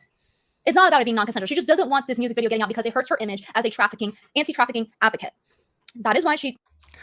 And I understand. Now, if me being like the horn dog I was in my younger days, the amount of drugs that I did, the amount of stupid shit that I did in my younger days, if someone brought that forward and said, listen, you're talking about kids shouldn't be doing drugs, teenagers or 20 plus shouldn't be doing drugs because they're bad, they're horrible, they destroy lives and families. Yeah, absolutely. I completely will say that they destroy lives and families. And then somebody pulled up a picture of me doing some drugs. Yeah, I might be a little bit pissed off about it. But I could also sit down in a straightforward manner and say, yes, that was me at 20. And although I managed to make it through to the other side, doesn't mean that everybody that was around me made it through to the other side, that actually became a productive person and decided to kick that habit. But what Eliza Blue did was say, oh, you've got to remove this. But instead of just saying, listen, I was making videos, I was doing this kind of stuff, it's a bit embarrassing. It was horrible shit for me to do. I shouldn't have been doing that. But what I'm saying is not everything about this is peachy keen. But you don't go after people that are calling you out on your bullshit, because to me, Eliza Blue is nothing but a bunch of BS. She is no different than Jack Murphy, no different than any of the other people that have been grifting off of this right-wing bullshit. I don't buy your right-wing bullshit at all. You can shove that where the sun doesn't shine, because I don't care. If you've got a good message, speak the good message. I don't need a sounding board. I don't need everything that I punch in there, all the little ticks that I check. I don't need you to repeat it back to me. I already know. It's no different than that's why the Twitter files pisses me off so much. It's because I already know. Everybody knows what the fuck Twitter was doing. Everybody knows about it. It's great that it's being brought to light, and other people that may have not known are finding out about it. If they really care at this point anymore, it's what? That shit happened in 2020. Here it is, 2023, dumbasses. And you're just now finally catching up. It's one of those I told you so, fucking moron kind of moments. What if you don't think that these people like Ian Chong and Laura Sutherland and Tim Pool and all of your other conservative little speaking heads, Eliza Blue, that these people aren't grifting off of you, then you're stupid. You're absolutely stupid. They're making money off of your ignorance. Mock them, make fun of them. Me, I'm no one special. I'm just some fucking moron that played music for years and did a whole bunch of drugs and ended up lucking into marrying a wonderful woman that just happened to be an attorney. Not everybody is so fucking lucky. And turn my life around to the point where, I drink alcohol and stream and talk bullshit to people. But don't give me your bullshit. Don't give me your bullshit, because I don't buy it. I'm skeptical of all of you fuckers. You're Andrew Tate's that's supposed to be alpha male. Dude, you don't even fucking know what alpha male is. Oh, you can beat someone's head in. Does that make you alpha? No. No. All you little alpha male boys that think you're the shit, think you're the bomb, you're nothing. You know why? Because the only way that you become alpha is if you have followers. And if you don't have any followers, you're nothing. You're zero. You're zilch. You're nothing. Without your followers, without your little gang, without your little group, you're keffels. You have to have your little followers to punch down on people. You're bullies. That's all you are. You're fucking bullies. I don't respect you. I don't care about you. You have to search out people that dissent against you. You're trash. You're horrible. I don't care about you. You guys are like a bunch of high school pricks. I left high school fucking decades ago. You're still living in your glory years. I mean, shit. What was it? 20 plus years ago, I went into a bar where all of the girls knew all of the guys, and all the guys knew all the girls, and they were, former jocks and former cheerleaders and preppies and blah, blah, blah. And all those people, they were so shallow. They were still stuck in their glory days of high school. It's fucking miserable. Being stuck in that little fucking bit of time frame. What have you achieved past that? The best conversation I had was with the bartender that wasn't from that particular town. Sit back with her and I shot the shit, talked stuff. Just like, so you didn't go to school with any of these people? No. Did you? No. We just had a great conversation. She was one of the most real people that I met in that entire bar. She didn't know any of them. She wasn't involved in their little drama. Everybody's, grabbing a couple of lines here and there and, talking trash about each other and doing the boot scoot boogie or whatever the fuck. I don't know, electric slide. And enjoying each other's company. Nothing wrong with that. But they're fooling themselves. That's all this crap is here, is high school drama. She did this. Everyone knows it. This is all high school drama. Brittany Venti, the quartering. Don't get involved in this shit. It's pretty plain and simple. And if it's not non-consensual, or rather, if it is non-consensual, guys, let me Although I will give it to Brittany. She called Eliza Blue out. ask you the series of questions. Number one, why was the video up for 6 years? Why was Eliza Blue's video It still is up for 6 years? Still it is. had 37,000 views before this whole thing blew up after 6 years. Why? Tell me why. Why was this up for 6 years if she hated it so much? If this was non-consensual, even if we ran by that theory, kind of weird, isn't it? Kind of just seems like she's trying to cover up for herself, doesn't it? Number two, as Courting said, why doesn't she copy strike them? Why did she lock my account?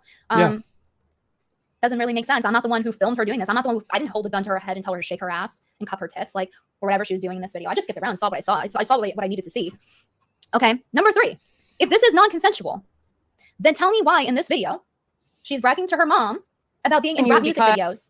This was from her account. Yeah, and I was actually on Twitter and I brought this shit up the other night. Same exact thing. Non-consensual. Why are you talking about this? Now, Eliza Siep, this is one of her alternative names. She has multiple. She has Eliza Yes. Cuts, Eliza Siep, Eliza Knows, Eliza Blue, and then her actual last name, which is the same last name as her dad, who's a politician. So let's play the clip. Let's watch her call her mom. I wanted to get your feedback and see what you thought about me being in music videos. Being in music video? Yeah, about me being in music videos. You know how I started being in music videos and I started a blog about it? Hold on, can you repeat everything? Because I had to turn my phone off. I didn't hear you. Did you turn it up? Yeah, I turned it up. Okay, I just wanted to see what. Liza, let me ask you this. Why don't you call your mom and ask her what she thinks of you doing this, of you silencing other people who are advocating against trafficking? Why don't you call your mom and do that? Why don't you make a video about that right now, Liza? I think you should. I think you should call your mom and tell her. What you thought about me being in music videos. That's fine. You've done music videos before. I know, but what do you think about it? I enjoy it. I think it's fun. You've always loved music. You love to dance. You like to have fun. Right, it's fine. Have you watched a couple of the music videos that I was in? Yeah, I've watched a few of them. You told me that you thought they were funny, right? You like them, right, Mom? You like my music videos where I parents around in lingerie, right, Mommy? Right, like party and whatever. Yeah, she says it's a lot of fun. She's partying. She's having a good old time. Do you think I look too sexy? I don't think it's possible to look too sexy. You don't think it's possible to look too sexy? So if I She's like sitting here laughing and giggling about it to her mom that she's in rap music videos and how sexy she looks. Does that sound non-consensual to anyone here? I don't think that sounds non-consensual to anybody, unless you were actually deranged and incoherent. And if that's not enough, if you're like, oh, even though it's in the same time period, this is from 10 years ago. She has another rap music videos that were also 10 years old, by the way, in the same time period. But you're like, oh, well, maybe those 4 years changed something because this one here is 6 years old. And that's all I've got to say about this. Really, this is all I have to say. What more do you need? I mean, come on. If you present yourself in a certain manner and people call you out on it, is it any surprise that you get called out on it?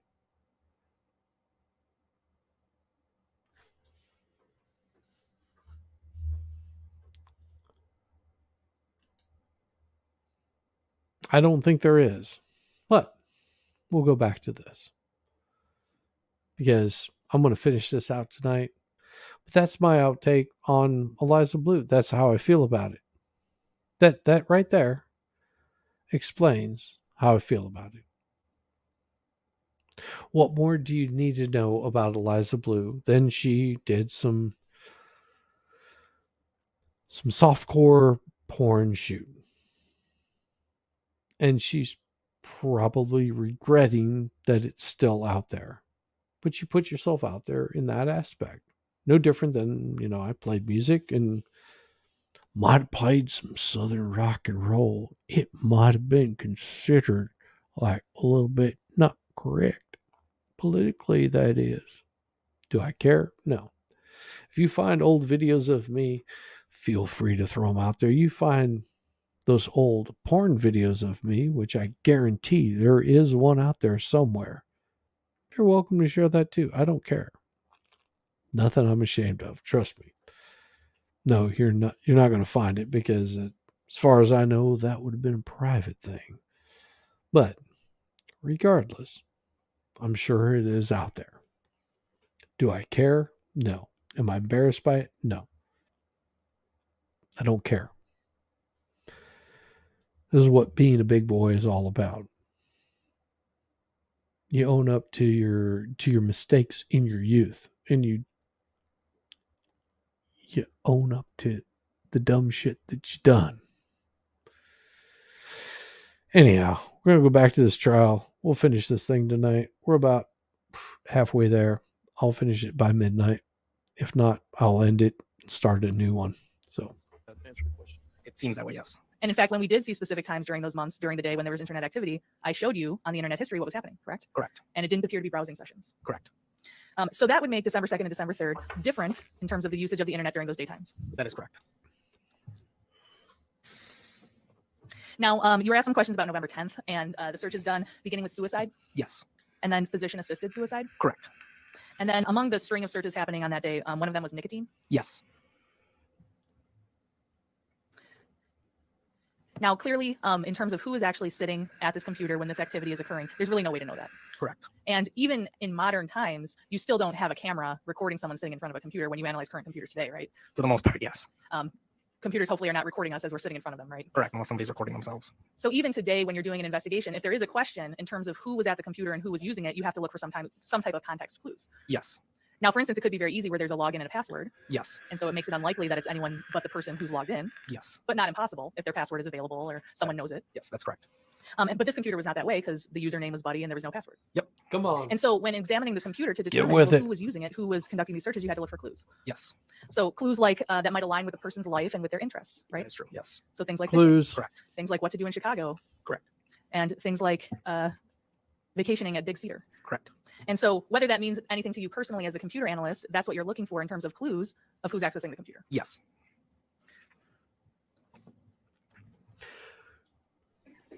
But can you definitely say that he was the one accessing the computer? Good job on the prosecution, by the way. I have no further questions. Recross? Just a couple questions. And I apologize to get back into Quicken, but we're going to get back into Quicken. So the Quicken backup files, those are when someone like basically is saving the Quicken information. I can only say what I know about backup files in general. I wouldn't be able to say specifically on Quicken backup files. Oh, then backup shut the files can fuck up. vary from program to What program. point are you? Okay. So that's not a question you can answer. No. You just know that these files were created. at that Yes, point. from this document, yes. There's And you know that whoever was Yes. doing the backup or whenever a backup is created, someone was using Quicken. the Quicken program was on, yes. And again, we don't know who that was by basically just looking at the computer. Correct. We've got to look at context clues. Correct. No further questions. Now, Quicken, we know, at least we believe, you testified to already, it doesn't require the internet to work. No. So this is not a web-based program that would have problems with the times on there. No, it shouldn't. Well, honestly, I don't know because the Quicken program itself can be opened up Oh, like most programs, but it getting did have called, a web-based getting portal on it, called. so like it had a stock ticker in there as well. So I don't know what access is what specifically. So you can't say that the dates and times on there are wrong. I can't say they're right or wrong. And you can't say that they're Pacific time. I cannot. Anything like that would just be a guess. Exactly. So what we have is those dates and times. Just this document, yes. Nothing further. You are excused. Thank you. There you go. There you go. Make him sound like he is completely a useless POS. The state's next witness.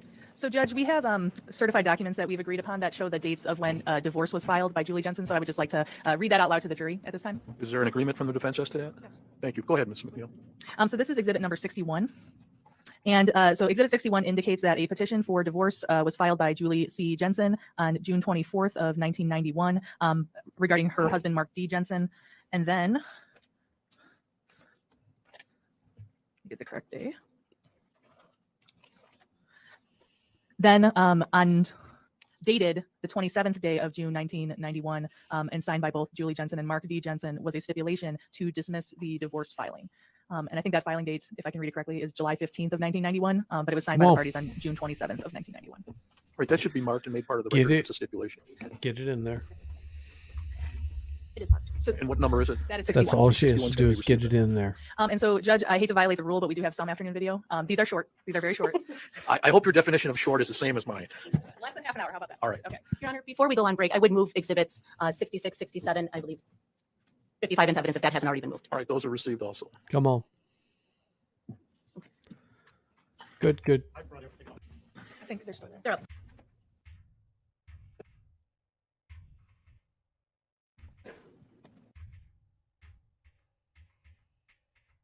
What?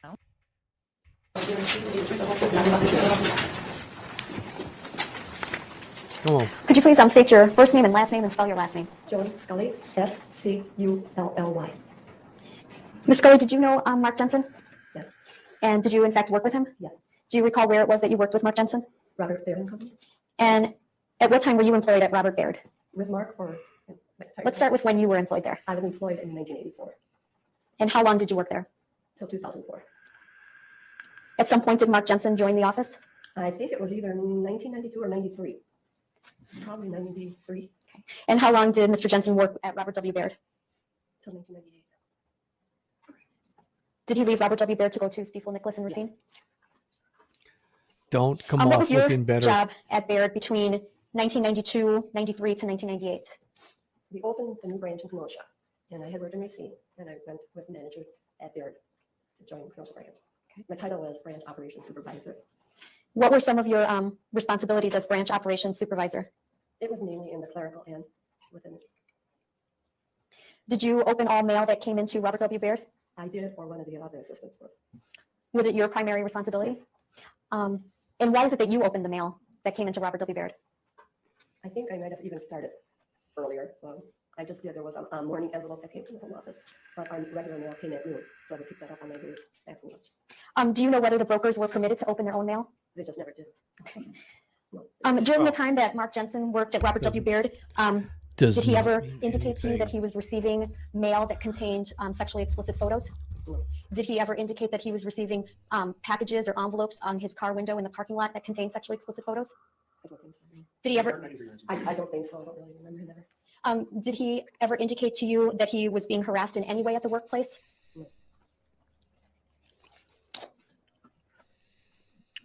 Come on. During the time that you would open mail addressed to Mark Jensen, well, did you open mail addressed to Mark Jensen? I may have. I don't remember for sure. And do you recall whether you opened any mail for Mark Jensen that contained any sexually explicit photographs or images? No. But he never said it was in his mail. He said it was on his Back in window. 1990 or 1991, someone who had a Series 7 broker's license, what would their job function or job responsibility? If the broker sheet. Okay. Was it done? Bullshit Is it testimony. a dedicated computer as opposed to like the internet? It would be just to email back and not email. That's right. This house from a Tina Thomas, who's Horrible, behind you, horrible Wes. defense. And that postcard also was as a postmark on it, correct? Mm-hmm. You have to say yes for the court report. Okay, so if that came in the office while you were there, you apparently didn't personally receive that, or you just don't recall it? I don't recall that. Okay. I take it you're not aware of Mr. Jensen actually receiving any kinds of packages at work during that period of time, correct? And you have no idea whether he's ever claimed that he received any kind of pornographic items at work during that time, correct? Correct. Thanks. Sure. Well, I would have opened any mail that came into the office. Madam Clerk, if you could flip on my computer. Horrible, horrible prosecution. Yeah, let's mark it. It's the prudent thing to do. You're talking about, right? Okay.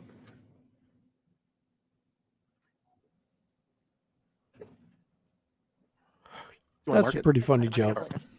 Okay, we're good. Okay, thank you. That video's done, right? That video is done, so the state would move Exhibit 17.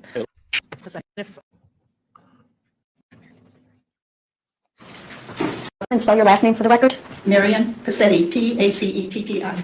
And Ms. Passetti, how are you employed? Or how are you employed? You mean when I worked? When you worked? I was an RN. Okay. And where did you live? Where do you live? Well, Okay. Where did you live in 1998? 9039 Lakeshore Drive. And how long had you lived there? At the time? At the time. Let's see, 83. We moved there in 83. In 98 would be what, 20, no, 83, 12 years? Close enough. Close enough. Did you come to know Mr. and Mrs. Jensen? I'm sorry, I didn't hear you. Did you come to know Mr. and Mrs. Jensen? Yes. And how did you meet Julie Jensen? I met her as a neighbor, but then they asked me to join the book club. How close were your homes to each other? Julie's house was across the street and 2 houses north of mine. Okay. Don't trust your neighbors. Is that what you're saying? Did you have frequent contact with Mrs. Jensen? In the summertime, I did, when she would be outside, not as much in the winter, but of course in book club. Okay. In the summer of 1998, did you have contact with Mrs. Jensen? Yes. And what kind of contact did you have? Well, besides the book club, if I was going somewhere and she would be in the yard, I would stop and talk. And the same with, she was going somewhere, she would do the same. Okay. How often would you say that you saw her in the fall of 1998? Probably once a week or so, not real frequently in the fall. Okay. And during this once a week that you would see her in the fall, would you speak to her also? Oh, yes. And how would you describe Mrs. Jensen's personality? She was a very warm, caring person, outgoing. Okay. Mrs. Jensen at the November Book Club. She looked the same as she always did to me. Okay. And that is so ambiguous. How would you describe this person? They were warm, caring. They cared about their children. They were a loving wife. They were just a picture perfect model of the best thing about society. You know, of course, that's how they presented themselves. But in all actuality, wasn't she just another slut that slept with some guy in her husband and wife's bed? The bed that they made together, did she not? Did she or did she not, like, get a little pokey from some little simp boy that decided, yeah, I don't care that he's married. I want to hit it anyway. Just saying. Oh, she was picture perfect? Fuck that. did she behave as she always behaved? Yes, she did. And how did she behave at that book club? Well, Julie was always an excellent hostess and she's very warm. Excellent. She greeted us. She, Perfect. Perfect woman. If I'm not mistaken, that night we had a buffet set up in her home, and she just was a very good hostess. Did you speak with Mrs. Jensen during the week of her death? Yes, I did. And do you recall when that was? I believe it was Monday before her death. Okay. That would have been November 30th? Yes, I know it was after Thanksgiving. And how is it that did you speak to her in person or over the phone? No, she called me. And why did she call you? In the spring of 1998, I had started a lot of plants in my basement from seeds and grew them under lights, and I gave a lot of the surplus to Julie. And at the time, she was very interested in that. And so she wanted to know, when she called me, she wanted to know when I got the seeds, when I started them. And seeds are not available that early. So I told her that I bought them through a seed catalog. And she wanted to get a catalog. And I said, well, I would bring mine over when I got it. And they came out around Christmas time. And then she asked me about lights and about what I started the season. It was just strictly a talk about gardening. How long would you say the conversation lasted? Maybe 20, 25 minutes. And It was so, quite long, really. okay. And Mrs. Jensen, she was making plans for her garden? Yes. Do you recall the day that Mrs. Jensen died? Now, I will say that I have had a friend of mine that his father took his own life. Now, you also have to understand that his father was, up until that point, a perfect dad.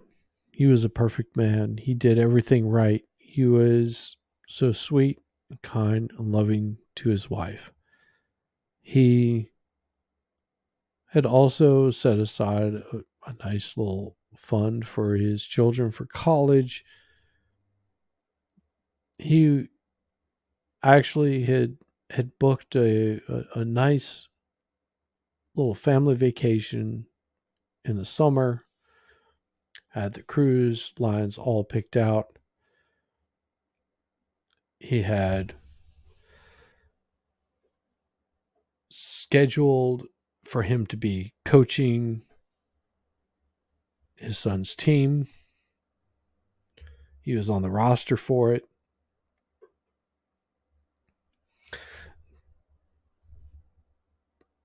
Two months before all of this wonderful stuff was supposed to happen, he put a shotgun in his mouth and ended his life.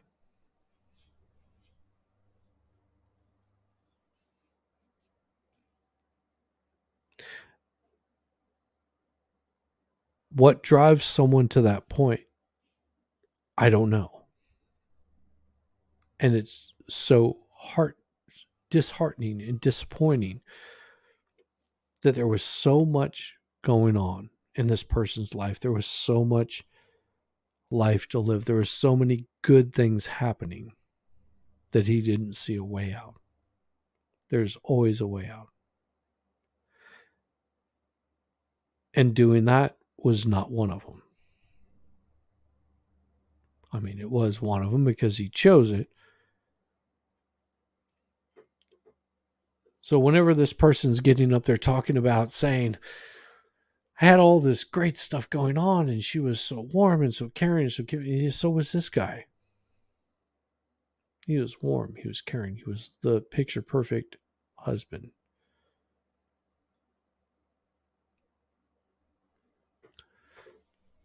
I don't know. I mean, did he maybe not do it himself? Maybe somebody did it for him? No. That's not what happened. My friend's father decided to off himself. And it was sad. It was disappointing. It was disheartening. It was tragic. All of those things can be true. Did he love his family? Did he love his wife? Did he love his kids? Yes. But he did something tragic. All of this garbage that the prosecution is throwing to throw guilt is not showing the whole story. That's why I'm a little bit disturbed about all this.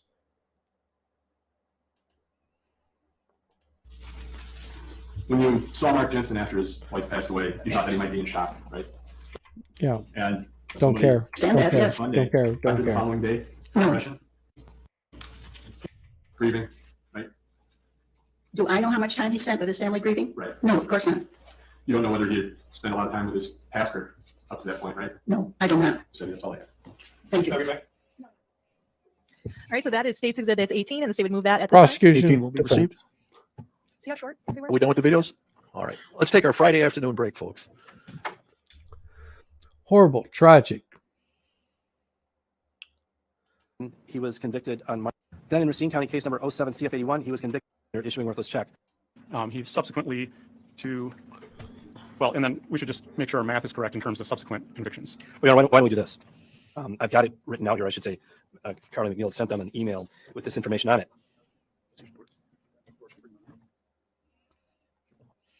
I'm sorry, Mr. Chairman, they were talking about that Mr. Dillard's here, and I'm trying to figure out where to put him. So where did you decide to put him? He's still outside. He's not in the back. Okay. I want the record to be clear on that. Sure. Well, Your Honor, I'll just indicate that we sent this communication to defense counsel, and for Aaron Dillard, we listed one immigration visa fraud conviction in Lithuania. We don't know what year that was. I guess it was. I think it was 2000. Could That's be. when he was extradited from the U.S. to Lithuania. So anyway, he was convicted in Lithuania of immigration visa fraud. Then in La Crosse County 95 CF 1836, he was convicted of misdemeanor issuing worthless check. He was convicted of that offense on March 15th, 1996. Then his next conviction would have been May 20th, 2002. He was convicted of obstructing an officer in Racine County case number 99 CM 2299. Then in 00 CF 1181, he was convicted on March 27th, 2003 of one count of forgery. Then in 01 CM 86, it doesn't say which county here. Oh, Jesus but in 01 CM Christ. 86, he was This convicted guy on is March like a 27th, career 2003 criminal. of They're going to issuing have worthless check. him testify. Then, and again, there's no county list here, but in Absolutely March not. 27, 2003, he was convicted of felony bail jumping in 02 CF 959. Then in Racine County 02 CF 1286, he was Yes. convicted on August 26, 2000. And he's not the only one that's over this case, because this guy that they're getting ready to call, the prosecution's getting ready to call up to testify, is just so he's a fucktard. 2003 of one count of forgery. Then in And 05 they're CF agreeing. 637, he was convicted on December 16th, 2005 of one count of fraud and use of a credit card as a repeat offender. Then in Racine County case number 07 CF 81, he was convicted 9908 of one count of theft by contractor. Jesus. Then in Waukesha County case number 07 CM 1446, he was convicted February 25th, 2008 of obstructing an officer. Then in Waukee County case number 11 And they're CF still going to call 5340, him. he was convicted March 7, 2012 of misappropriating an identification information. Then in Waukesha County case number 13 CF 450, he was convicted July 24, 2014 of one count of burglary. And he was released on extended supervision, and his extended supervision was revoked, and he's presently 9 months into a 15-month term he's serving on that period of revocation. Oh, Now he Jesus has 3 Christ. pending cases. 20 CF 739, where he's charged with 2 counts of fraud against a financial institution. 22 CF 1288, also Waukesha, where he's charged with burglary as a repeater. And 22 CM 1596, where he's charged with resisting or obstructing an officer. Now, with respect to those pending cases, he has an attorney, and his attorney knows that he's here. I don't think he's expecting that Mr. Dillard will be asked questions about those pending cases.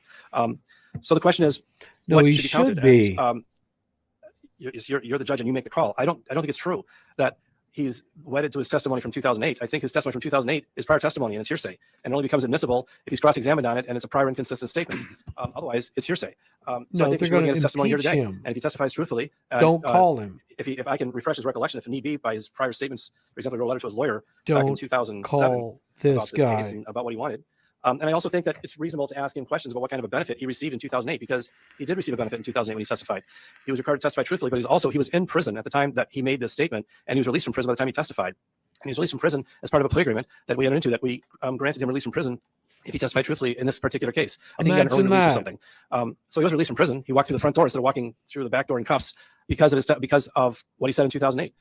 This time around, the offer is simply he doesn't get an offer. I mean, he's already serving a prison term. He's not getting out of the prison term that he's presently serving. The only thing that the state has indicated is once he's done testifying, if he's testified truthfully, we're going to write a letter to the prosecutor and the defense attorney in his present cases and explain that he testified truthfully. On the other hand, if he testifies untruthfully, we're going to write a letter indicating he testified untruthfully. But neither Ms. O'Neill nor I are going to be asking for any consideration on his behalf. Oh, he's required to my- testify because well- he's subpoenaed, and he's got to be here, and he's got to testify truthfully. Okay. Let me break this down real quick. What this prosecutor is saying is, if he testifies like we want him to testify, we're going to say that he testified truthfully. If he doesn't say what we want him to say, we're going to say he testified untruthfully, and it's going to go against him. So what way do you think this guy is going to be saying something that's good against the defense? He has everything to gain by absolutely getting up there and telling a fucking lie. Everything to gain by telling a lie. He has everything to lose by telling the truth or siding with the defense. So if he sides with the prosecution, he was truthful. If he sides with the defense, it was a lie. That's what he just said. Listen to what he says. Instead of walking through the back door in cuffs because of what he said in 2008. This time around, the offer is simply he doesn't get an offer. I mean, he's already serving a prison term. He's not getting out of the prison term that he's presently serving. The only thing that the state has indicated is once he's done testifying, if he's testified truthfully, we're going to write a letter to the prosecutor and the defense attorney in his present cases and explain that he testified truthfully. On the other,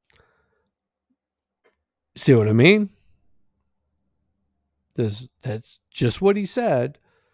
We'll write a letter and say that he testified truthfully. But if he doesn't say what we want him to say, then it is untruthful and he lied. the other hand, if he testifies untruthfully, we're going to write a letter indicating he testified untruthfully. But neither Ms. O'Neill nor I are going to be asking for any consideration on his behalf. He's required to testify because he's subpoenaed, and he's got to be here, and he's got to testify truthfully. He should not be allowed to testify.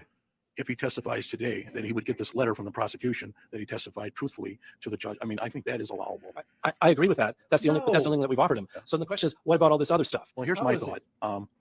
If we go to impeachment and he doesn't testify the same way that he did in 2008, I think we should bring up the prior number of convictions that he had at that time. The jury understands. Let me just finish and then I'll let you talk. Okay. So as long as it's just your thoughts at the moment. It is. I like that statement. I really do. It helps me make a decision. Now, we got to come up with a number since 2008 because now he's testifying in 2023. And again, I'll allow a question as to the pending cases if he's getting any consideration. So can we come up with a number after the last, I would call Jensen 1? Well, Your Honor, he was convicted in Racine County case number 07 CF81 on September 9th, 2008, which was after he testified in the last case. And then he was convicted in Waukesha County case number 07 CM bringing this guy in. He was convicted on February 25th, 2008, which was right about the time he testified in the last case. It was almost exactly this. I mean, I don't know how he must have gotten out and gone right back over there. I mean, these are conviction dates, so I don't know what the offense dates were. And then he was convicted in 11 CF 5340 on March 7, 2012 of misappropriation of identification. So that would be 3 convictions. Prosecution is so since the last stupid. trial. Don't bring Since this the last guy trial. in. And then he's got the 3 open dummies. cases, correct? Correct. Okay. And then so Jensen 1, he had 7 prior convictions plus the immigration issues in Lithuania, correct? Correct. All right. So what did you want to say now, Mr. Perry? 7. When he came up with this story is key to Mr. Jensen's defense. Okay, because when he goes to the jail in 2007 and then writes up the story, which he sells to the prosecutors, his credibility when he did that is absolutely relevant. And his credibility when he came up with that includes those convictions that preceded the 2007 statement. And the deal he got for his testimony in 2008, we can't be limited to only if he changes his story now, because the deal that he got for selling his story to the prosecutor in 2007, 2008 is critical to explain why he came up with this story. I mean, he acknowledges this was like his opportunity, and I'm only going to do this if I can get out of jail. And so it cannot be limited to whatever has happened after his testimony and only the current deal of, I mean, it so happens it's the gift that keeps on giving for him because he always has pending charges, and he's got pending charges now. Now, when Mr. Jamboy says that there's really no deal now, that was the same deal that they offered him. He had 3 things going on in 2008. He had a pending theft by contractor charge. He had an ES revocation or reconfinement issue where he was, the recommendation from the agent was 4.5 years, and the recommendation for the theft by contractor was to get 0 time. The recommendation for the ES reconfinement was to get the agent to change the recommendation from 4.5 years to 0 or to time served. And then he had a pending Waukesha obstructing case, and the deal for that was we'll write a letter telling people whether or not you testified truthfully, which is the same offer right now. And as a result, he got a fine only in that Waukesha case. Yep. And his knowledge of that, and his knowledge also that can be the benefit from a letter just detailing his cooperation is also key to explaining his motive, his understanding, his reasons for lying today. And so all of the impeachment that existed as of 2007, 2008, because his credibility at that time is absolutely relevant right now. Because that's when he drafted this letter to his lawyer. It's when he sat down. And I will tell you right now that the judge is going to allow this guy in. He's going to allow him in. And the defense is going to tear him apart. And I hope they fucking do. Because this is bullshit that you're letting some guy in that could possibly be lying under oath. What does he have to lose? He has everything to gain by telling a bullshit story. And just explained his whole story to the prosecutors in October of 2007, and it's what he testified to in 2008. And so his credibility to judge that is completely as relevant today as it was then. And that's why this sort of counting rule has to be different right now. I'll let the state respond, but what is your suggestion then as to what I should say, what is your suggestion that we tell Mr. Dillard before he testifies? Because he has to know what he's going to say as to prior conviction. Sure. And in terms of the number, I mean, the number is one thing. There's going to be a tremendous amount of details in terms of 90608 sub 2 evidence. Okay. Just like at the last time. And the state, and I'll answer your question, but the state, even in its opening statement, said, who Aaron Dillard is. He's a liar. He's a con man. Everyone acknowledges he's a liar. He's not an inherently believable witness. He's the opposite, right? So it's all on the table. I suggest, I don't really care about the 1995 lacrosse conviction. And that was probably dated even at the time of 2007. So I think everything after that is fair game. The Lithuania stuff. So I think the answer is 1. If we count Lithuania as 1, even though it's, a little grab bag of massive fraud cases. You know anything about the Lithuanian legal system? Well, I know that he got extradited from the U.S. to go to prison there for that. They used to be part of Russia. They had a jury trial system where you got shot if you got convicted. So. Well, Mr. Dillard got convicted, but he didn't get shot. So 1, 2. Like I said, the judge is going to allow this shit in. This is absolute bullshit. I will say that if I was prosecution, if I was defense, I would be fucking rally. I would be fucking livid over this bullshit. 2, 3, 4, 5, 6, 7, 8, 9, 10, 11 is what I think the answer should be for how many convictions do you have. And I think everything in terms of the deal he got in 2008 has got to be allowed right now. Exactly. So you said 11? I said 11. And the jury 11 the deal in 2008, and if there's any deal today, correct? Right. Is that right? Who wants to respond? Well, this is going to be my witness, Your Honor, so I'll respond. Go ahead. First of all, let's talk about the thing in Lithuania. He went back to Lithuania, he was convicted, and then he was released and sent back here again. He didn't serve any more time in Lithuania. I think he got a time served sentence and was sent back to the United States. Oh, but if he's going to Russia at the time, he would have been shot. Fuck these assholes. Fuck them. Bullshit. It's bullshit. Bullshit. So maybe the Lithuanians have improved their judicial system by that time over what it was under Russia.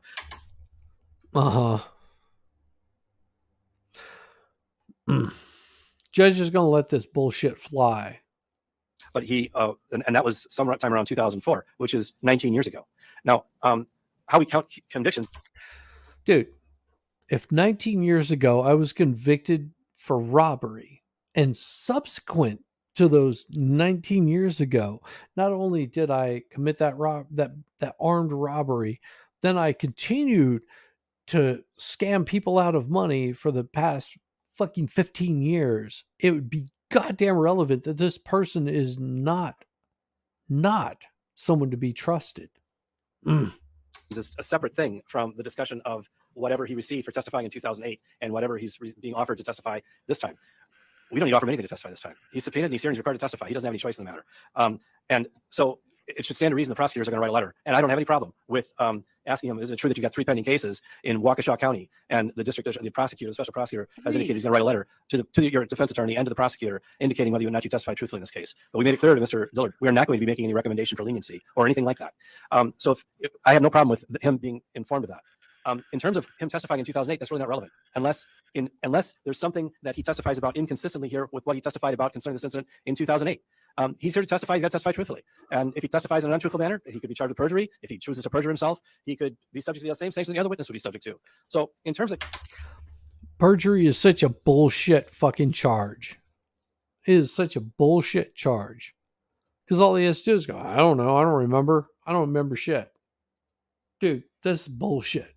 Bullshit. Convictions that should be counted, I would encourage the court to adhere to your normal rule standard, which is go back 10 years. And if you go back 10 years, you would be counting actually 10 years back, 2013. So you would actually be counting from 2013. He's only got 1 prior conviction because on March 7, 2012, he was convicted in Milwaukee County case 11 CF 5340 of misappropriation 11 CF 5340. He was convicted on March 7, 2012, which is 11 years ago, almost 11 years ago. But if you want to go to that one, then that would be 2. If you go back to the last conviction he had since the trial, that would be February 25th, 2008, and that would be 3. But in order to go beyond 3, you'd be throwing the standard that you've adhered to since you've been a judge right out the window and just applying a completely new standard for Mr. Dillard. No. I would encourage the court to do this. I would encourage you to split the 2 things here. Let's first of all decide what we're going to say about what consideration he received this time or what consideration he received last time, and then we also look at the number of convictions that the court's going to count. And I think you should count 2, or at most 3. Judge, the testimony in 2008, he Oh. be impeached with that if he gives an inconsistent statement. I agree to that. That's not the problem, though. The problem is the motive he had for selling his story, what he sold his story for in 2008, what he sold his story for, period. And that was the benefit that he got in 2008 and the deal he got and his understanding of the deal now. And his credibility in 2008 is his credibility when he wrote a letter and said, guess what I learned? As far as his 3 pending cases, I'm not suggesting that he that those can be counted as convictions. I don't These even guys care if he should be acknowledge. I'm not suggesting he needs not to acknowledge his allowed guilt in those to cases. testify. But it can't be limited in terms of motive. That just you have 3 pending cases and the state is agreeing to write a letter to you. It's you have 3 pending cases and they're alleging X, Y, Z, and this is what you're facing in them. This is how much is on the table and hanging over you as you come here and testify. Now, the state subpoenaed Aaron Dillard in 2008, and he had to honor that subpoena. Yes. Just like today. So I don't really understand that argument that he had Yes. to honor his subpoena. Everyone Yes. has to, regardless of whether or not they are getting some tremendous benefit. Well, I'm ready to make a decision. The 90609 says general rule. The facts of this witness, it's not a general rule issue. It'd probably be a great law school question for a final exam. That's how difficult it is. No, how fucking difficult is it? This guy is a known fucking liar. He is a scam artist, and you're going to allow him to basically make up shit so it's going to look good on him in the end. How is that a good law school question? No, I don't even have to go to fucking law school to know this is a bad idea. And they should be allowed to bring up all 11 charges against this motherfucker. The problem that I have, obviously, the state has already said this guy's a liar. I mean, that's already out of the bag. Yeah. And I think the defense, I don't know what Mr. Dillard's going to say, but it sounds like he's going to tell the jury something that Mr. Jensen said while he was in custody. And that testimony could be pretty damaging against the defendant. So but we got the issue of 2008 when he testified and he got this deal and it worked out for him. And now we're back again in 2023. And they're giving him a new deal. I think there's a strong possibility that he's going to do it again. He said, wait a minute, I got this deal in 2008. I might get this deal now in 2023. So, when I started talking, I said only for impeachment purposes, but the more I think about this, and I've said this previously in this case, to be on the safe side, and the attorney's he might not agree with my decision, but I'm the one that's on the decision when it's overturned, not you guys. And they'll spell my name correctly, trust me. And this is a homicide case. I've been informed of that also. So you're going to tell Mr. Dillard, Mr. Jamboy, he has 11 prior convictions. I don't have to understand it. It's common sense. This is bullshit. Don't let this fucking guy testify. He's a fucking liar. And I'm not saying that, what he said is, I'm not saying what he says isn't true, but you have to take it with a grain of salt. It's like, I had a guy that I worked with that would make up these wild fucking tales and all kinds of bullshit. And it was so easily shown that this guy was full of bullshit, but he would continue telling this same bullshit stories. And whenever he got called out, everybody was like, well, I don't trust a single fucking thing this guy says.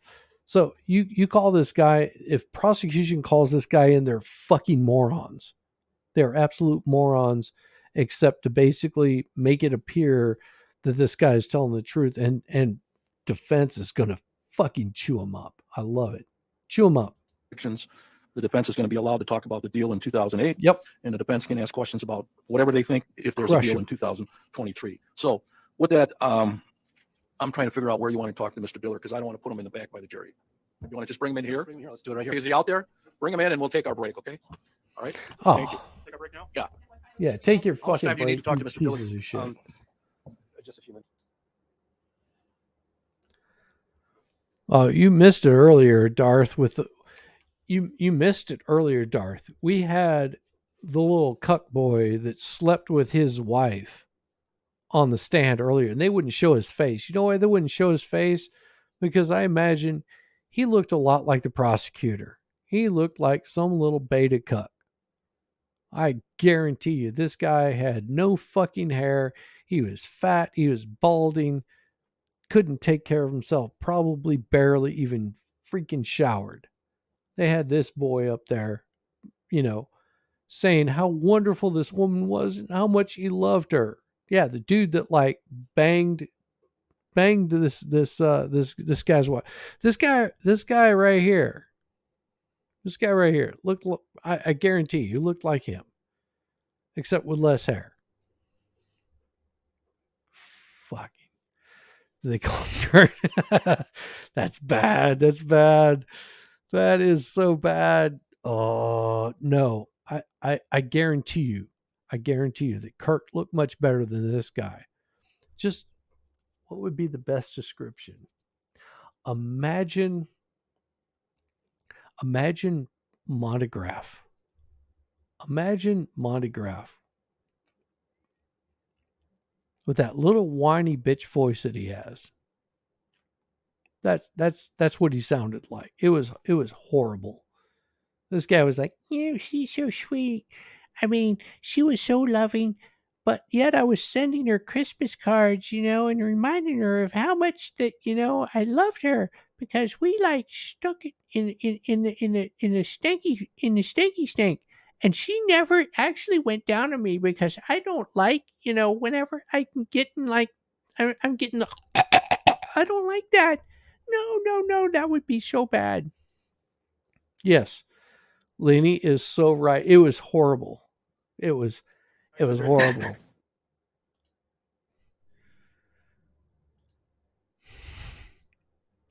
See, Lenny heard it. It was horrible. Yes.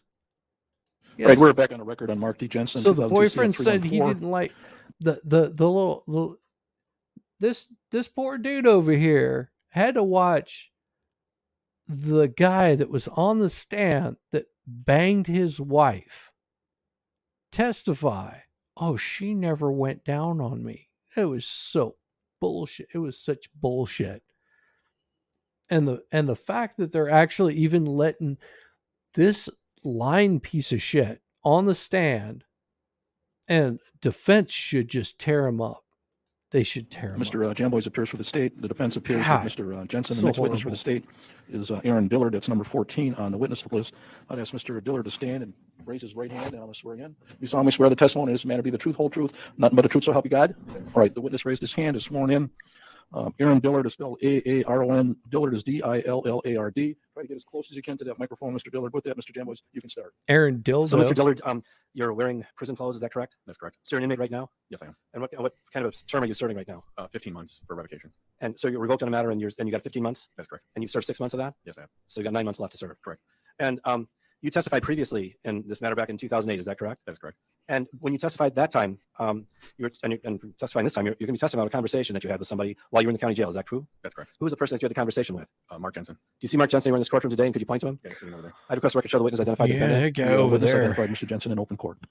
Now, They're going what to days, hammer when was this it that you guy. were incarcerated at the same location as Mark Jensen? August 14th through the 17th of 2007. And where were you incarcerated at that time? Kenosha County Jail. And what happened on August 17th? I was returned back to prison.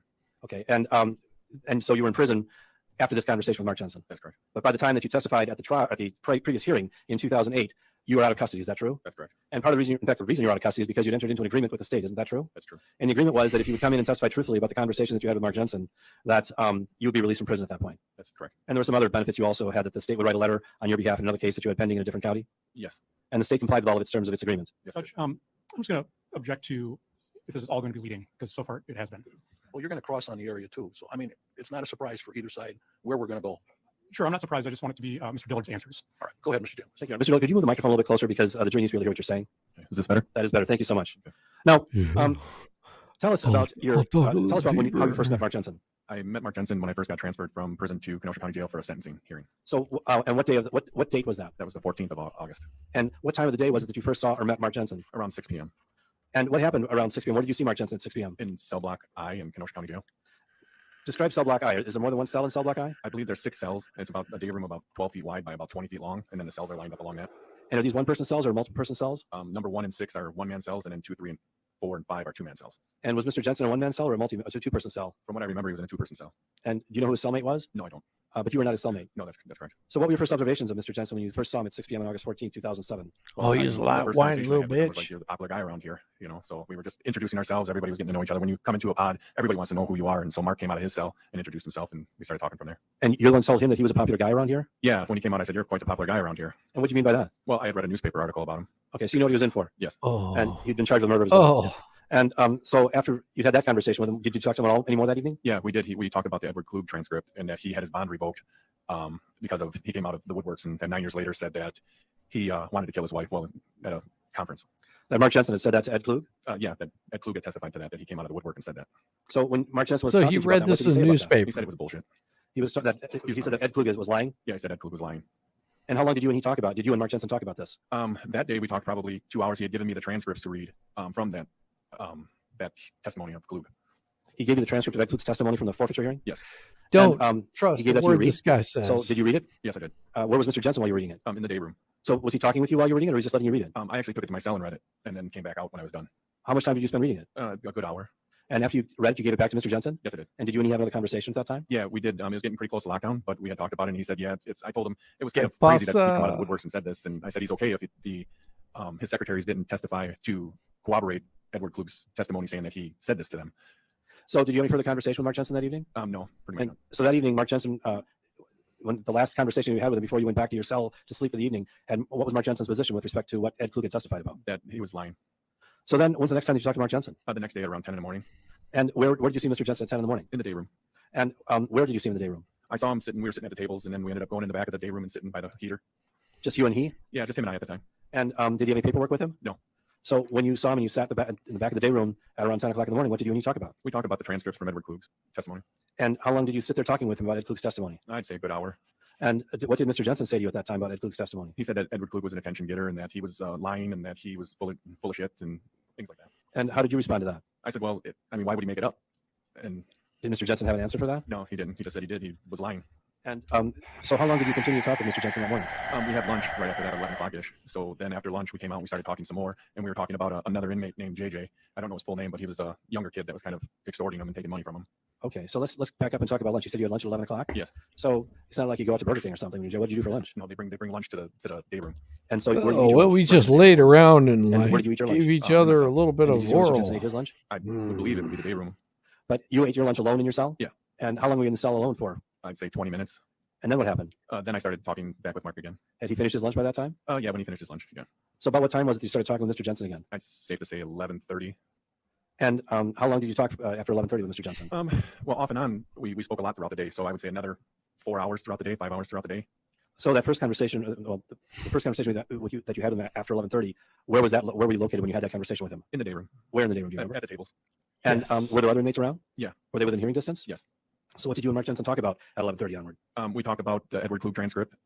We talked about how he said that Edward Klug he was lying, he was full of shit. We talked about that, like I said, that younger inmate that was there, JJ, that he was kind of bullying him, taking his canteen, making him put money on his books, things like that. And then we started talking about, it was just, we talked about common people we knew. You talked about people that you both knew? Yeah, he was in the construction business and I had some construction interests. as well. Okay. So there were some people that you knew together? Yes. And so after you started talking about people that you knew in common from the construction industry, how did the conversation progress after that? It went into trying to find. He was asking, well, he was giving me his defenses in the trial, how he was going to prove his innocence and things like that. So can you tell us some things he said to you? Yeah, he said that he was laughing at your proposal for the Benadryl and the antifreeze being mixed together, and it would take him 4 ounces or 8 ounces of Benadryl and just to get that much antifreeze in her. So he said that was crazy that you even brought that up. He said that that you guys lost all the toxicology reports and that he was going to try to. Well, I told him he should argue that. He should argue the fact that if they lost the toxicology reports, you should have to be able to test them yourself. And so we talked about that as a defense. He said that there were pictures of antifreeze in the house that you guys had mistakenly not seen, and he was going to use that as a defense. That's pretty much what I remember for the most part. And when he was telling you about these defenses, were you saying anything in response? I said they're good ideas. I said, but still said that if it comes to Edward Klug's testimony, you're going to be screwed regardless. And how did he respond to that? He told him to bring it on. That was kind of his big statement. Same here. You had to actually move around for that shit. And, so how long did the conversation continue after you'd exchanged these ideas? Probably for a few hours total, just talking about it all. Now, at some point, did he start to change his tune with respect to Edward Klug's testimony? That would be on the 16th. So still on the 15th, he hadn't changed his story with respect to Ed Klug. So you're saying balls? He was as opposed to no negative. balls. He was still saying that he was innocent. That Gotcha. it was all bullshit. I understand, like lady. And that was his position all the way through the 16th? Yes, all the way through the 15th. I'm sorry, all the way through the 15th. So, and how long did you talk to him for the rest of the 15th? Probably until about 8 at night, 9 at night. Now, on the 15th, did you see any documents that he had with him? No. You didn't read anything at all on the 15th? You didn't read anything at all on the 15th? Yeah, just he brought out the Edward Klug testimony again because he was showing me the parts where he was an attention seeker and showing me parts of the testimony. So he did bring that back out during the day. But as far as anything else, no. So you did again see Ed Klug's testimony from the forfeiture, but you didn't see anything else? Correct. And What time did you stop talking with Mark Jensen on the 15th? About 8, 9 o'clock at night. And then you went back to your cell. You went back to his cell. Yeah, it was locked down. So when was the next time you saw Edward? Don't on the 16th, about 10 in the morning. trust I what said this when was the guy next time you saw says. Mark He's Jensen? full of On shit. the 16th, probably about 10 in the morning again. And tell us about what happened on the 16th. On the 16th, we were talking, and he started telling me about how that Julie was jumping up and down on the bed and making all kinds of noise, and he had to show her on the internet Only about the the left actual side nut. effects. Only the left nut. Okay, and so after you made that statement, what happened next? Well, we were talking, and he was kind of chuckling about her laughing, or about her jumping up and down on the bed. And then it turned into more like me pushing the whole thing about saying, I think you did it. You know, I questioned him more on that. Well, what did you actually think he did? I mean, what caused you to change your tactic and say, I thought you did it? Well, I thought he did it when he started mentioning about Edward Klug and him saying that he wanted to kill his wife. And then he was talking about his kids wanting to call them the ambulance and stuff like that. And he didn't call them. So tell me, when did he first mention the kids wanting to call an ambulance? when we were talking about her jumping on the bed and the next day. So that was on the 16th that he mentioned that the children wanted to call the ambulance? Yes. And what time of day was this that he started making those statements? This was earlier in the morning, like around 10ish. Okay, so when you first started talking to him at 10 in the morning on August 16th is when he started mentioning that his children wanted him to take their mother to the hospital? Yeah, they were worried about her. He told you that? Yeah. What else did he tell you about the children or about what was going on at that point? Well, we were talking about the kids quite a bit because he was telling me about how Julie used to keep, she would punish them a lot and things like that. So this is where we started talking about the kids more. And he would say that Julie put one of the kids in one room naked, and that he would put the other kid in another room naked and make them stand there. And that when they were on vacation, she would yell at him at the restaurant and make a big scene and things like that. So. And do you know what his point was in telling this? Did he tell you why he was telling you about this? I don't know. If you want my opinion was that he was just kind of Objection. For his opinion. I would sustain that. So, well, did you discern any reason for him to be telling you these things about Julie? No, I didn't understand why he was telling me that way. But he was bad-mouthing Julie at that point. And so after he'd been bad-mouthing Julie for a while and then telling you that the children were concerned about her and they wanted him to call an ambulance, what happened next then? Well, at that point, I had told Mark that we all did what we did to get here. And, you know, that if you want to find a way around it, you got to tell the truth. And then he said, well, yeah, we all did do what we did to get here. And he started breaking down. He said, I really screwed up when I told Edward Klug that I wanted to kill my wife. Being a mom. So he did acknowledge at that point that he told Edward Klug that I wanted to kill my wife. On the 16th, he did. And what else did he tell you about that conversation with Edward Klug? He had told me that he poisoned her or tried to attempt to poison her on that first day when he was in St. Louis with Edward Klug on that trip, and that she had thrown up all over the house, and he had to come home and take care of it. Did he indicate anything about anything else about that incident where he said he tried to poison her before he went on that conference? He said, from what I recall, he said that he felt he was bad-mouthing him he got drunk, and that he was bad-mouthing Julie to Ed, and he screwed up when he said that he poisoned her when he was on that trip, and he's glad she didn't die then, or else he would have been really screwed. Okay, he said I didn't hear that last part. He said he screwed up. He would have been really screwed if she didn't die if she did die when he was on that trip. Did you say why he'd be really screwed because he Defense is gonna chew this guy the fuck up. God. After he told you that he had tried to poison her and that he had also disclosed to Ed Klug that he wanted to kill his wife, did he ultimately tell you that he did in fact kill his wife? Yes. Tell us about that. Tell me how this conversation went when he was talking to you about this St. Louis, this conference that he went to. Well, he told me about it, and then we just kept blending into what he had said he did. During that time, there's another inmate, Dion Hardison. I was trying to get to have him listen to it because I thought he was crazy telling me everything that he was doing. So I tried to get Dion to listen, but he wouldn't talk when Dion was around. So when Dion left, he would continue talking to me, and then he had told me about how he would have her buy all his medications and things like that. So it showed that she was doing it, and he was kind of trying to make it look like she was trying to commit suicide. I don't buy it. I do not buy this guy's story. Why? Imagine Jack Murphy telling you, all the stuff that I've been told by all these people. Do you trust this motherfucker? Tell me. Do you trust him? What else did he tell you about this? Besides what you just described, did he tell you anything else about this? Yes, he told me that he actually they went to the doctor and got her put on Paxil. And that day when they came home, he gave her the Paxil. He gave her Librium and Benadryl and I think St. John's wort. And he said that evening she was feeling loopy and all that. And then he gave her antifreeze, or gave her juice with antifreeze in it. And did he tell her when he first gave her any juice with antifreeze? The first night they had Paxil, so whenever that was. And after he gave her the Paxil and the juice with the antifreeze, what happened next? Did he tell you? Yeah, that evening she was jumping around on the bed, acting drunk, and then they went to the computer to check the side effects of Paxil. And did he tell you what happened next then? Yeah, they basically went back to bed, and he went to the doctor the next day and got her a prescription of Ambien for her. Did he tell you why he went to get the prescription for Ambien? Yeah, so she would sleep better through the situation.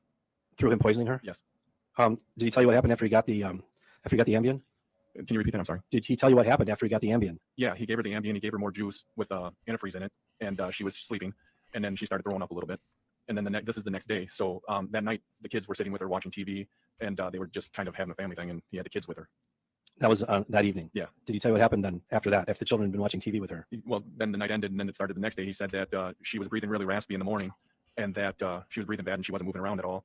And that the kids actually wanted to call the ambulance right then. And he said that he calmed them down and tried to get them to just, well, if she's not feeling better, when you get home from school, we'll call an ambulance for her. So that's what he told the children? Yeah, that's what he told the children. And Did then he tell you what happened then after he told that to the children? Yeah, he took them to school, and then he had to do something with a client, some check or something like that he had to pick up, and then he went back home, and Julie was breathing better. And at that point, he rolled her over, and then did he tell you why he rolled her over? Just to see, how she would breathe and things like that.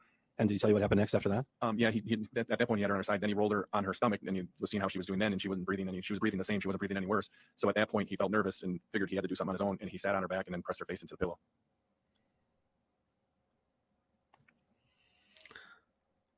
So, look at the new poll. So, at some point, you communicated this information to your attorney. Yes. And you remember what your attorney's name was? Gretchen Rosenke. Now, how did you communicate it to Gretchen Rosenke? I wrote a letter. At the time you wrote the letter, was this matter much fresher in your mind at that time? Yes. You wrote it right after you had this conversation? Yes. Now, in the letter that you wrote to your attorney, you were asking her to reach out to the DA to get you a deal on your case, weren't you? Yes. So, when you were talking to Mark Jensen, at what point was it that you decided you were going to try to use this information to get a deal on your case? At the point when he started kind of bringing the kids into it, I felt that was horrible. That really kind of struck me wrong. So you decided at that point that you were going to try to get him to give you. Now, when you talk about bringing the kids into it, by that time had he confessed to you that he murdered Julie or not? No, he was at that point he didn't, but it was just the whole thing. Him saying Julie punished him and put him in corners naked and all this. He was talking about the kids and saying that that there was a point when he said that, like when they were laying in bed, he had said that, and it struck me as wrong. So then I started trying to push him for the information at that point. And the reason you're pushing for the information was so that you could then tell your attorney about it. Yes. And then you hoped you'd get a deal on your case. Yes. But at the time you wrote the letter, the matter was still very fresh in your mind. Yes, it was.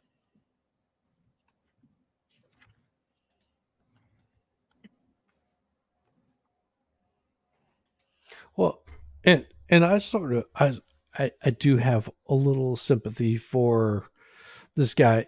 Yes, he may have ex-nate his wife, which I think he should be found guilty beyond a reasonable doubt. I feel for him in the aspect of this woman may have been just an absolute vicious, horrible person. I've known some women like this that are vicious, horrible people.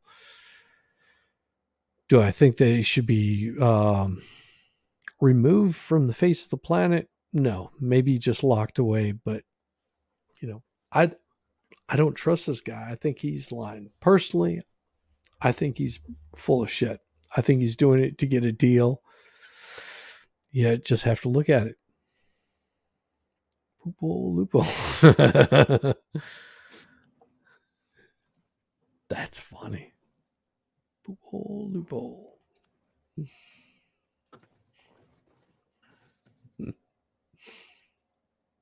No, when he told you that she was on the morning of December 3rd, he was talking about the morning of December 3rd, the morning that she ultimately died. Did he tell you what the position she was in the bed when he first saw her? She was on her back the first time he saw her. And did he tell you what he did after seeing that she was on her back? He rolled her onto her side. Difference. And did he tell you what happened after he rolled her onto her side? Yeah, her breathing didn't change at all, and then he rolled her over onto her face.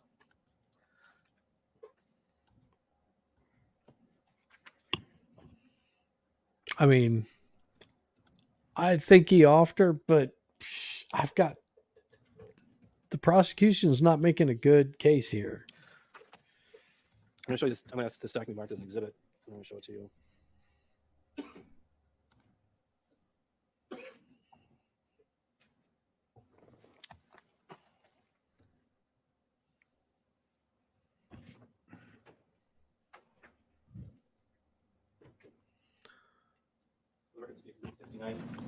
Does the defense have a copy of what we're talking about? No. They do? All right. Yeah, I've got it. Documents marked as State's Exhibit 69. I'm going to ask you to read it to yourself from front to back and let me know when you're finished reading it, okay? Okay. Oh, God. This is going to take fucking ever. Don't give me this. Come on. Boom, boom, boom, boom, boom. Take a little break. Take a little get down tonight. Mr. Dillard is still on the stand, but the jury's not in the courtroom except for one juror. And for the record, who is the juror that is in the courtroom? Judge, I'm sorry, if I could just, I'd suggest this actually be done without Mr. Dillard present. I know it's a huge pain. Can we take him in the hallway? The jury's in the back. They're not going to see Mr. Dillard. Well, take him in the hallway. There. Sir, what is your name for the record? My name is Travis Bartz, TravisBartz.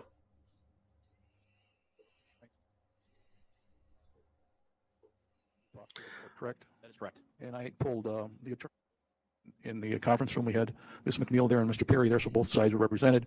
And I believe what you told us was that you knew Mr. Dillard, but you knew him from a different name and that he had dated your sister, correct? That is correct. Oh, okay. So who, does the state or the defense wish to voir dire this witness at this time? The juror? Yes, I would like yeah, Why don't you this sit down guy's so you going can to use be the microphone, removed. Mr. Oh, dude.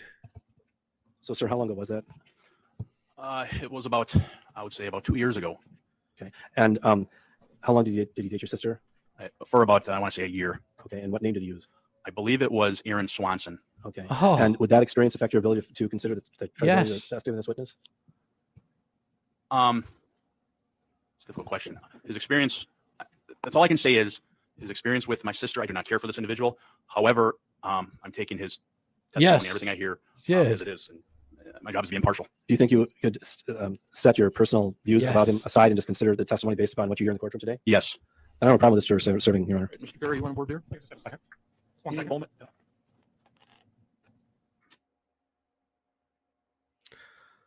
Oh, yeah. Yeah.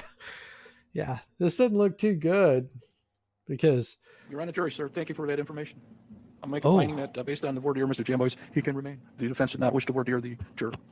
Going back and they're going to keep him on. Holy fuck.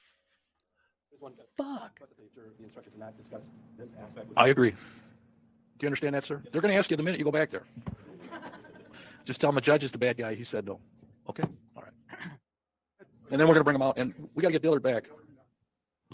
Judge, Are we still, is the court reporter still here? All right. Oh. I can't see with this monitor. sounds happy to be here. I do have a request that before we Oh. Judge. Judge. All right, go ahead, Mr. Perry. I'd ask that before we I cannot fucking believe they're going to keep this guy here. I mean, obviously, we're not breaking right now, but before we break for the weekend, I'd ask that the court give the jury, again, that instruction that it gave at the very start of the trial, since we're heading into a weekend, about not watching media, not all that, just the reminder. And I don't know if you still have that I sheet. think I should also give that instruction to the lawyers. Not to watch the media? Yes. Come on, it's Friday. You got to laugh. I'll give that instruction. No. Let's bring him back out. Oh, Jesus. The prosecution actually let this guy up there still. If I was prosecution, I would kick that guy the hell off. Okay, we're back on the Jensen matter, 2002 CF 314. The appearances are the same. Mr. Dillard is still on the stand, still under oath. You can continue, Mr. Jamboys. Mr. Dillard, have you finished reading that letter? I'm getting through on page 5 right now. Okay, well, just let me know when you finish reading the letter, okay?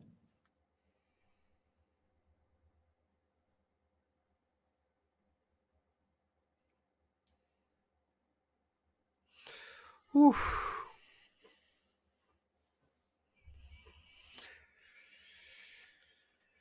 I mean, they can. I mean, if he says, "Yeah, I'm cool with it," I don't know.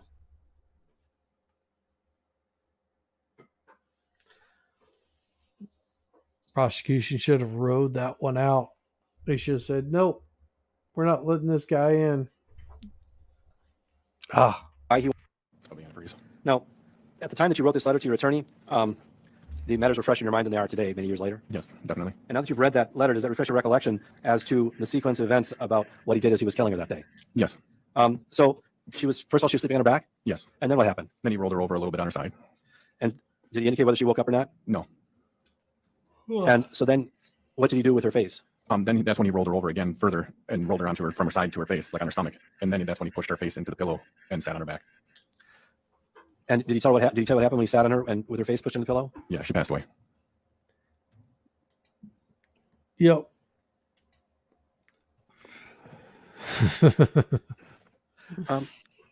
Did he indicate to her? Did he indicate to you how he intended to use her mental status against her? Yes, he was going to play that against her, saying her family was nuts, that somebody in her family committed suicide, that they were all on some kind of psychiatric medication, that She was just going to use, he was going to use that against her to play that off as she committed suicide.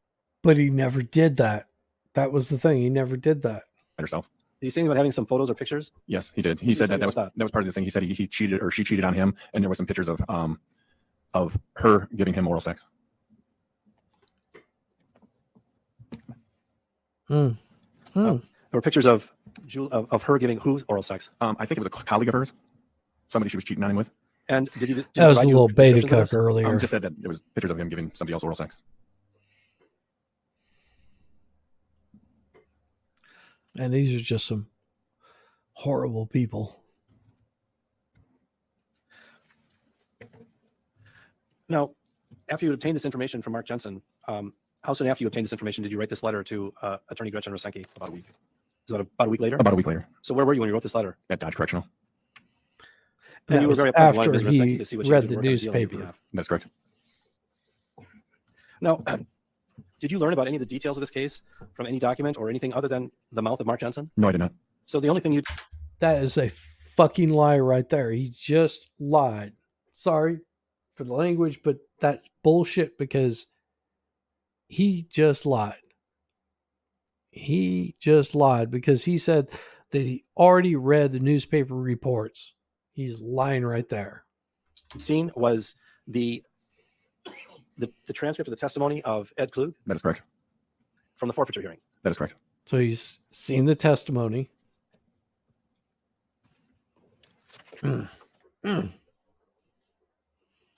Defense is going to hammer this guy to the freaking wall. He's a serial liar. You cannot believe a word this guy says.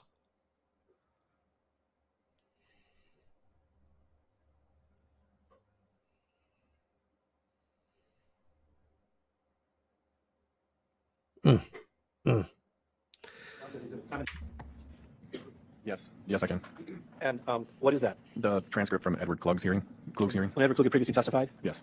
So had you read that before? Yes, I have. Did Mark Jensen let you read the whole thing? Yes.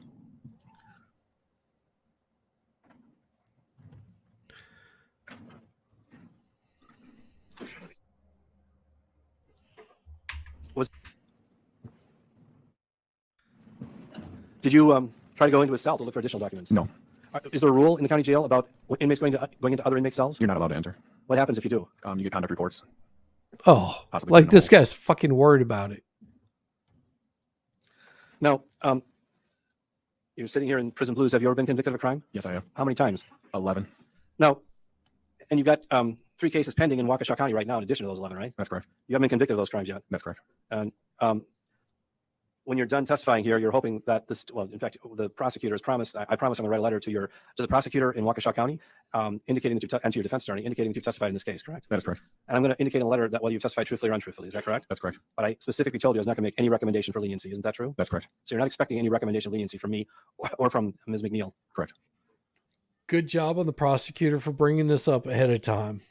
But defense is going to hammer the fuck out of him on this. Oh, they're just going to nail him to the wall on it. So let's talk about the process of the communication between you and Mr. Jensen. How many hours was it he that you threw spoke it to in Mr. there Jensen as a sidebar before he with a started whole telling bunch you of stuff? About committing the crime? I would say a good 9 hours, 10 hours. No, So no, tell us about that. How not was even it? close. What did you see about the transformation in Mark Jensen, where he started out in total denial, and then did he start making Not piecemeal Kyle admissions, or did he just admit it all? Rittenhouse either. He kind of made it all at once, but it was more like I kept pushing him a little bit, saying, you did it. If Nathan you did it, DeBruin just is there. tell you did it, and then we'll work our way around it. And that's kind of when he started telling. But it was he wanted to talk. He just seemed like he wanted to keep talking. So some of these prior offenses you've had, they're for things like forgery and for fraud of some sort, correct? Correct. You promise people things and you get them to give you money? Yes. And then you don't deliver on the promises that you've made? That's correct. So you have this kind of skill set that induces people to trust you? Correct. And then they give you information or they give you money? That's correct. Now, did you apply any particular effort in this regard to try to persuade Mr. Jensen to trust you? Yes, I did. What are the kind of things that you did to try to get Mr. Jensen to trust you? Just talking about his case, giving him ways out, trying to help him see where he could maybe make a defense out of something, and then tell him, I kind of feel, I told him that I think he did it, and things like that, and then it just brought it out. So you tried to make it sound like, hey, I'm on your side on this. Yes. And you were being friendly to him. Correct. And he'd indicated, or you'd seen that he was being picked on or intimidated by some of the other, at least one of the other inmates. Is that true? That's correct. And right now, and back then, you were about the same size. A worried man How right big are there. you? 6'2", 260 something. So people don't mess with you in the jail. Not really. Yeah. And while you were with Mr. Jensen, this guy that had been picking on him was leaving him alone. Correct. So it's kind of like you were sort of a protector to him as well. In a way, I suppose. I mean, you didn't tell him you were expressly going to protect him, but while he was talking with you, nobody was messing with him. That's correct. So tell us some things you did to gain his trust. Tried to help him with possible scenarios like with the tox screen reports that were supposedly lost. I told him to get the information and try to have your attorney test those samples so that way if these samples don't exist, you can try to throw that evidence out. And that was actually, that was legitimate advice on your part, right? I mean, you thought that was true. Yeah. So in some sense, you were trying to help her. Yeah. Early on. Yes. And at what point was it? At some point, you decided instead of helping him, you were going to try to help yourself. When I kind of figured out through our conversations that he more than likely did it, and I pushed him into telling the truth. Hong Kong, really? Hong Kong? I love Hong Kong. Yes. Now they can take. Tell us about the time when you saw a change in him. Cook County. Telling you about this. Well, I mean, when he was talking about his kids, he was getting a little bit more teary-eyed and a little bit more emotional and things. And when he started showing emotions is when I kind of pushed him a little harder. And why was that? Why would you start pushing a little harder when you start showing a little bit of emotion? It was interesting to me to see where it was going to go. And they can have all of Canada too. Can you kind of pinpoint the point at which you decided you were going to try to use this information against him to benefit you? The morning of the 16th. I mean, I had thought about it, but the morning of the 16th is when I came to terms. Yeah. And This what guy's was a it that scam happened on the artist. 16th? Believe the him. truth. Trust me. He told you the truth. He told you that he murdered his wife. Yes.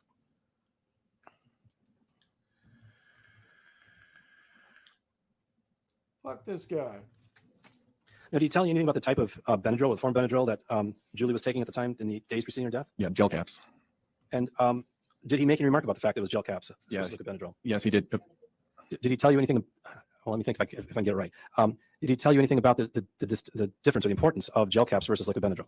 Yes, he did. He said that he laughed at your when you were questioning him. He said that you threw a bottle of gel or liquid caps on the table and said you poisoned Julie with Benadryl and antifreeze, and he was laughing at that fact because he only had gel caps, and there was no way to mix that much antifreeze into the gel cap or liquid caps.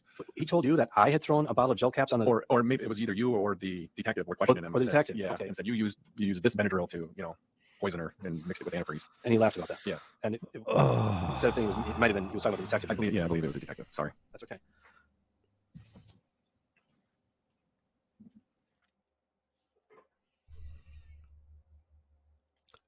BB guns. Airsoft, maybe. During the course of your Airsoft, conversation, you could with him, defeat did he ever mention any Canada other with airsoft. drugs or substances that Julie was ingesting? Just And a Librium, motorboat. St. John's Wort, Paxil, Ambien, and I think that's pretty much it. I think that's all he said, from what I remember. No, he told you at one point he dropped the kids off at school. Did he tell you what he did if he dropped the kids off at school? Yeah, he had to pick up a check from a client.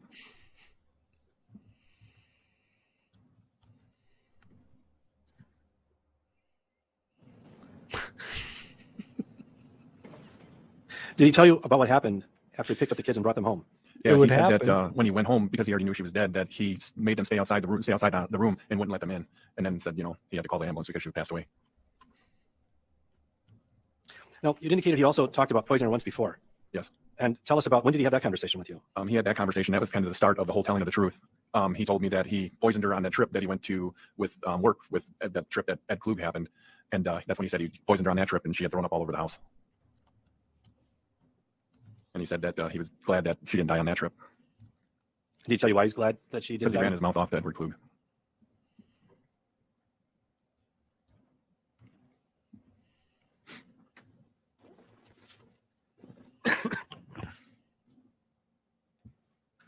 Did he tell you anything about any antifreeze in the residence? Yeah, he said that there was 2 things of pool antifreeze in his garage that you guys had missed in the pictures.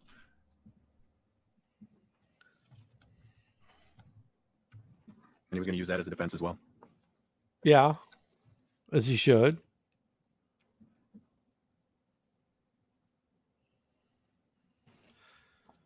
This guy's been sitting on this shit for over 20 years. A quarter of a century. He's been telling this Mr. same Diller, is everything that bullshit. you testified to in this courtroom the truth as you know it to the best of your ability? Yes, it is. You swear that's true? I swear it's true. Oh, of course he does. Why wouldn't he? I don't have questions. He's got a All deal right, worked out. Ladies and gentlemen of the jury, there's no way we're going to be able to do the cross today. I don't want to start. Oh. Have the defense then be at the disadvantage that they have to restart, and it just creates a lot of issues. So you get to go home, but before you go home, I just want to remind you, I'm not going to read exactly the instruction, but you have to understand you cannot listen to the radio, watch TV, read any newspapers, go on the internet. There's a lot of media coverage, and Obviously, that's the right of the media to report cases. We do live in the United States of America. But please don't do that. You've been very good. You've been showing up on time. I've been giving you a short lunch. I think you're taking this case seriously, but please don't do that. So Monday, 8:30. Have a good weekend, folks. All right. There's going to be a little bit after the jury leaves. There'll be a little bit of back and forth. We'll see what they have to say. Yeah, we're gonna. Come on. Take Mr. Dillard. While the court TV is still in the courtroom and the professional photographers are in the courtroom, I appreciate all your work that you have listened to the court when we told you not to film and not to take pictures of the jury. I really appreciate that. I think the media is doing a very professional job. I just wanted to say that. All right. Go ahead. Yeah. We did Suck it, receive Dave. information that the juror's name was broadcast on audio on court. It's not confidential. Not me. Put that on the record. Right. I mean, anybody could go look and get the jury list. It's not confidential. Not making an issue out of it, just making a record of it. Yeah. I mean, the whole world could go to the clerk's office and get the whole list. So, right? I think that's true. Okay. Okay. We'll see you Monday. Oh, I'm sorry. You're still holding them? Okay. Take the defendant. Yeah. Anyhow. So you feel this guy is telling the truth about lying? He could be. He might be absolutely telling the absolute truth about lying. But I know that Darth over there needs to be woken up. So this is for you, Darth. Are you awake yet? You see this? I know you're getting awake now. You're paying attention. You know who that is, right? Come on. You know who this is. You know who this is right here, right? Come on. All you got to do is give a thumbs up or a thumbs down. Because either which way, you know who this is. So I was listening to some of my wonderful chat people there that were jumping in. You awake, Darth? No, Darth is too busy. Too busy right now. He's looking at this picture and he's got other thoughts in his mind other than... But you know who this is, Andrea. Come on, everybody knows who this is because this has been all over Twitter. It's got a couple people removed from Twitter over that ass. That ass right there got a couple people removed. So let's hear what Brittany has to say here. Brittany Venti is talking about this person here. Well, then, what about this one? What about in this video that is also 6 years old, where she goes and talks about how she's a model and, basically a boss babe, right? Well, I've only had one serious relationship since I've been a model. Trust. Trust is the main issue. Can't imagine why. I think men are a little bit jealous. Man, I don't speak in general. I'm sure she does. I think some men are a little bit jealous. They're just jealous of a woman who has their own passion, their own career. And No. Yeah. Well, she got filled in quite a bit. Those lips aren't natural. Just so you know, those aren't natural. Yes. who has their own. God forbid we be out there in physical context, like making our own thing. And if you think those eyeballs are real and the eyelashes are real, just watch her eyes. You'll notice that that's not her true eye color. And sharing it with the world. It's very guys, she said that she wanted to share it with the world. So why is she getting mad that I'm posting screenshots of it and sharing it with the world? It doesn't really seem to make sense, does it? Men are just intimidated by her because she's a boss babe and they're scared of an independent woman who's got her own modeling gig. That's what they always call it. So OnlyFans girls call it too. Can we stop that? Can we stop with the bullshit? Can we stop lying, calling it modeling? Call it for what it is. Stop trying to remove the sex out of the sex work. It's prostitution. Sex work was invented to be a politically correct term for prostitution. Literally look up who invented it. It was Carol Light. She's a streetwalker. It was to destigmatize prostitution. It wasn't to encompass all forms of sex work and prostitution. It's a fucking lie. So let's call it for what it is. It's a form of sex work. It is. And even if you want to say, oh, being in a rap video isn't, well, you're going to have to go down the line with us after this and take a look at some of the other things that she did too. Because it doesn't just stop at rap music videos. She really goes in depth in a different interview about what she does for work and how she runs her business. And we'll get to that in a second. So for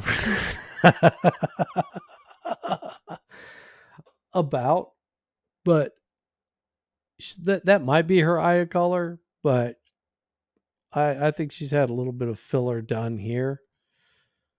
And especially if you see her, on that hideous little fuck Tim Pool, you realize that this is all fake.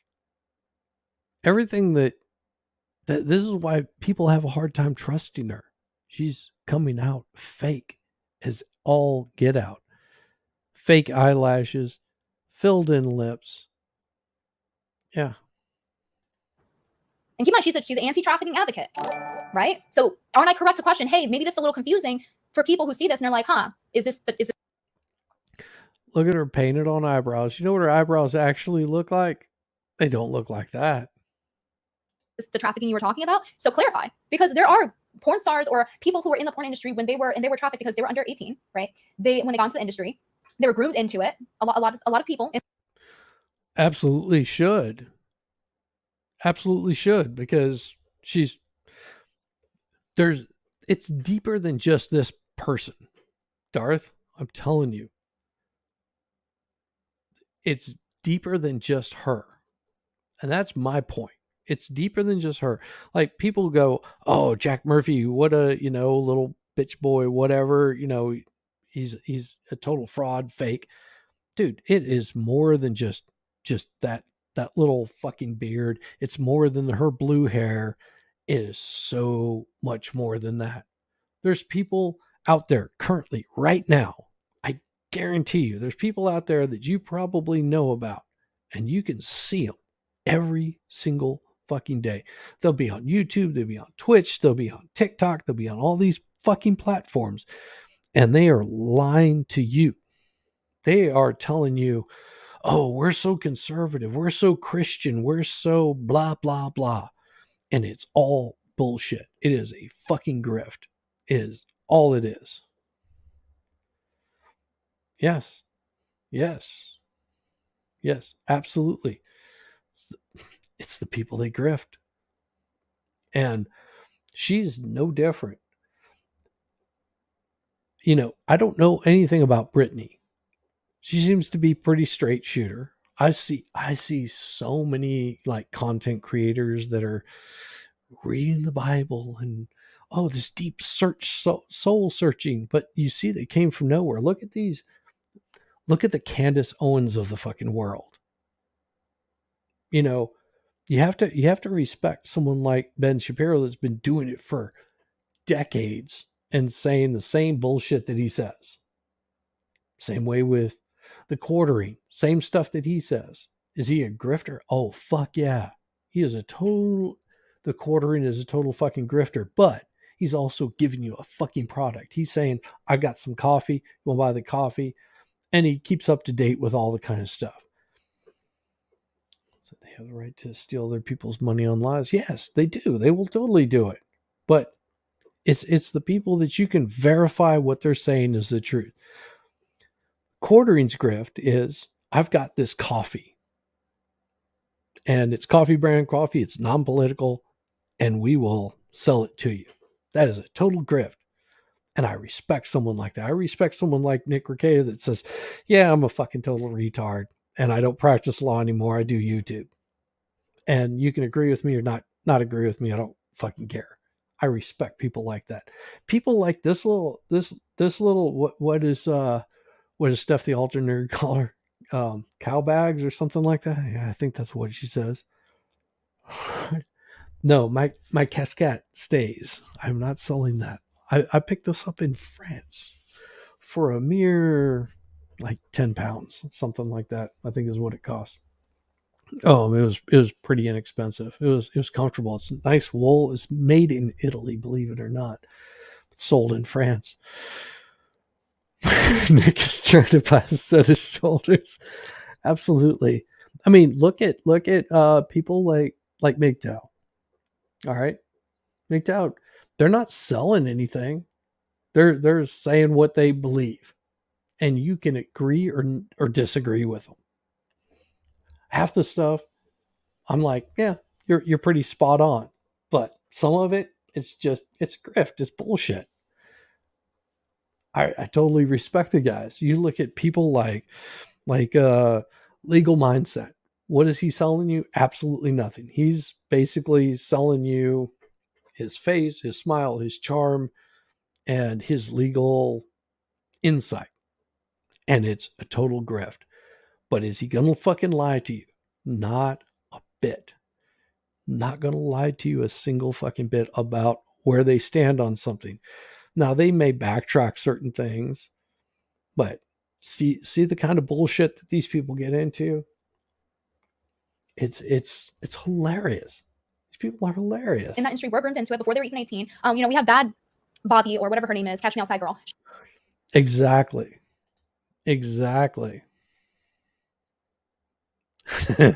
Darcy says, McTrouse, it's like 2015.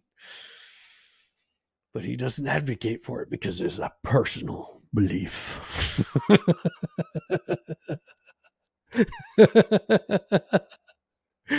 Oh, Darth, that's awesome. Awesome. Absolutely. And he's admitted to I got this wrong. I was absolutely wrong. I mean, here's the thing. I could easily start a new religion. I could start my own fucking cult if I wanted to. I had people ask me about my personal beliefs, and once I told them to them, I was just like, dude, you could totally like start like your own like religion because it's so deep. And I thought about it, I was like, no, because it would be so sick and perverted that I don't want to have any of that shit on my fucking head. My beliefs are my beliefs. You can believe however the fuck you want to believe. I am not getting involved in changing people's minds on that shit. I don't want to have any part of that because I'm an odd character. But this person, She said, even recently, she was like, she was more of a trying to do like a little bit of take backsies in the sense of like, how dare you consume my content? But it's like, she did do it when she was 18. But in her case, Miss Catch Me Outside, she opened OnlyFans literally the day she turned 18. Clearly, that's not a coincidence. Clearly, there's some grooming going on there. Clearly, there's some convincing going on from the pressure of the men that were asking her to open one when she was underage. It's very creepy, and her getting influenced from that, right? And now she regrets it. Apparently, I like skimmed over a headline. yes. But this isn't. If you haven't seen the little video she did bragging to her mom about creating those videos, so watch Andrew before I'll stop though. No, that's entirely up to you because I don't think he changed a little bit because his perspective on things have changed, and your perspective on things have changed. It is entirely up to you. The people that you watch, those are the people that you watch, that you enjoy. You have to understand about YouTube. It's entertainment. If people don't like what I'm doing, all they have to do is just click. Turn it off. You don't have to watch. If I say something that offends somebody, turn it off. Watch 20 minutes later. It'll probably be a different outlook on something. It's not hard. The same way that you don't like what a TV station or a radio station is playing, you change the station. And you come back and you listen to it and you see if they still have somewhat of good content. Verify what people say for yourself. If you feel like someone's giving you bullshit, absolute bullshit. They're telling you bullshit. Verify it. Check it out. And if you see that it's still bullshit, you say, yeah, this is bullshit. I'm not going to buy it. It was like whenever Jack Murphy started getting his little group together, I think it was the Litigious or some shit like that. I don't fucking remember what the name of it was, but started sending me the emails. Was like, join up with our fucking little club. And I was like, well, it'd be pretty cool, to network out with some people, but I'm not a joiner. I don't join the little local clubs. Why don't you come join our chess club, our English club, our math club? Yeah. Oh, Seminole Order, is that what? Yeah, that's what it was. It was the Seminole Order, something like that. But they would send me all these fucking stupid emails. And I was just like, yeah, I'm not paying somebody money to tell me how to live my life. I've been doing pretty good for the past, 53 fucking years. So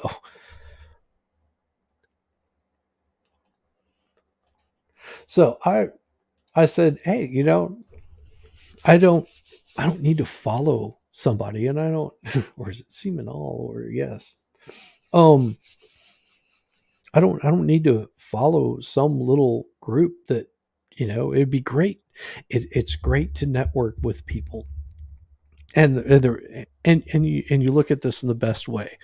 I mean, think about this, Darth. You've sit down and you've spent some time with Cool Frog, and he has been so gracious of his time. And I've seen you in all these other people's chats and just, spouting all kinds of bullshit, just having fun, having a blast, giving it hell to everybody and having fun doing it. That's your network right there. And what does it cost you? Absolutely nothing. And if you decide you like someone's content, you might throw a few bucks at them just so you can get that super chat read because you thought it was pretty goddamn funny and you think that other people might find it funny. That's the fun of the whole YouTube portion. The whole overarching bit of it is you're having fun. You're enjoying it, you're interacting with it, and you're having a good time. And that's what everybody wants to do. They want to interact. They want to have a good time. They want to be heard. They want to be seen. They enjoy that. I enjoy it. I enjoy going on Cool Frog streams because Cool Frog brings a whole bunch of people that might have differing opinions. Sometimes it can get a little bit crowded, a little bit loud, but overall, he does it because he enjoys hearing all of the bullshit that's going on, and it gives him something to quote me in their super chat because they found it fun. Yes, exactly, and it's entertainment. YouTube is a bunch of people entertaining and giving you their perspective on bullshit. And Darth, you've got a great perspective on a lot of shit. You really do, and it's so fun to be in with you on Cool Frog's channel and hearing you like call shit out or talk shit or having fun. This is so hilarious. I enjoy it so much, and I enjoy going on there. I wish I had more time to do it. It's like most of the time I'm like catching it like right in that peak spot where I'm just finishing up work. And so sometimes I can't get on. And then of course it's like the wife is going, let's go for a walk. And so, my fat ass wants to get up and do a little bit of exercise, of course. So I'm not going to shoot her down on that.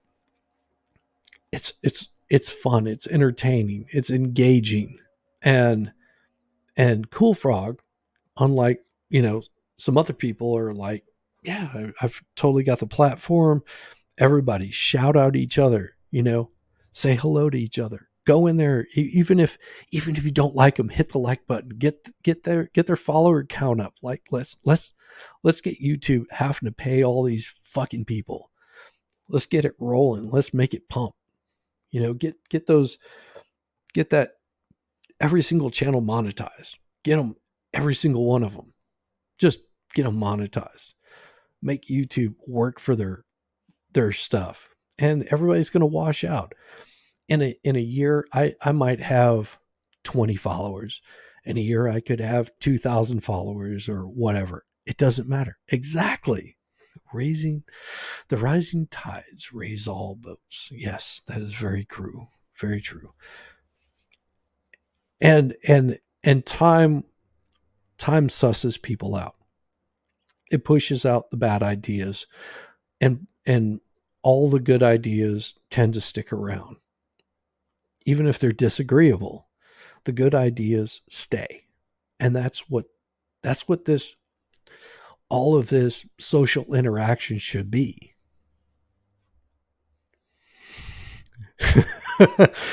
I don't know about that. You guys aren't that odd. No, that's what I like about the whole the whole aspect of the YouTube, which really sort of turned me on to it, was that you could have a differing opinion and you weren't like destroyed for it. But in the past, 5 years, that's all it's been, is, people just destroying each other. I don't wish Eliza Blue any sort of harm. I want her to continue advocating for victims of SA. I don't think anybody wishes her harm, but you have to call out the bullshit.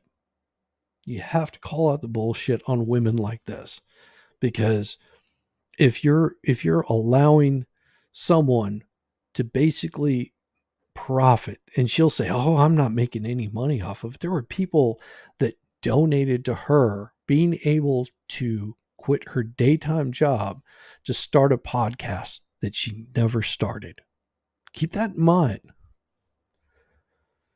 Whenever you see this person, just keep it in mind that this person was well funded and is continually well funded and promoted. And she's also being promoted by Elon. And all of a sudden, now she's getting people removed.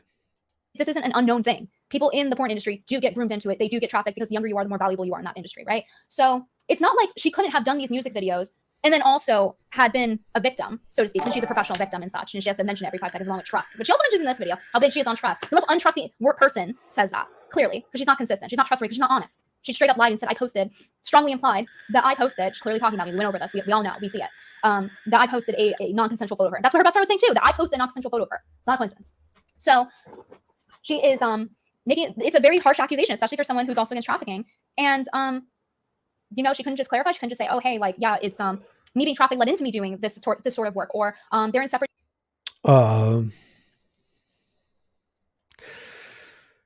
They can. No, they can. I would disagree with you on this, Andrea. As there is, it's the same way with any sort of bad thing that happens to somebody.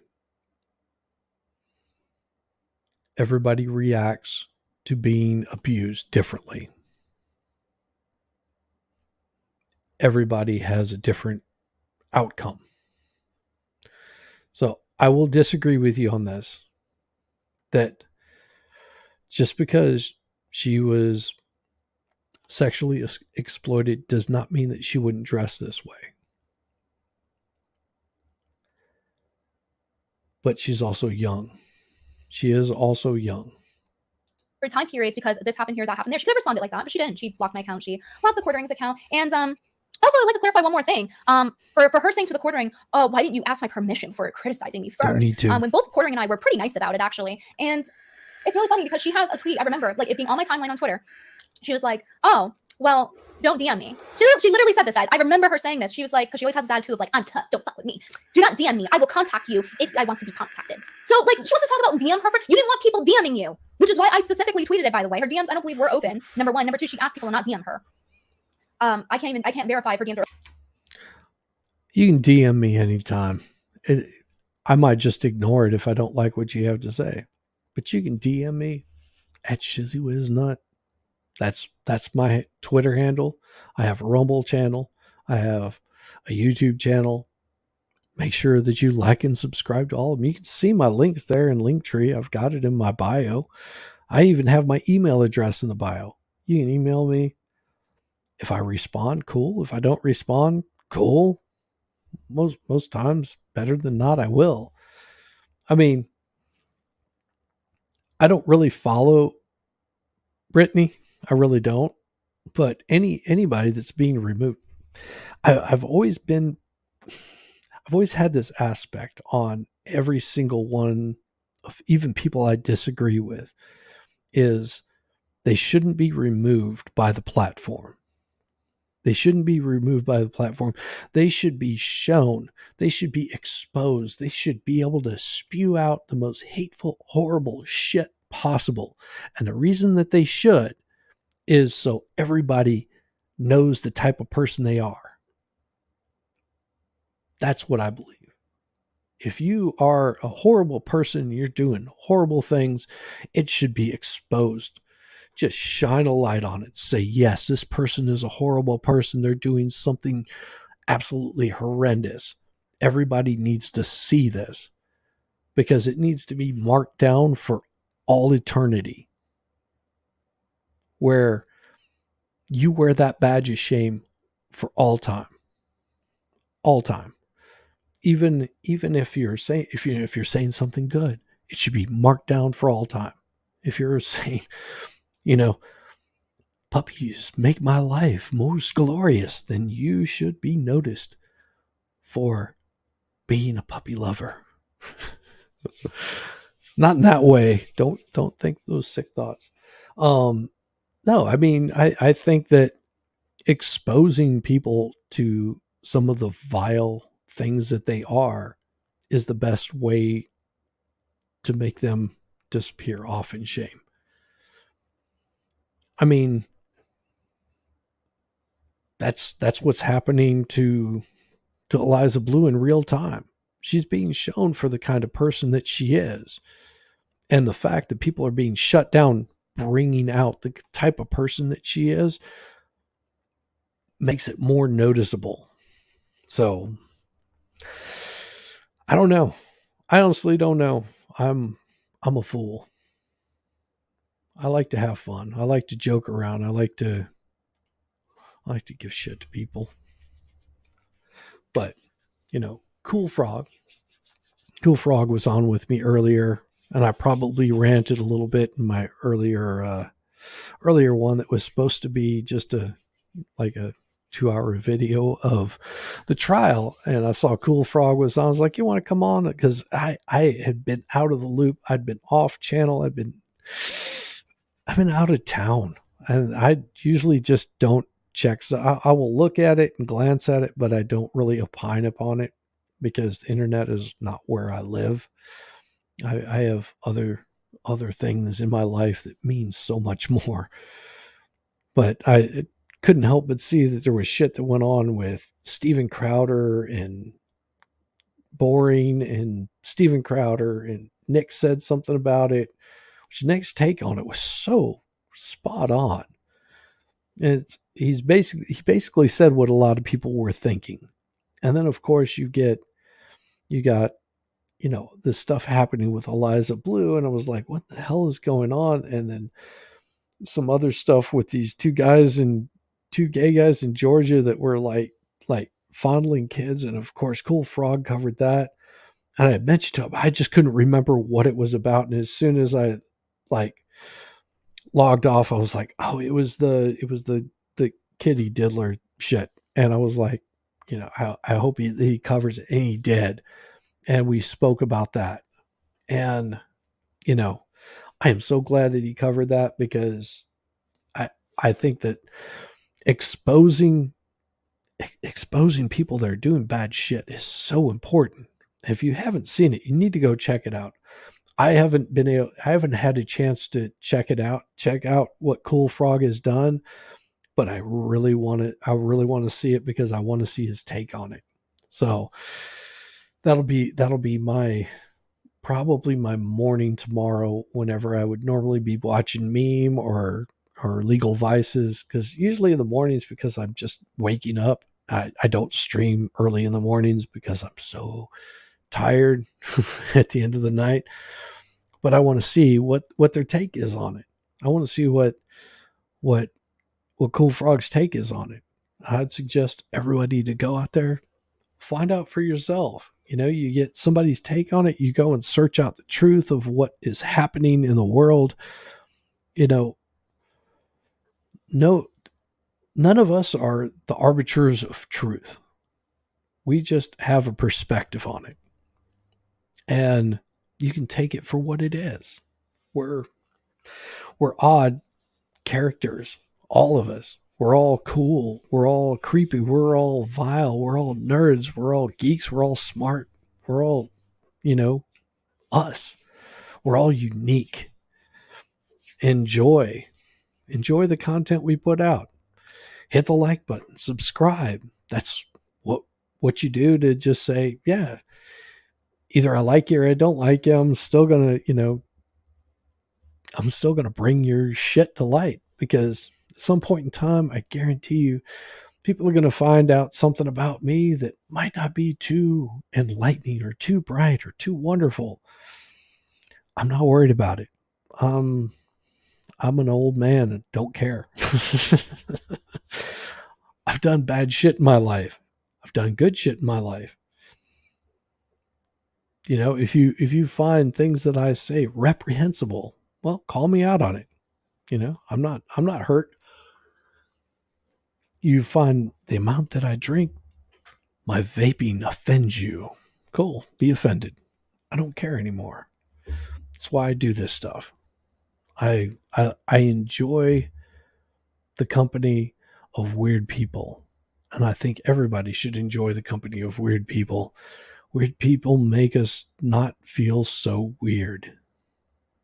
But speaking of weird, all you have to do is say hello to my turtles. Have a good night.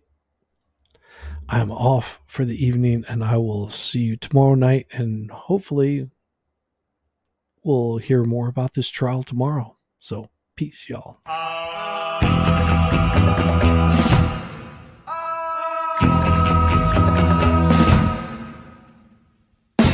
Exótica.